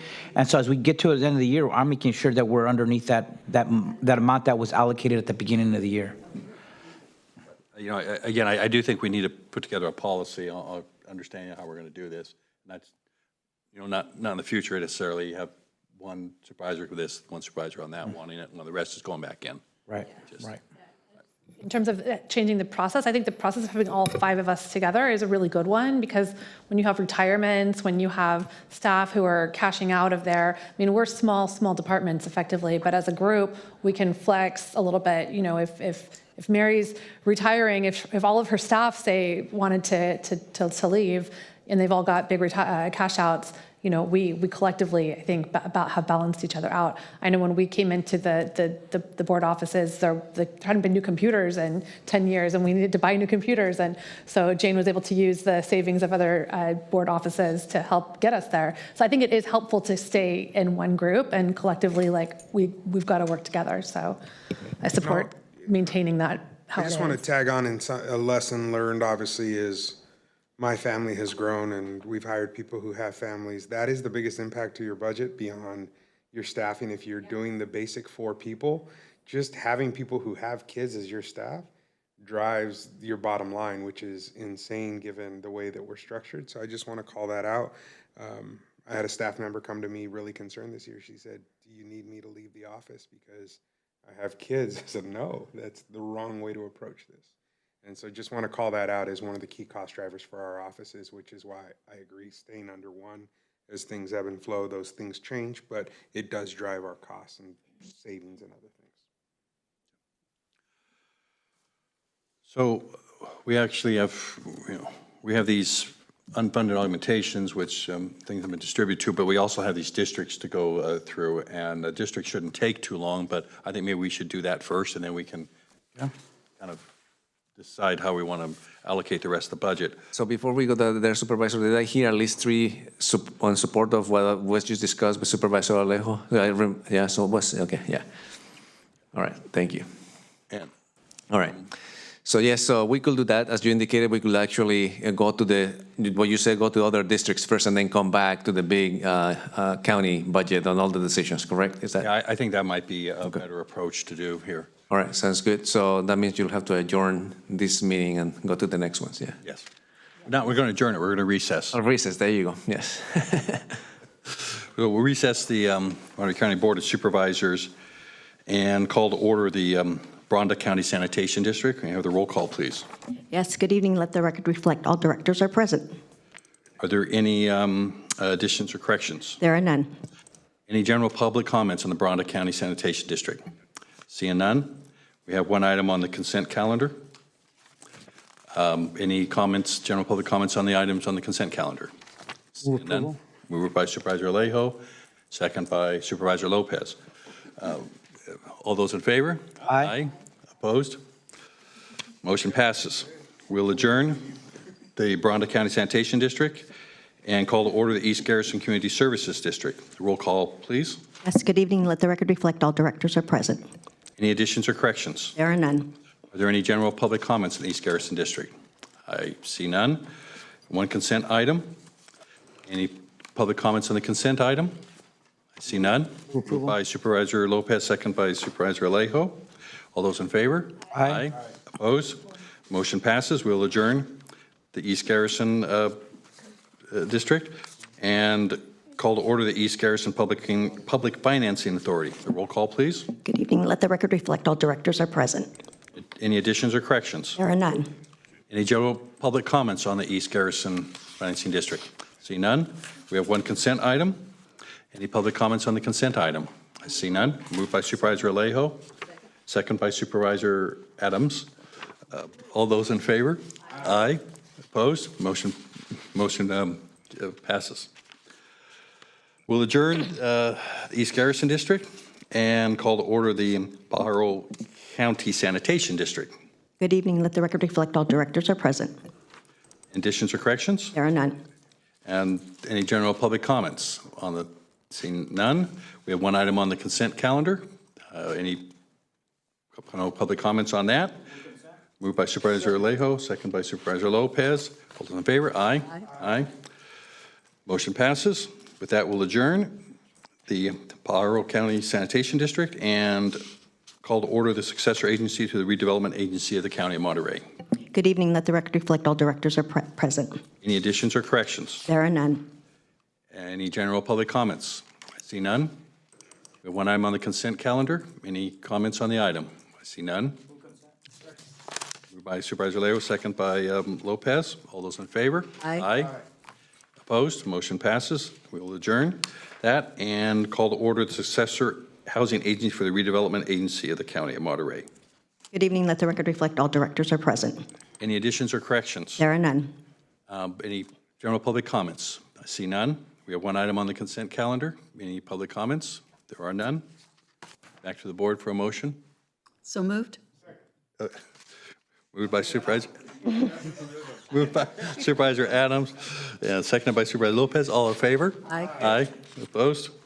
All right, motion passes, and with that, we will adjourn and reconvene the Board of Supervisors.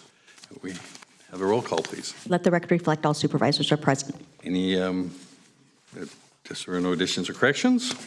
No. So, Can I ask a question, please? oh, yes. Just as a matter of process and timing, I have to present something at the soccer game for Monterey County Hospitality Association Week. And I'm just trying to get a handle on how long we expect this will take so I can figure out what I'm going to have to do. What time do you have to leave? I'm thinking I should leave here by 6:30 at the latest. Yeah, we're going to be going through the final steps of the budget right now, so as long as you agree with the rest of us, then we can, Yeah, I'll stay as long you'll be able as to get I- out here really Let me quick. pick out what I want to make sure it gets heard, but keep going, start going, and I'll see, I'll make sure what I'm not going to miss here. All right. Forget the flowery languages. Oops. Ezekiel, do you want to kind of guide us through this step now? Yes, so at this point, I would like to direct your attention to the document I will share on the screen and that you have a printed copy of in front of you. So these are the unfunded augmentations. We had gone through all the different sections of the non-presented departments, but now the presented departments began with the Sheriff's Department. So this is row 13 on this spreadsheet that is projected in front of you. You can see that, but you also have it in hard copies. Do we have any support for any of these requests? So we could start recording that support, and then we could assign the specific funding for those requests. I'll start, I guess, and say what I'm looking at. I would support here. First of all, the social services request that we had earlier here. I think it's $1 million. It's not. Is it on here? This list? Yes. Yes. Okay. And I am also supportive of the three positions for the compliance division for the Natividad Jail for the Hernandez settlement. I think that's throughout $300,000. And on Public Works, Facility, and Parks, there was first four priorities, which was the salary savings, the forward maintenance, the park ranger, and I'm trying to remember what the other one is right now. No, I got that one down there. There was another one. But they totaled 1.5 billion.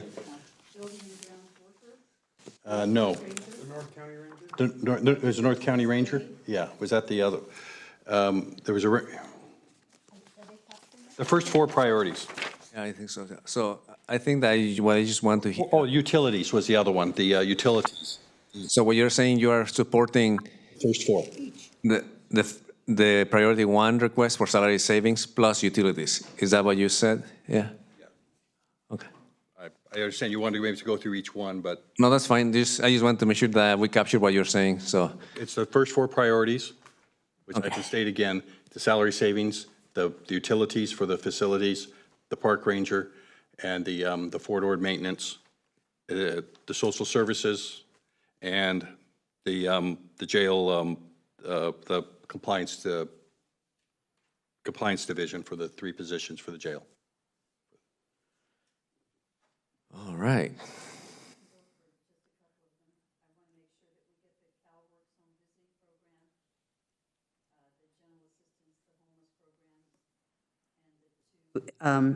FTE, sorry. Looking at I'm looking at the Green Business Program, the 2 FTEs in DSS, the CalWorks Home Visiting Program, and then I think general assistance and homeless programs were already taken care of. We need those 2 as well. Okay. The last 2, general assistance and homeless programs.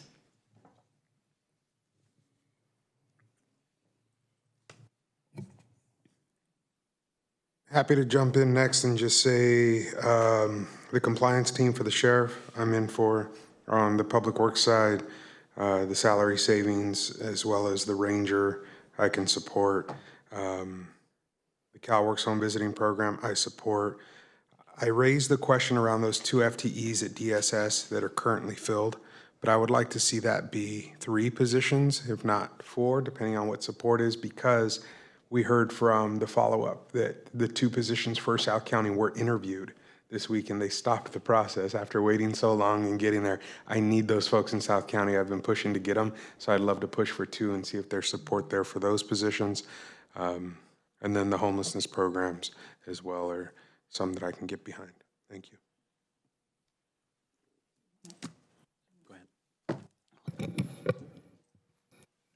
Okay, so I guess my questions, I appreciate this, given the realities of our budget situation, given the realities of our strategic reserve. I'm not sure what money we're spending right now. So I guess as a clarifying point, I want to take a big step. For me, I'm taking a big step backwards. I'm looking at recommendation 6 and recommendation 7 that I mentioned earlier in our conversation. I'm concerned about the elimination of the UAL program and those dollars. It sounds like we're there, that's happening. But I think that's deeply concerning and money that we would have otherwise been putting into sort of that rainy day space. We're headed into more rainy days with the state funding. So that's problematic for me. Recommendation number 7 that speaks to community programs. I'm also not sure that it's wise for us to take $1 million out of the compensated absences assignment. So I'm worried about that. I think for me, when I look at the funding that we may be thinking we're spending here, it talks about unassigned fund balance. For me, the priority with unassigned fund balance is to take a big chunk out of refilling our strategic reserve. I feel very anxious with the low level of strategic reserve that we have. We would not be able to respond to a crisis similar to what we had last January if we don't proactively put money back into that reserve.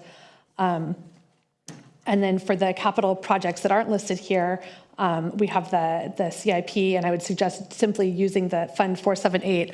I don't think that we have, if we're going to refill the strategic reserve, I don't think we have additional unassigned fund balance available to spend. And I'm also, I'll just say, feeling really nervous about spending down our contingency at the beginning of the year as we have in previous years. I think we've had a lot of flexibility available to us through ARPA money, through our fully funded strategic reserve. We don't have those flexibilities available to us going into this budget cycle. And to fully expend all of our flexible funds leaves me feeling very uncomfortable. So I'm uncomfortable making commitments here on this screen without knowing what dollars we think we're spending. Can I ask another question? Thank you for your comments, Wendy. I'm wondering if we should consider doing this in the reverse.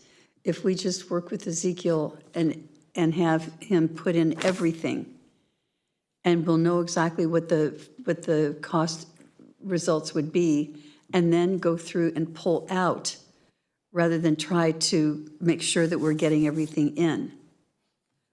I don't know if that makes any sense to anybody at all. I think it's more work the way you're describing it, because you got to, So maybe let me reframe my question. So is anyone else concerned about the UAL, the compensated absences assignment, or prioritizing the strategic reserve? Am I the only one who has that concern? I want to prioritize the strategic reserve too. I do too. And I think we have $24.2 million here, basically what we're looking at.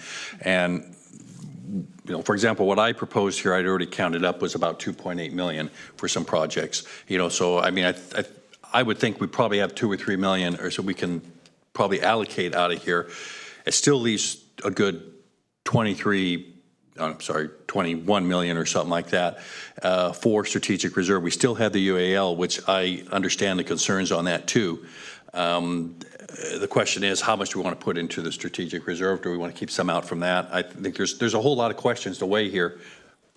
And I'll share, to me, the approach around UAL during non-rainy years, that's when you put in more. We did that.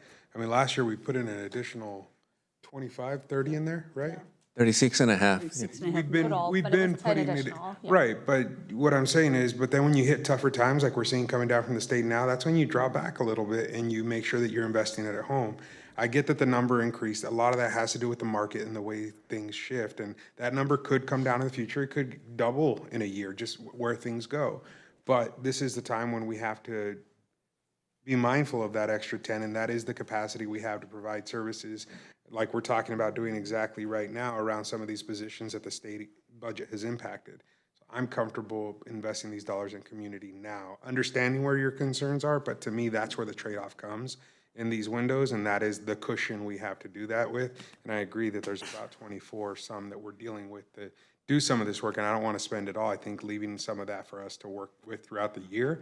The other piece that's critical to me that you talked about, Wendy, is that piece around emergencies and how we respond, in that question about what happens when we get reimbursements from FEMA.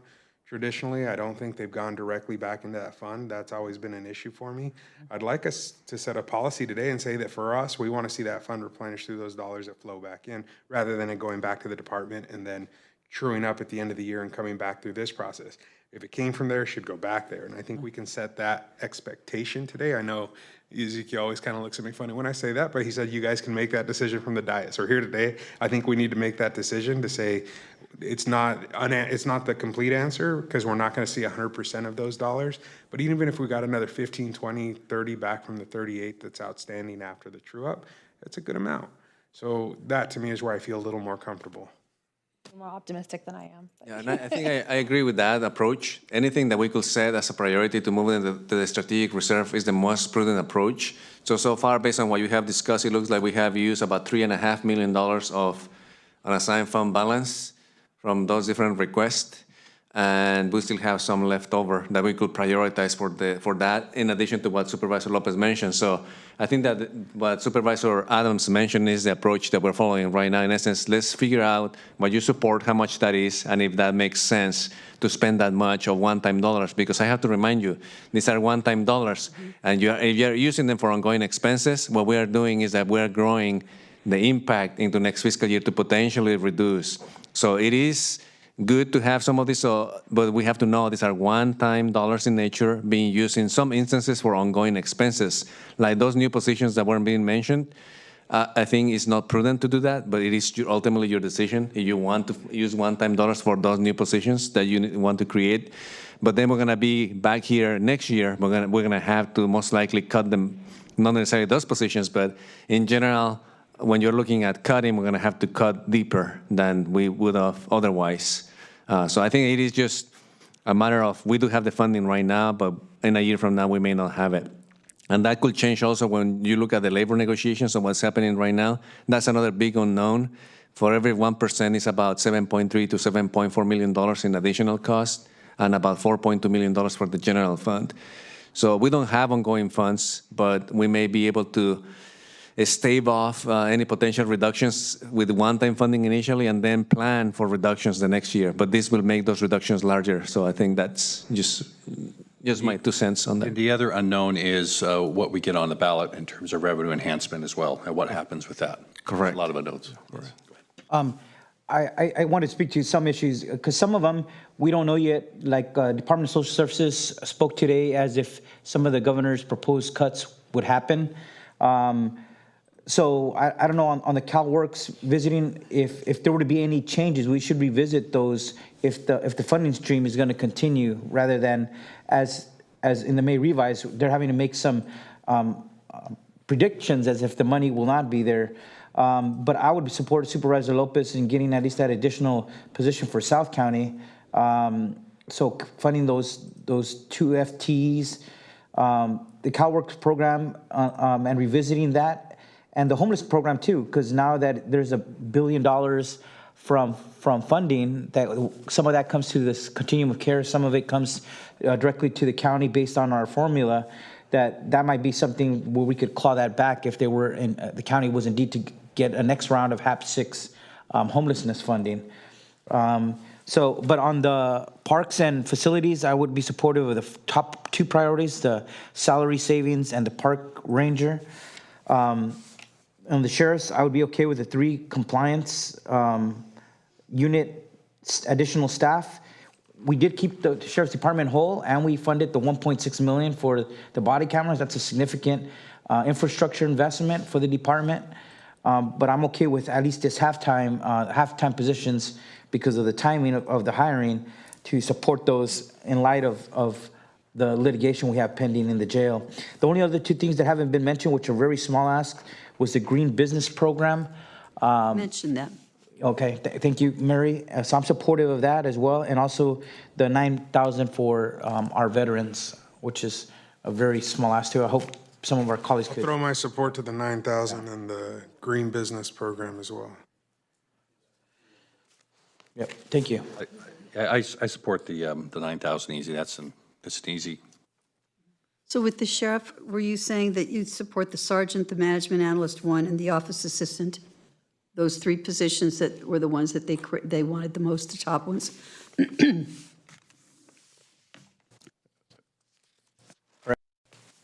That's the compliance. And without dedicating dollars, I'm open to the concept that they had with the moving positions and them remaining creative in how to fill those. But not knowing enough about it today, I'm not saying let's throw the 900,000 that was put there, but asking them to continue to go down that path, I think would be a good signal from us to figure out what could be done in conversation with our legal team.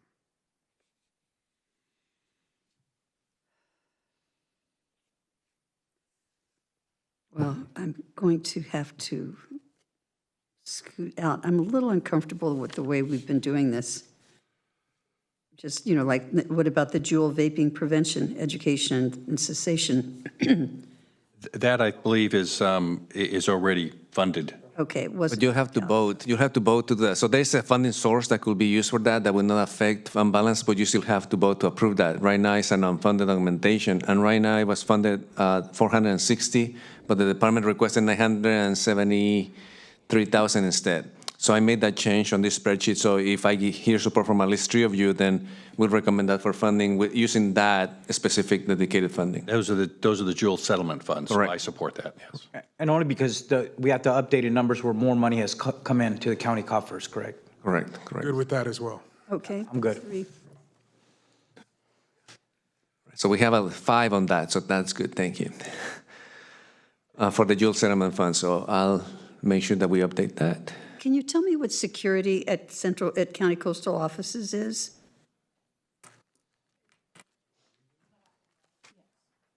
The Public Works through facilities added a request just based on the request for additional security at the library in Castroville, and I believe there's one more location.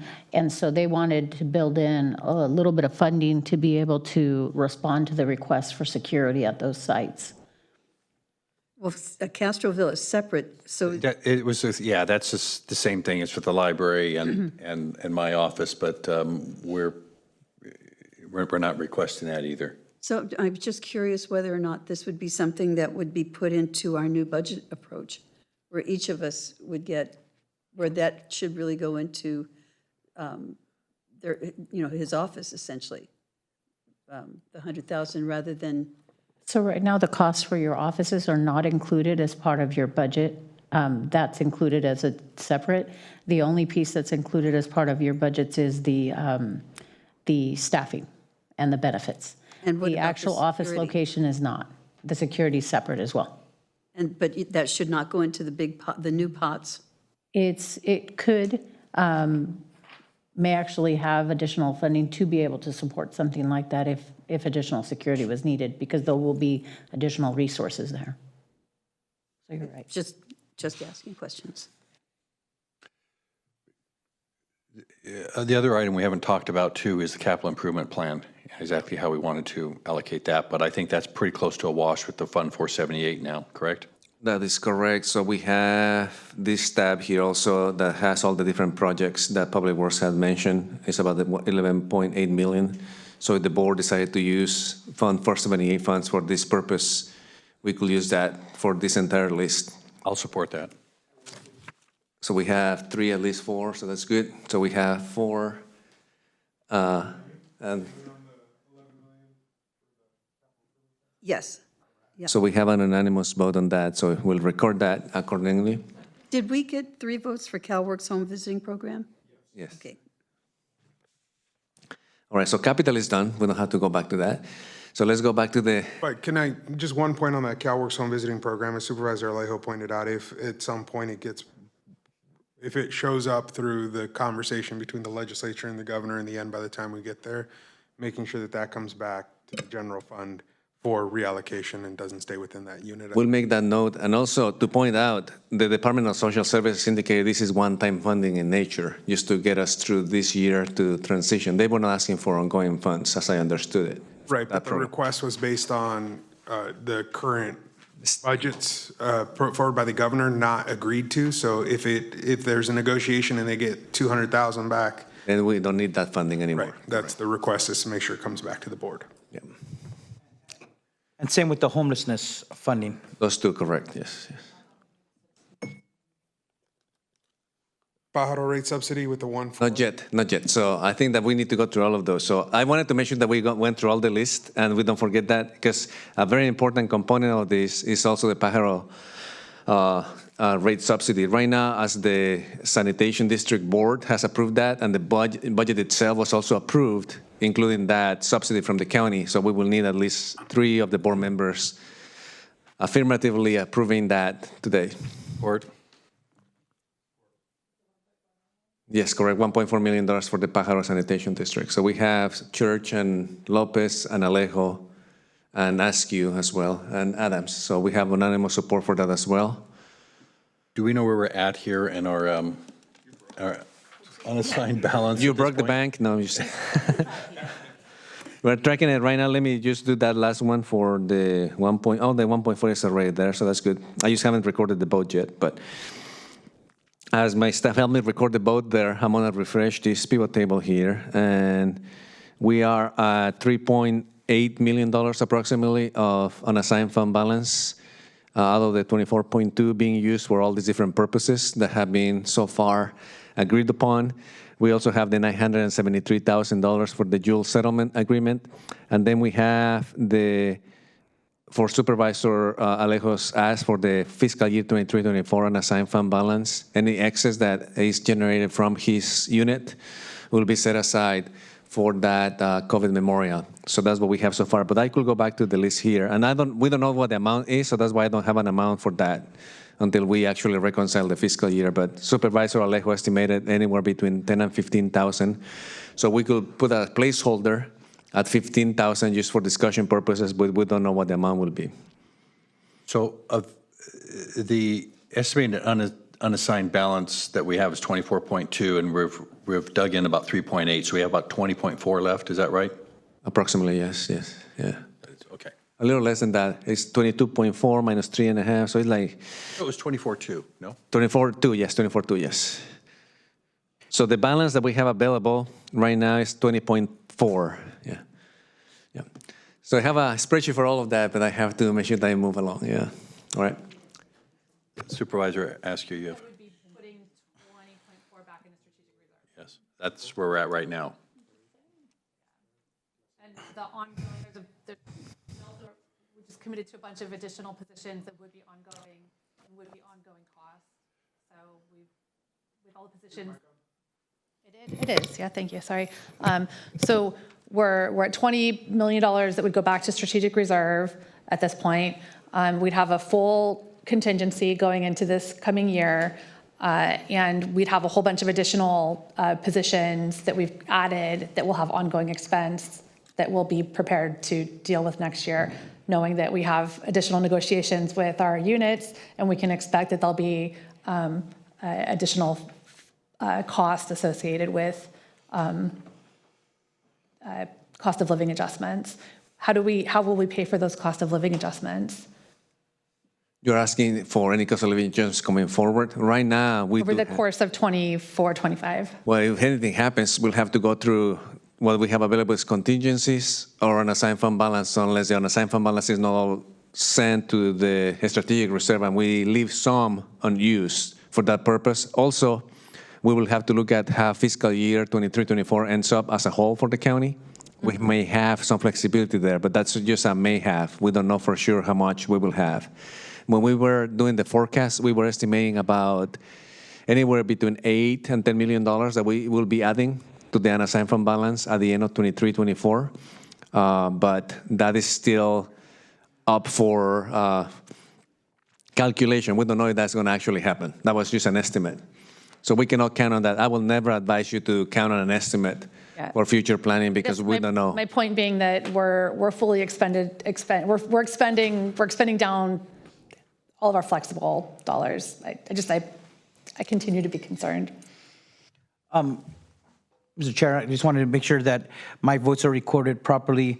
I was supportive of the homeless programs and also of the CalWorks, but one thing that's not reflecting here for Supervisor Lopez is he was asking for the additional FTEs for South County, and I only see that it has me and Supervisor Lopez marked as supportive. And Is there one more there for us to make sure South County gets clarity coverage before we on move that on. CalWorks?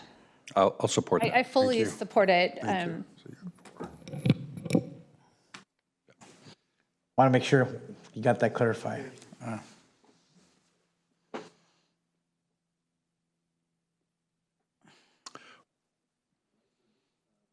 So just pending any final reconciliation of what I have heard so far, we will be at approximately $4 million in unassigned fund balance use. We're at 3.9 and 137 days blank. I have to probably correct something in my formula there. But yeah, we'll be about 4 million. Let me see which one is that.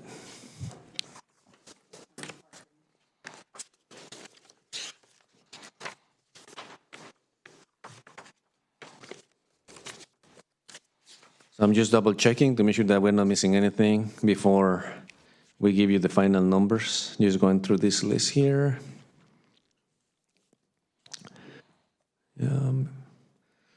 So just to confirm, I have heard for the Sheriff's Department, a new position of sergeant, also a new position for a management analyst, and a new position of an office assistant. At least three board members have voted for that, as you can see on the screen.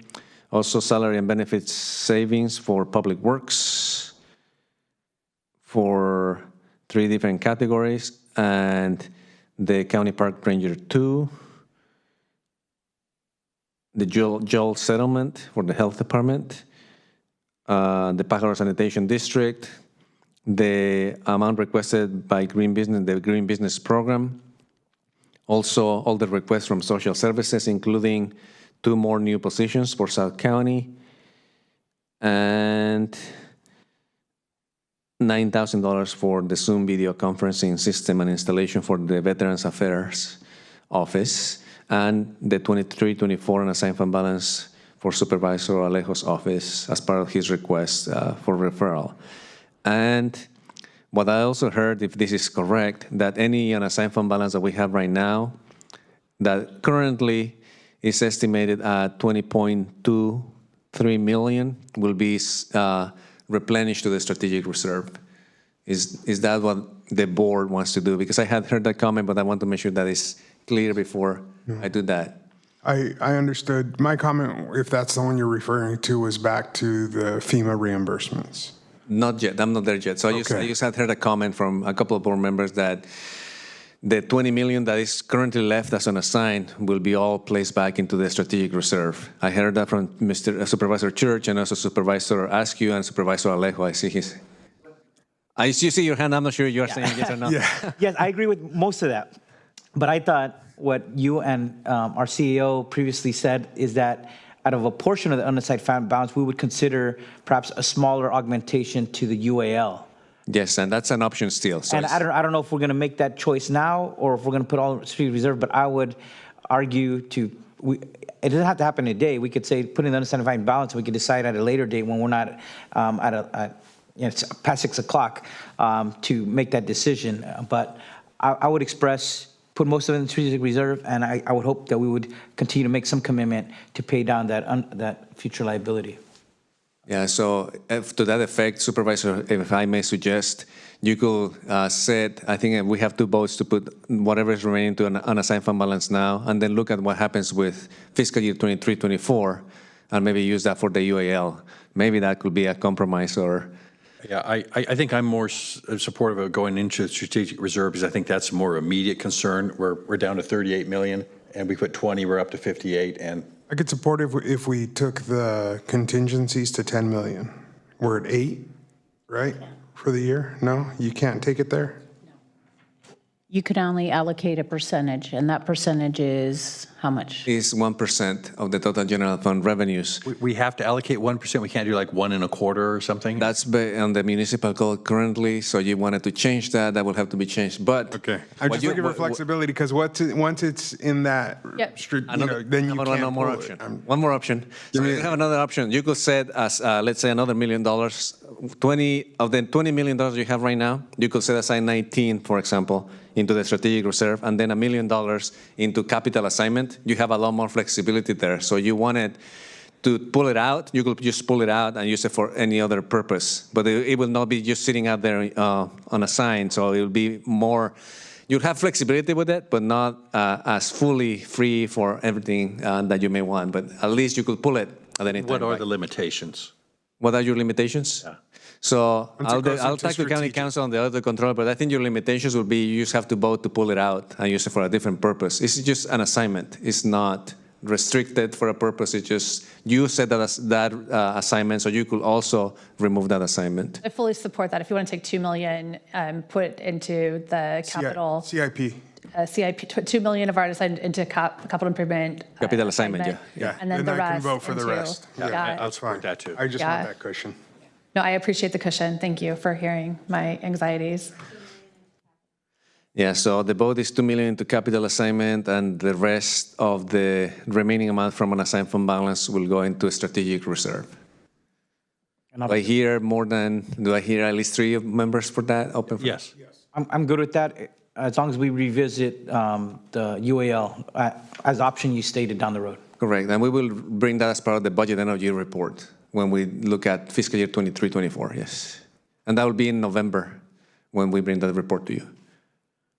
And one change I'm willing perhaps to claw back. I know there's the 3 new positions in the sheriff. I know Supervisor Lopez had some concerns. I'm willing to, that's like $250,000. Next year it's going to be double that. So I see where that's going to create greater. I felt comfortable because we had kept the department whole and added the 1.6. But if we're looking for some savings here and climb back some of the things we put on the table, that would be one area that I'm willing to. The three expanded staffing, the monitor unit. Just say, I mean, I think we were very generous, more so than in past years, with the baseline budget for the sheriff's office. And, she does have, if she wants to readjust what the baseline was and prioritize the compliance division, I think sometimes we get the request for the things that are the most attractive to add as augmentations. But I do think that the sheriff and her team know where their priorities need to be and what needs to get done. So I didn't put my vote in for that, but I would support your requests, Supervisor. I'll pull that back only because there is ongoing budget pressures, and this will be double, if not more, next year. I'm still holding it in support of it because I just want to do whatever we can to get out of Hernandez. I think there's money to be saved out of that.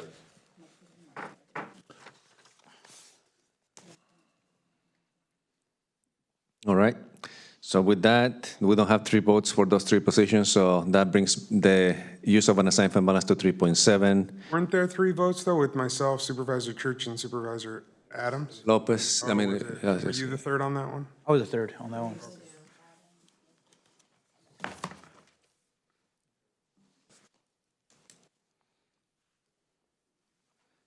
so did Adams vote for those positions?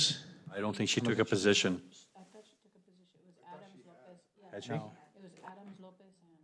Let's wait for her to see, because I don't, oh yeah, she had to leave, right?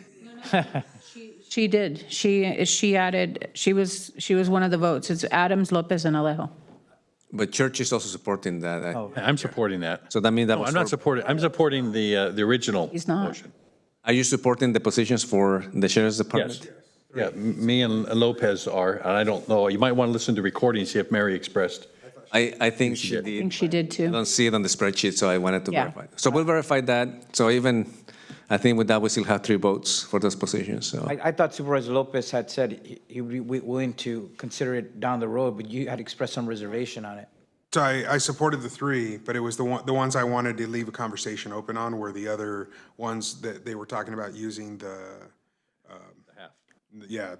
folks that were out of office for, over 120 days, not coming back. That means. Well, if it's not going to make a difference, then I'll just get back on. We got 4. I was looking at the recorded votes on the chart here, So we'll add your vote, and then we'll add Supervisor Adams as well. Like, I think that she did do that. I think she expressed support for that. We were just missing on the spreadsheet, so. Final question. I know we're doing fire mitigation around East Garrison. Is that impacted by any of these? Someone just messaged me and said to ask about fire mitigation. I want to make sure that we don't lose the the goats that mitigate the fire on the county. I mean, I think that's a county liability that we're responsible for regardless. But I do want to make sure we're not missing that, or I'm not missing that. I don't see it on the request at all. I'm just like, it would maybe be under Fort Ord open space maintenance, but that wasn't how I understood that to be.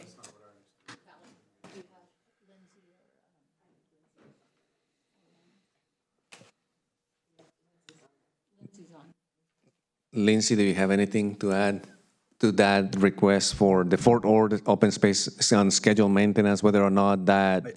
By the way, I did express my support for that. That was the 4 priorities, and that was one of them, yeah. I can speak to that, Lindsay, if you'd like me to. Yeah, please go ahead, Brian. So in the past, the Fort Ord vegetation maintenance was done as an in-kind project with Goats R Us. We provide them winter grazing habitat, and they do not charge us. However, we do need to do the fuel reduction during the growing season, which we'd have to pay for. It's about $85,000. Without the Fort Ord unscheduled maintenance, we would have to take that from the parks budget. And then there's also damages that occur on a weekly basis out there that we have to fund. So all of that money has been coming out of either the parks budget or minimally out of the facilities budget. So without the unscheduled maintenance money, we would have to reduce baseline services for parks.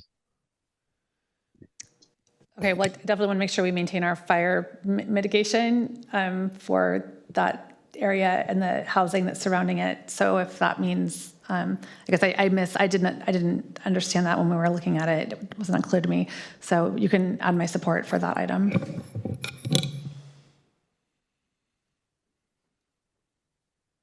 Thank you. So with that, then we'll have 3 votes. And also wanted to clarify, when I was talking to staff just now, it looks like they didn't hear Supervisor Adams support those positions for the Sheriff's Department, so we will listen to the audio. So what I would like to clarify, Supervisor Alejo, if we don't have 3 votes, do you still want to, well, I don't know. So we'll double check. So, but what? Yeah, and I'm willing, if we're trying to find savings, right? Because we went over $4 million. I know these are all tough decisions. I want to support the sheriff too, but if we're having to scale back some positions, considering that it's going to be double the cost the following year, then I don't want to make that big of a commitment with one-time funds. So I would hold off if it would make a difference. All right. So we will listen to the audio to make sure that we didn't miss anything, but it doesn't seem like any of us heard that, but we'll verify, and if that is the case, then your position will be you are okay with withdrawing your vote. Okay. All right. So we will make that appropriate correction, and we will bring back to you as everything that has been discussed today. We're going to go back, make sure that everything is correctly stated. We will listen to the audio, make sure that we are capturing all your votes correctly, and then we will present this to you as a summary also when we do that during the budget hearing. So you have a chance, if anything was missed, we'll have a chance to correct it. And we'll have a printout with the dots. I'm just having a hard time. The screen is difficult. I'm having a hard time with the screen, so thank you. Yeah, we will definitely give you a printout of this with the X's. Yeah, definitely. So with that, I think let me just go over this just one final time to make sure that we're in agreement, and then we'll go. So the Sheriff's Department, we already talked about those and how, depending on Supervisor Adams' vote, as recorded, then we may or may not remove Supervisor Alejo's vote on that section. Then looking at Public Works, we have the salary savings for all the positions that were recommended, also the County Park Ranger, the Jewel settlement in the Health Department, plus the $1.4 million for the Pajaro Sanitation District, $20,000 for the green business, the 2 FTE workers for CalWorks, plus the 2 additional ones for South County, general assistance, homeless, all the social services request. And then the strategic reserve will receive the balance of, after all these augmentations are total, then that will be taken into the strategic reserve minus the $2 million that will be placed into the capital assignment. And then we are also recommending for funding the $9,000 for the Zoom video conferencing, and whatever dollar amount will be for Supervisor Alejo's district. And right now we're putting a placeholder of $15,000 as the savings for the current fiscal year. So I think that states everything clearly now. So with that, I think that when we were looking at the agenda of where we are, for the budget hearings, we have gone through all the presented and not presented departments, and then the last item on the agenda, item 37, is the contingencies assignment will remain complete at $8.4 million, not being touched at this point after the decision, so all the funding is coming from an assigned fund balance. And with that, there is no need to take a vote at this point. We have recorded what your vote has been throughout, so I think that concludes the budget hearings, unless I hear otherwise. Okay. Any last final comments then? Otherwise, we can end this marathon. Yes, lastly, thank you, Mr. Vega and your team. I just want to express appreciation. This is a very hard job. It's going to get more difficult, but I want to express my appreciation for you and all your professionalism and your team. Thanks. Appreciate everybody and the staff in the county who's been involved in this. It's been thank you. A long day, but thank you very much. And this meeting is officially adjourned. There's 4 people left in the room. Let's acknowledge them. Thanks for sticking around to the end. Hey.